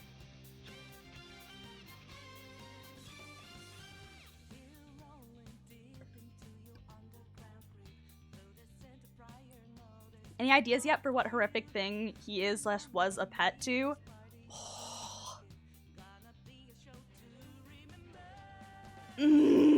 That's a good question.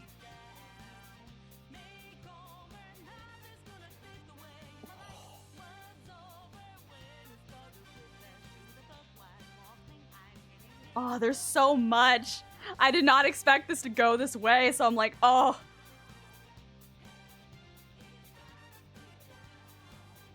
Alright, it's a boy. Congrats, it's a boy.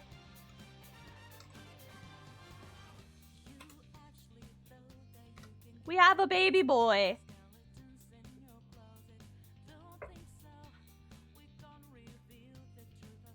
Because there's a lot of different, especially with the dimension hopping in my one universe, and then there's a lot of religious connections in my longer running campaign. But a lot of those, like, deities have connections to almost every kind of monster in D&D canon. So it's like, anything could be relevant in either of these campaigns. Like, we could get any kind of horror in here and connect them to our boy here. Am I gonna be an aunt or an uncle? Congrats, chat! This is your new little nephew. Aren't you so proud?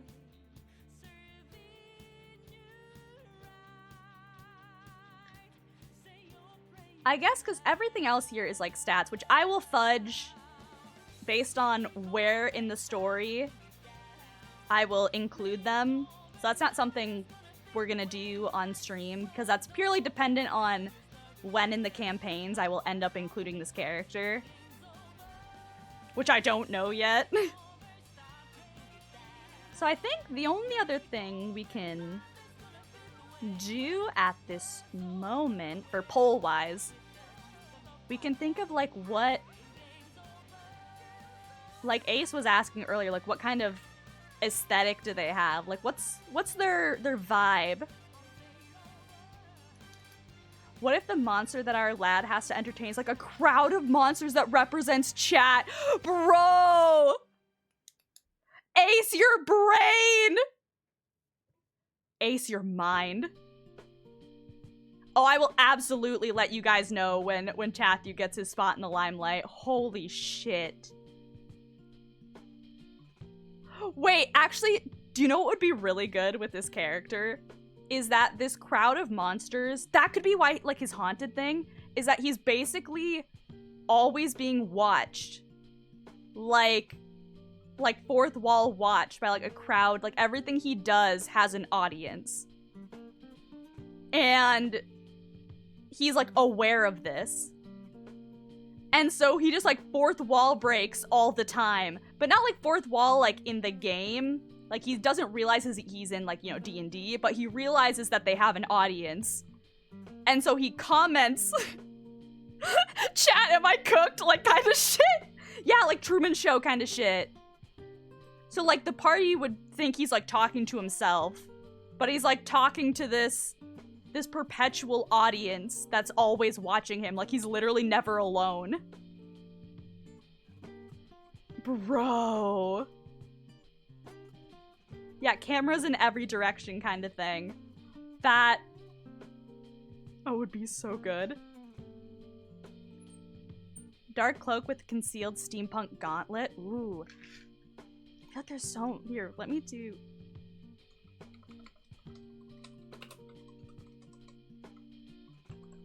What are different aesthetics?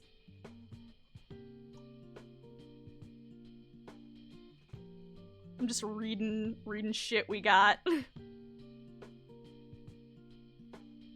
I mean, obviously he'll have, like, aspects of steampunk in there, but, like, you can go different different ways with that. It's like, do we want him to be kind of, like, gothic? Do we want him to be more, like, you know, pastels, like, soft kind of thing? Some, like, dark academia. So you got, like, kind of like that mad scientist vibe going on? Or is he more into, like, you know, bright colors kind of thing? Like, you know, is he got, like, flamboyant fashion? Oh, I make a Pinterest mood board for every single D&D NPC I have ever made ever. Like, I'm not joking. I have a problem. Any of these sticking out to you guys? Steam Goth would be so nice. Yeah, I was like, share it when it's made, understood. Because then I can do... Because obviously there'll be steampunk regardless. So, like, there will be, like, a steampunk element to any of these things. Just based on what he has to carry around as an artificer. But we could do, like, steampunk gothic. Steampunk, like, you know, kind of... like, punk, grunge kind of thing. You know, very, circus core, like, flamboyant, kind of style. Circus core, I don't know why. Clown core, which apparently, according to my Spotify Wrapped of 2023, so not last year, but the year before, is, like, exclusively what I listen to. Clown core. I think bright colors would be a good contrast to the horrors. Plus, a lot of streamers use bright colors. I know, I'm like, there's options here. Here, let me do... What aesthetic?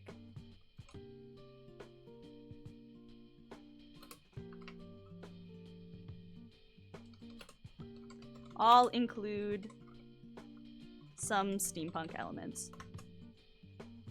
So we got... We're literally building a fantasy Twitch streamer, and I love it so much. Yeah, clowncore. That's apparently what I listen to. Don't ask me what it means, but I got it. Yeah, goth. A reminder that our character is purple. So, you know, keep that color scheme in mind.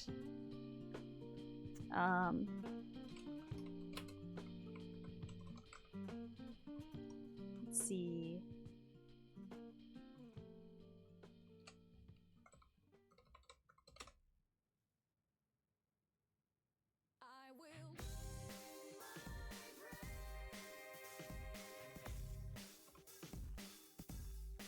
Let's see.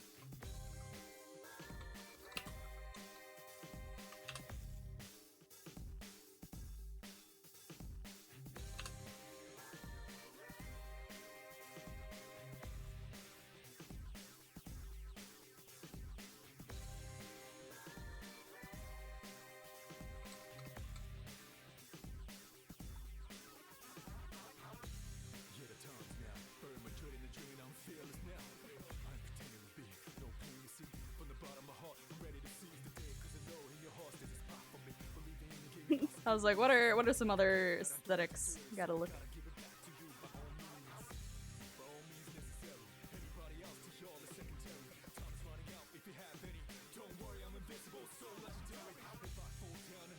Sorry, I'm just jamming to the music while I'm trying to...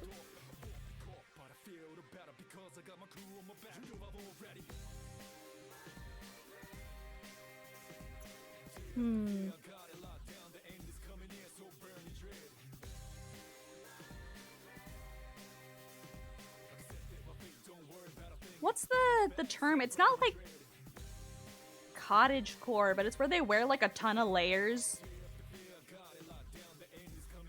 It's kind of like witchcore. I don't know.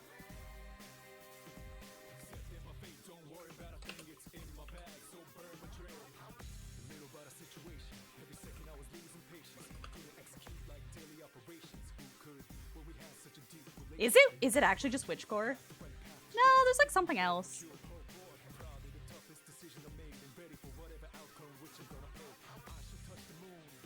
Lolita, not like Lolita style, but like they wear a bunch of layers as in, you know, kind of like a wizard. Like you just have a bunch of robes.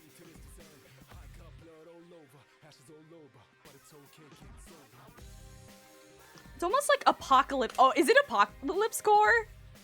Wait. I think it is. Wait.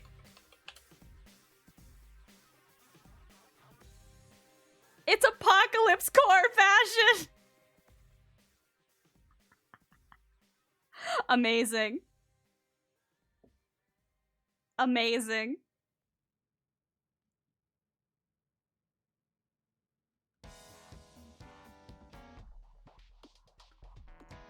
I don't know if that's what I'm going for, but we'll add it.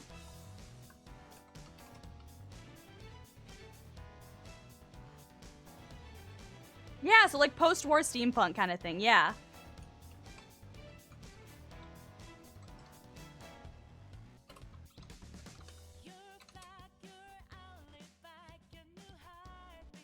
Alright, I went with goth, or like gothic. We got dark academia. You know, lots of vests and things like that. I just wrote flamboyant or bright. I feel like you go a lot of different ways with this, but you know, that's the most important part is that it's bright colors. And then I have pastel, and then there's apocalypse core. Brutal, ooh, brutalism. Wait.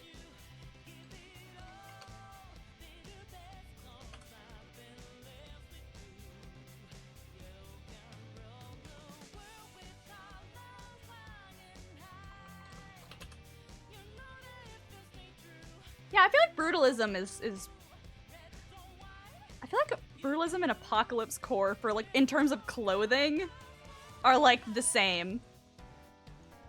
I'll put that in parentheses. Brutalism.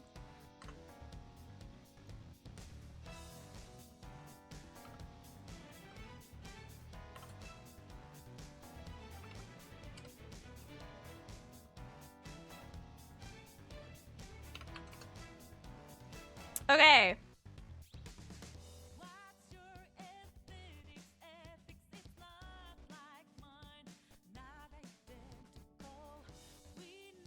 Ooh, wait.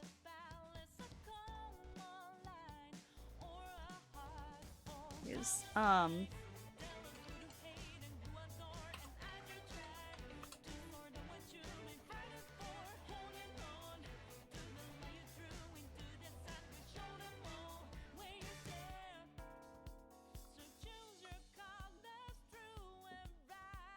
yeah, okay, we'll go with this.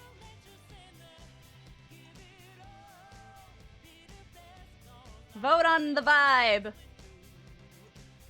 What's our vibe today?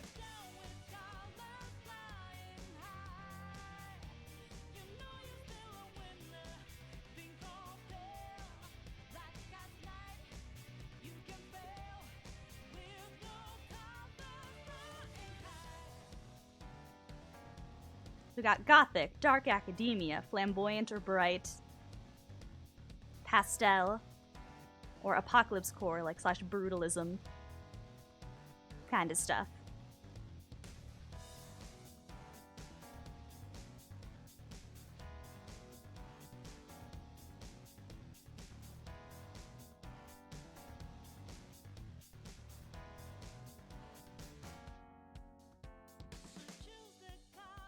Yeah, and all with that steampunk like addition to it.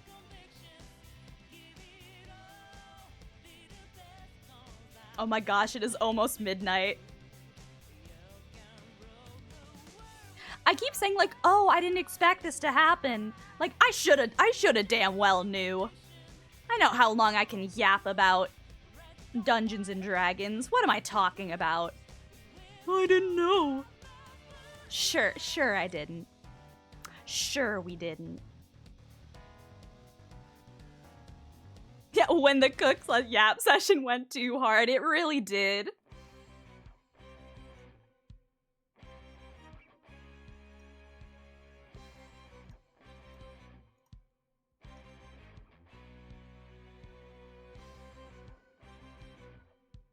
Imagine like bright blue and red superhero outfit. Oh my god. Yeah, there's a lot of ways you could go with flamboyant and bright. Like, all gold armor can be flamboyant and bright. Like, a superhero costume. Like, there's a lot of different ways you could go. I just kind of wanted to have, like, a general idea for these. Even outside of D&D sessions, your plans still derailed. That's the real, you know? This is you guys are getting the true D&D experience right now. You're so right, Ace. Why would you say something so controversial yet so brave?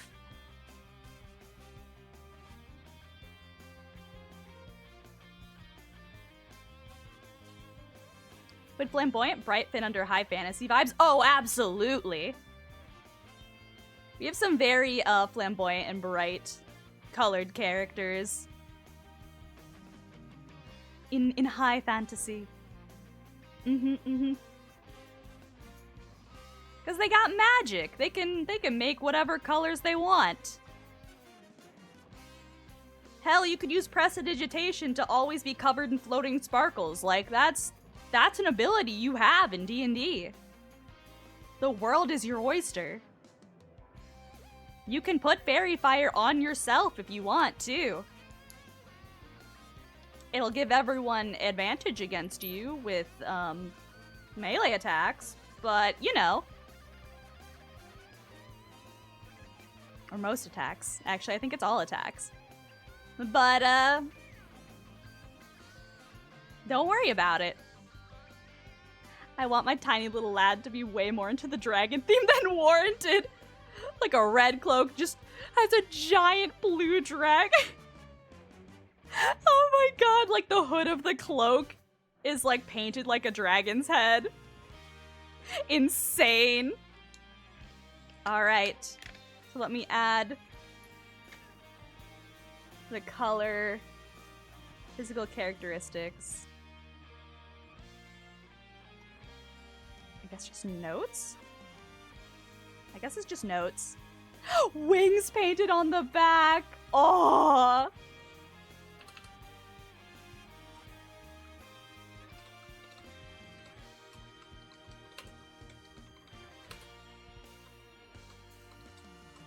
This is amazing, you guys. All right, so I think this is most of what we can decide via poll in chat.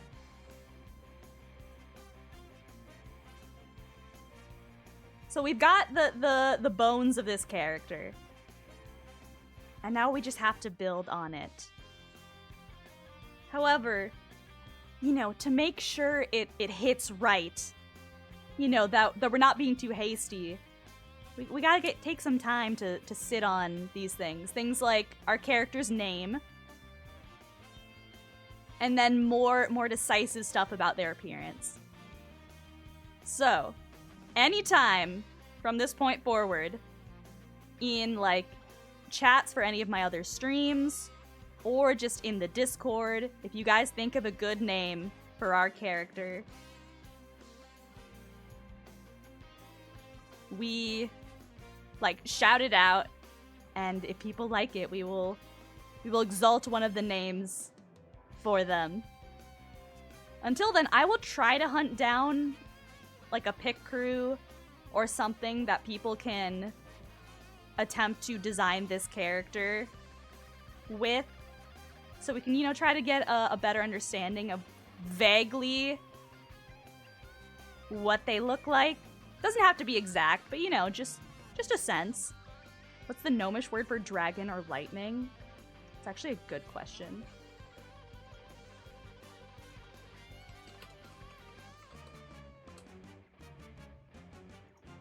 Do they have a full...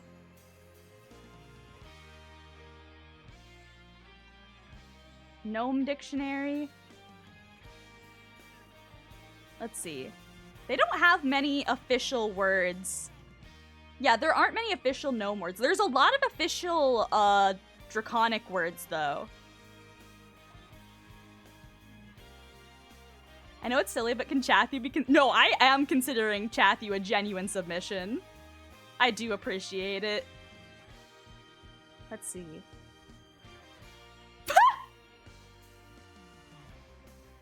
Okay, guys. Guys, we stay winning. Guys, we stay winning because I'm on the wiki page for the gnome dictionary, and there's like, let me see. 1, 2, 3, 4, 5,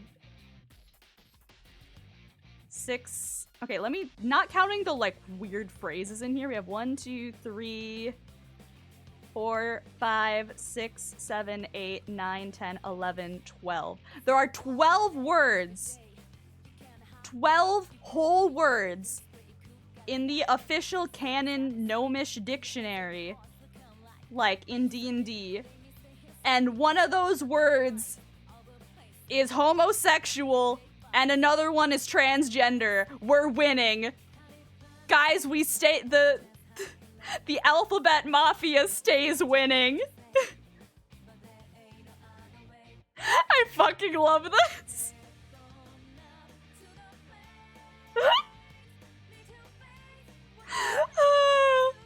They've only got 12 words, but we know where the priorities are.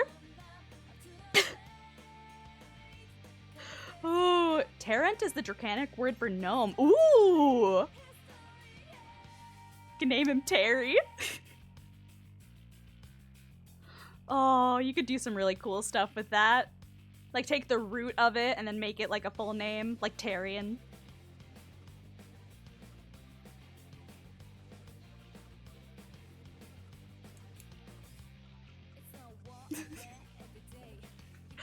Oh, this is so funny.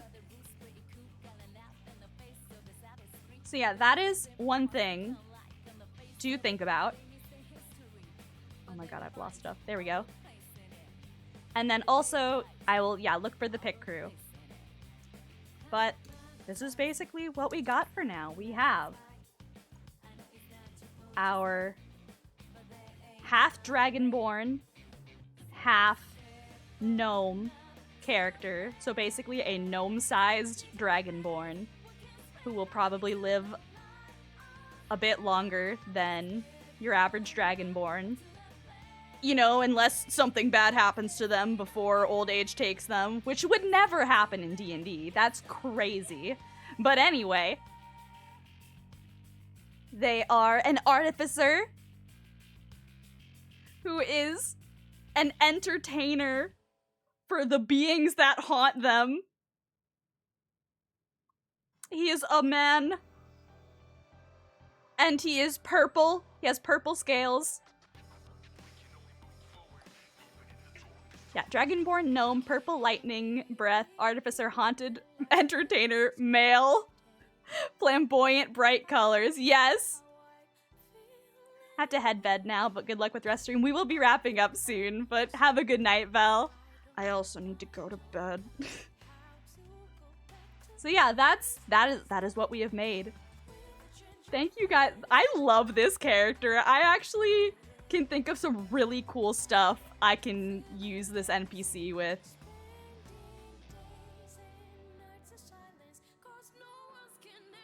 Ooh, I guess one other thing we can vote on is, obviously, as I said before, I won't allow you guys to vote on if they're evil, good, or neutral aligned, like in the second column here, because I want to keep that secret from my players in case I use them as a villain or as a hero kind of thing. I don't want them to necessarily know. But we can vote on if they are chaotic, lawful, or neutral here. So in case you are not really familiar with the difference between these terms, lawful does not necessarily mean abiding by the law, like as in like laws of the state. Lawful just means that generally it means you have a more rigid way of doing things. You have a set code. That could be a moral code that you always adhere to. It could be genuinely the laws of the country you live in, where that is the code you live by. It could be the code of a patron. It could be like you're an evil mastermind and you have a very specific plan that you stick to.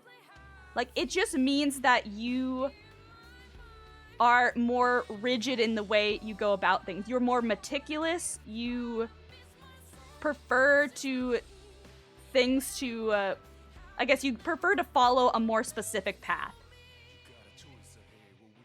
Again, you can be like lawful evil.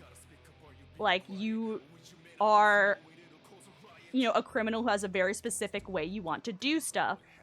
Like, you're not just killing for killing's sake. You have a very specific plan, and you're not going to go out of your way to do, you know, like other stuff. You have a certain way you want to do things.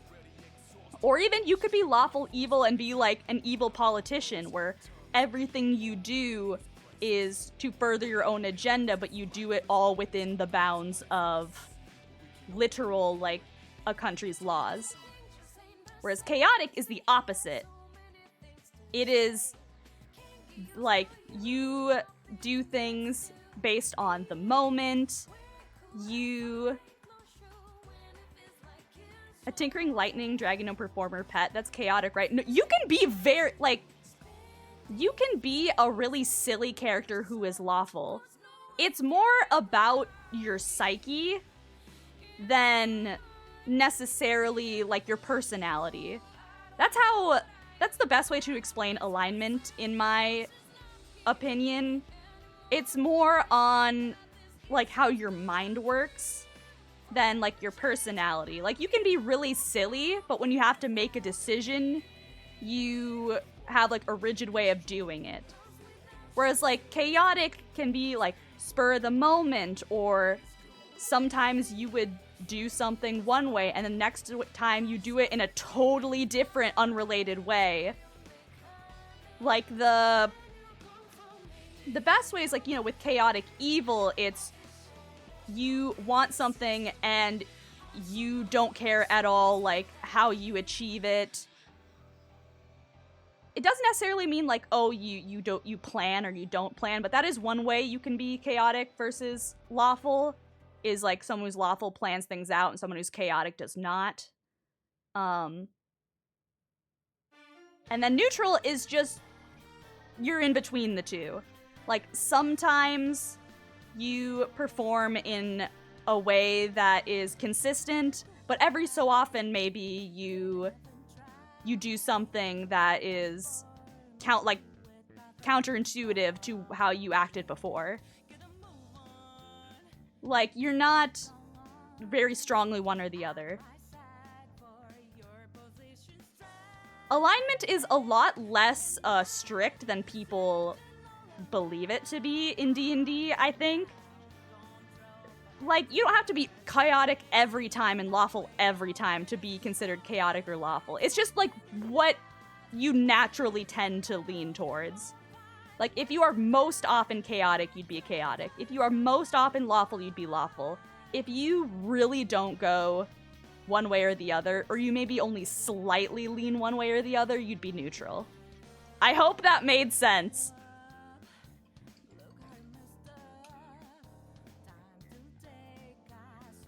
Lightning mages will always be chaotic to me. See, that's the thing, is I like to subvert tropes a lot. So I like the idea of trying to basically apply law to something that is inherently chaotic, like lightning. Like literally trying to capture lightning in a bottle kind of thing. Like I think that's interesting.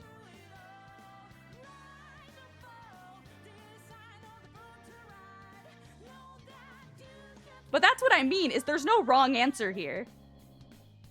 And this doesn't necessarily dramatically change the character's personality. It'll just be kind of more a way of how I will play them when I am DMing. So like don't, and this can also change. So don't get too hung up and feel like, oh, like I chose chaotic, but now I feel like, you know, lawful would have been better kind of thing. Like, we can change this too. People are malleable and they can change. Hell, player characters' alignments change all the time throughout a campaign.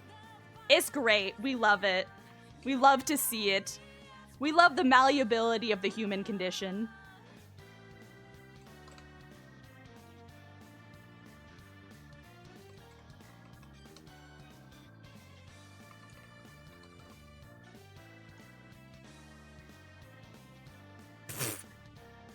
I put poll in the question. All right. Alignment.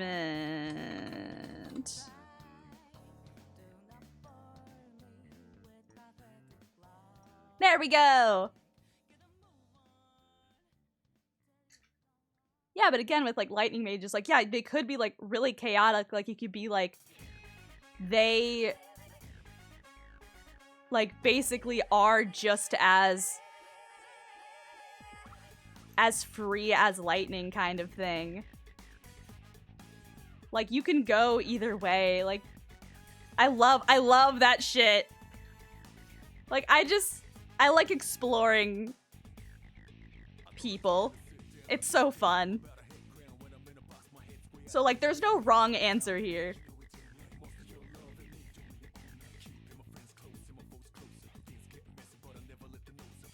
Also, I think,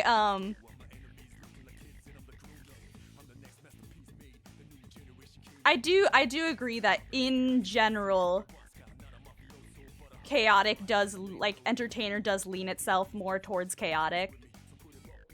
That doesn't mean that you can't have a lawful, like, entertainer. It's just like less spontaneity and more like, you know, like this is their set. This is a craft that they honed kind of thing. So like you can do anything. It's just a way to think about your character differently, which is what I enjoy about alignment. It makes you think deeper about your character. Hey guys, can you tell I love D&D and like dissecting character archetypes and trying to figure out what makes people tick and why people behave the way they do and the deeper fundamentals of what decisions we make on a daily basis and how we change as a person. Ah! I love it here. I love it here.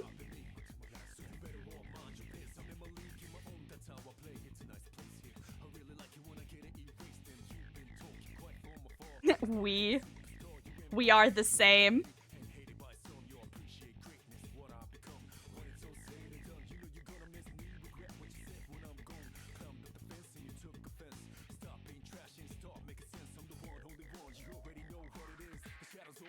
Destruction. Big brain moment. I just want to know what makes them tick.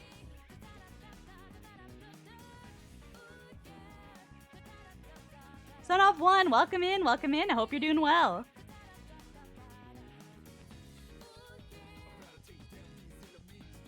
The brain has truly wrinkled today. It really has. It really has.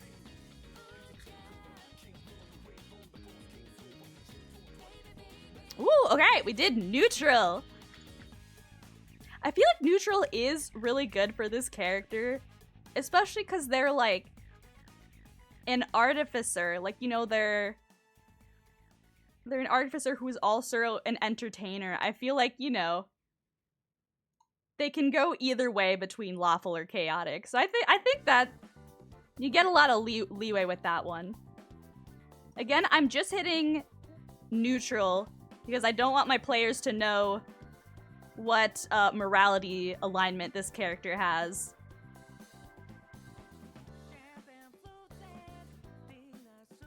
But, you know, they could be neutral, like true neutral, they could be neutral good, they could be neutral evil. They'll find out. Yeah, given the lad's situation, you know, he's got a lot on his plate. Rough day, but trying to relax. Well, I hope you're able to relax then. What are you guys doing? I am just finishing up this, actually. But as an incentive for a charity donathon I hosted earlier, we decided that chat would build a character sheet for a D&D NPC that I will use in one of my campaigns. And we basically fleshed out a lot of this character so far. Yeah, we don't know whether he's still a pet or whether he's free. Yeah, or whether he's now on the monster's side. Exactly, like, maybe... Yeah, like, maybe he's... Like, there's so many different ways this could go, so I'm very excited with the tools you guys have given me. So we have a character, so once, you know, you guys think of a name, we can start deciding on it. Unfortunately, I believe that is all we can do on stream so far. Because the rest is smaller details, and then I need to get Artificer on this character sheet. Because I'm using D&D Beyond, and it doesn't have Artificer under the classes, so I have to go find it at some later time. But thank you guys so much for building this character. This has been so much fun. This is so cool. I definitely want to do this again sometime. Hopefully with less long-winded descriptions.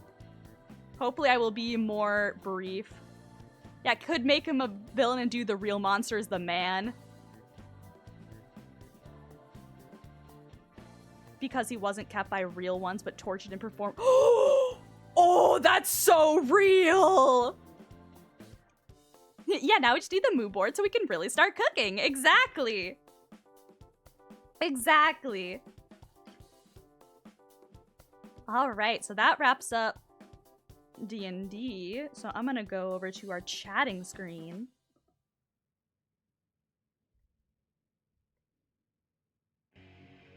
Yeah, so singing isn't gonna happen this stream because my throat is shot after yapping all day. After yapping for 4.5 hours. So that will have to be decided on at a later time. But one thing we can still vote on tonight before we end stream is which of the other games that we promised from our charity incentives that I should play next this upcoming week. I didn't think this would take so long.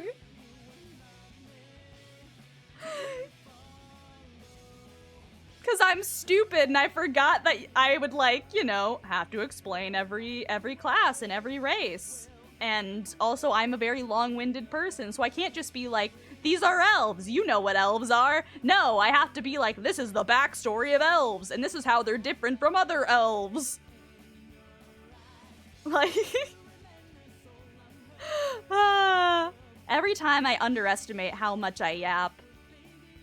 I really do. But, upcoming this week, I plan to stream, because tomorrow is the full moon. And so we're going to play Me-Side tomorrow. And I also I'm going to put on the schedule Me-Side on Tuesday as well, because I very much doubt we will finish it in one sitting. So I will plan that we're going to play it tomorrow and then also on Tuesday, which Me-Side is our spooky game of the month for the full moon. That is the horror game disguised as like an immersive dating sim that I have avoided spoilers for, but it looks so cool and I'm very excited to play it. Don't actually know like what kind of horror it has in store, so I might be in over my head tomorrow. We'll see. We'll see. So then on Thursday, since we finished Pokemon, that is when I will play Batman. I will play Batman Arkham Asylum on Thursday, which we will potentially finish, because I know we are near the end of that game.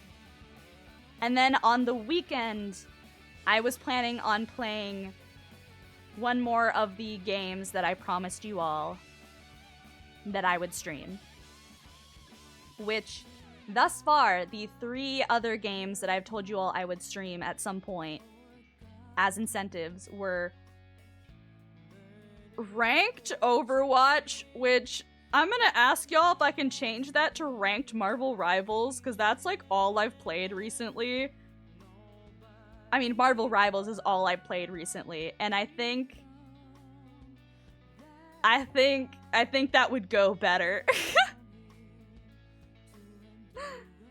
And then we also have Getting Over It, Subnautica, and Dead Space. Know that regardless of what we vote on, all of these will be played, like, pretty much back to back. Like, I'm gonna do one of them, like, each weekend. So it's like, we'll do one this weekend, then one next weekend, then one after, and then one after. So, like, they'll all get through. So, like, maybe you want to save best for last. Maybe you want your favorite to be done right away. Like, that's up for y'all, but just know they will all be done, like, these upcoming couple weeks. It's just, what do you want me to do this next weekend? What do you want me to do first? Thank you for your streams. I know they go on long and are exhausting, but I appreciate them a lot. They keep me company during long hours. Yay! I appreciate your company here as well, Nav. Working 12 days straight this week and also don't get a lot of other social interaction, so it's a huge help for my mental health.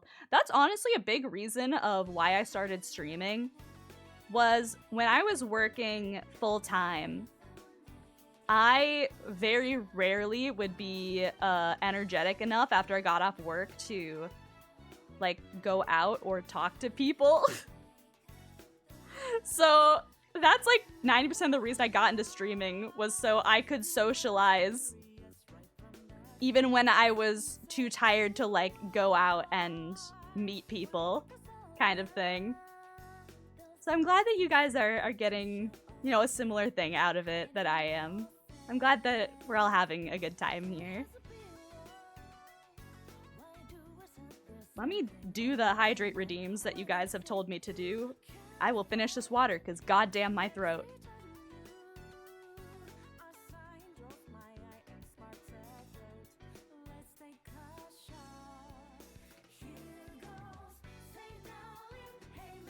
Alright, and I will actually start the poll first.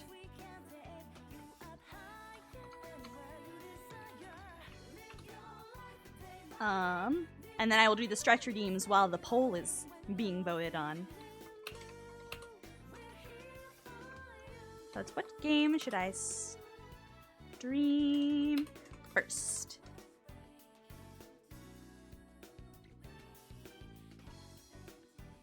Marvel. Rivals. Ranked. Getting over it. The rage game. Subnautica. Or Dead Space. I realized I didn't put the word I in the statement. What game should stream first? I stream. Alright. There we go. Alright, and I will stretch while that is going down. Make sure to unshrimp as well if you are also shrimping. Ugh. Getting over it will be the end of you. I will cease to exist. I don't even know if how far I will get before I actually rage quit, but I'll try. Obviously, like, there's a lot that goes into it, but cool and friendly streamer peeps help me get through working like 60 hours a week, doing basically nothing at all, and not talking to everyone but my spouse for days. Oh, absolutely. When you're doing long hours like that, you really start to feel like a caged animal. So anything you can do to, you know, combat that feeling is a world of help. I absolutely understand that. I'm looking forward to Dead Space personally. I know you are. So is everyone else. But it's... do you want me to do that first? Or do you want to save what everyone seemingly considers best for last?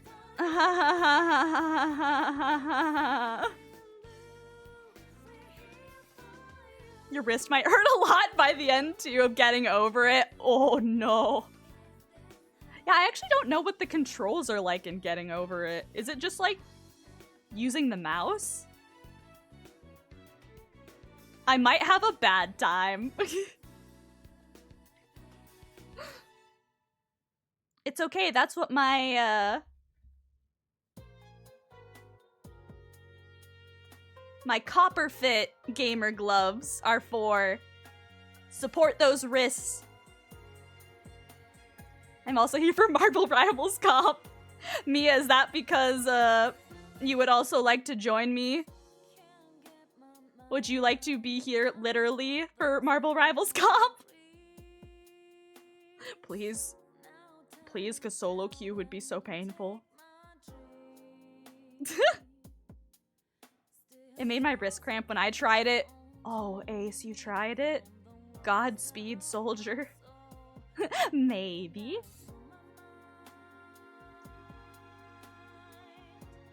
Alright, poll's almost up. Get the vote in quick. Get votes in quick if you have an opinion.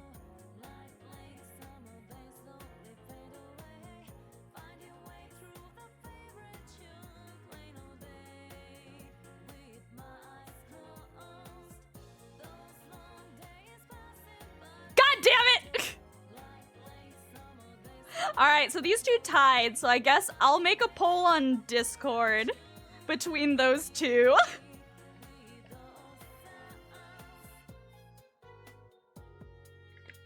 I'll make a poll in Discord between those two. I've tried on 2 different anniversaries and still couldn't make it past the halfway mark. I tried to help. I mean, Neff, in a way, you helped all of the people that couldn't be here in stream. So they too can vote. I didn't even notice Dead Space. Can I move my vote from getting over it to Dead Space? I mean, we'll play Dead Space regardless.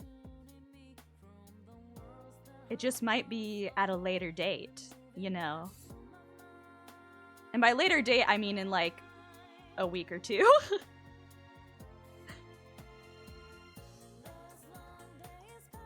But yeah, I will post in Discord what we should do next. But with that, I think that is all I have today. I think it took Callie like 3 years. Oh, I'm not finishing that game!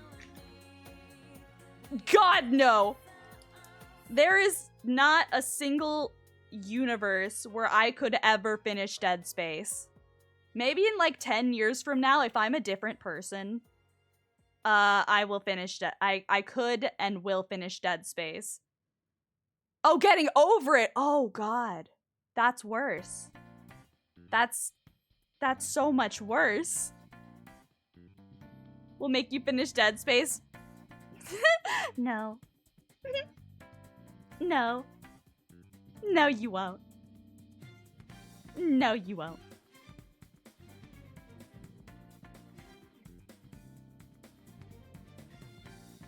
But yeah, thank you guys so much for hanging out. I had a ton of fun. This was a ton of fun, and I hope you stay up late tonight thinking about our little guy that we created together. And one day we will christen him with a name. Alien Isolation VR, god damn it. Oh. Alright, let's see who is online still that I can raid. Get out there.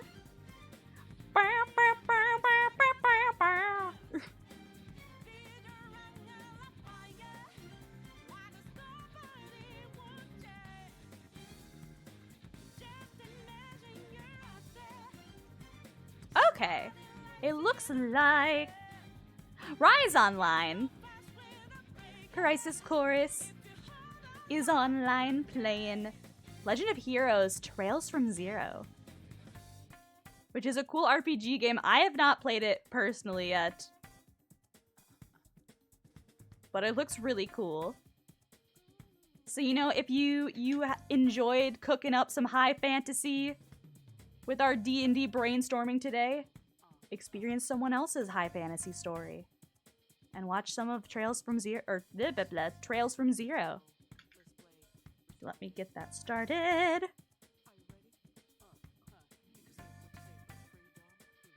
There we go. All right, and if you want to have a message to copy and paste in the chat when we raid on over there, here's this one. Otherwise, thank you guys so much for hanging out today. I had a ton of fun. I really appreciate it. Hope y'all have a good rest of your day or night, depending on your time zone. And I look forward to hanging out again soon. Bye for now. Bye for now. Bye. Bye. Bye.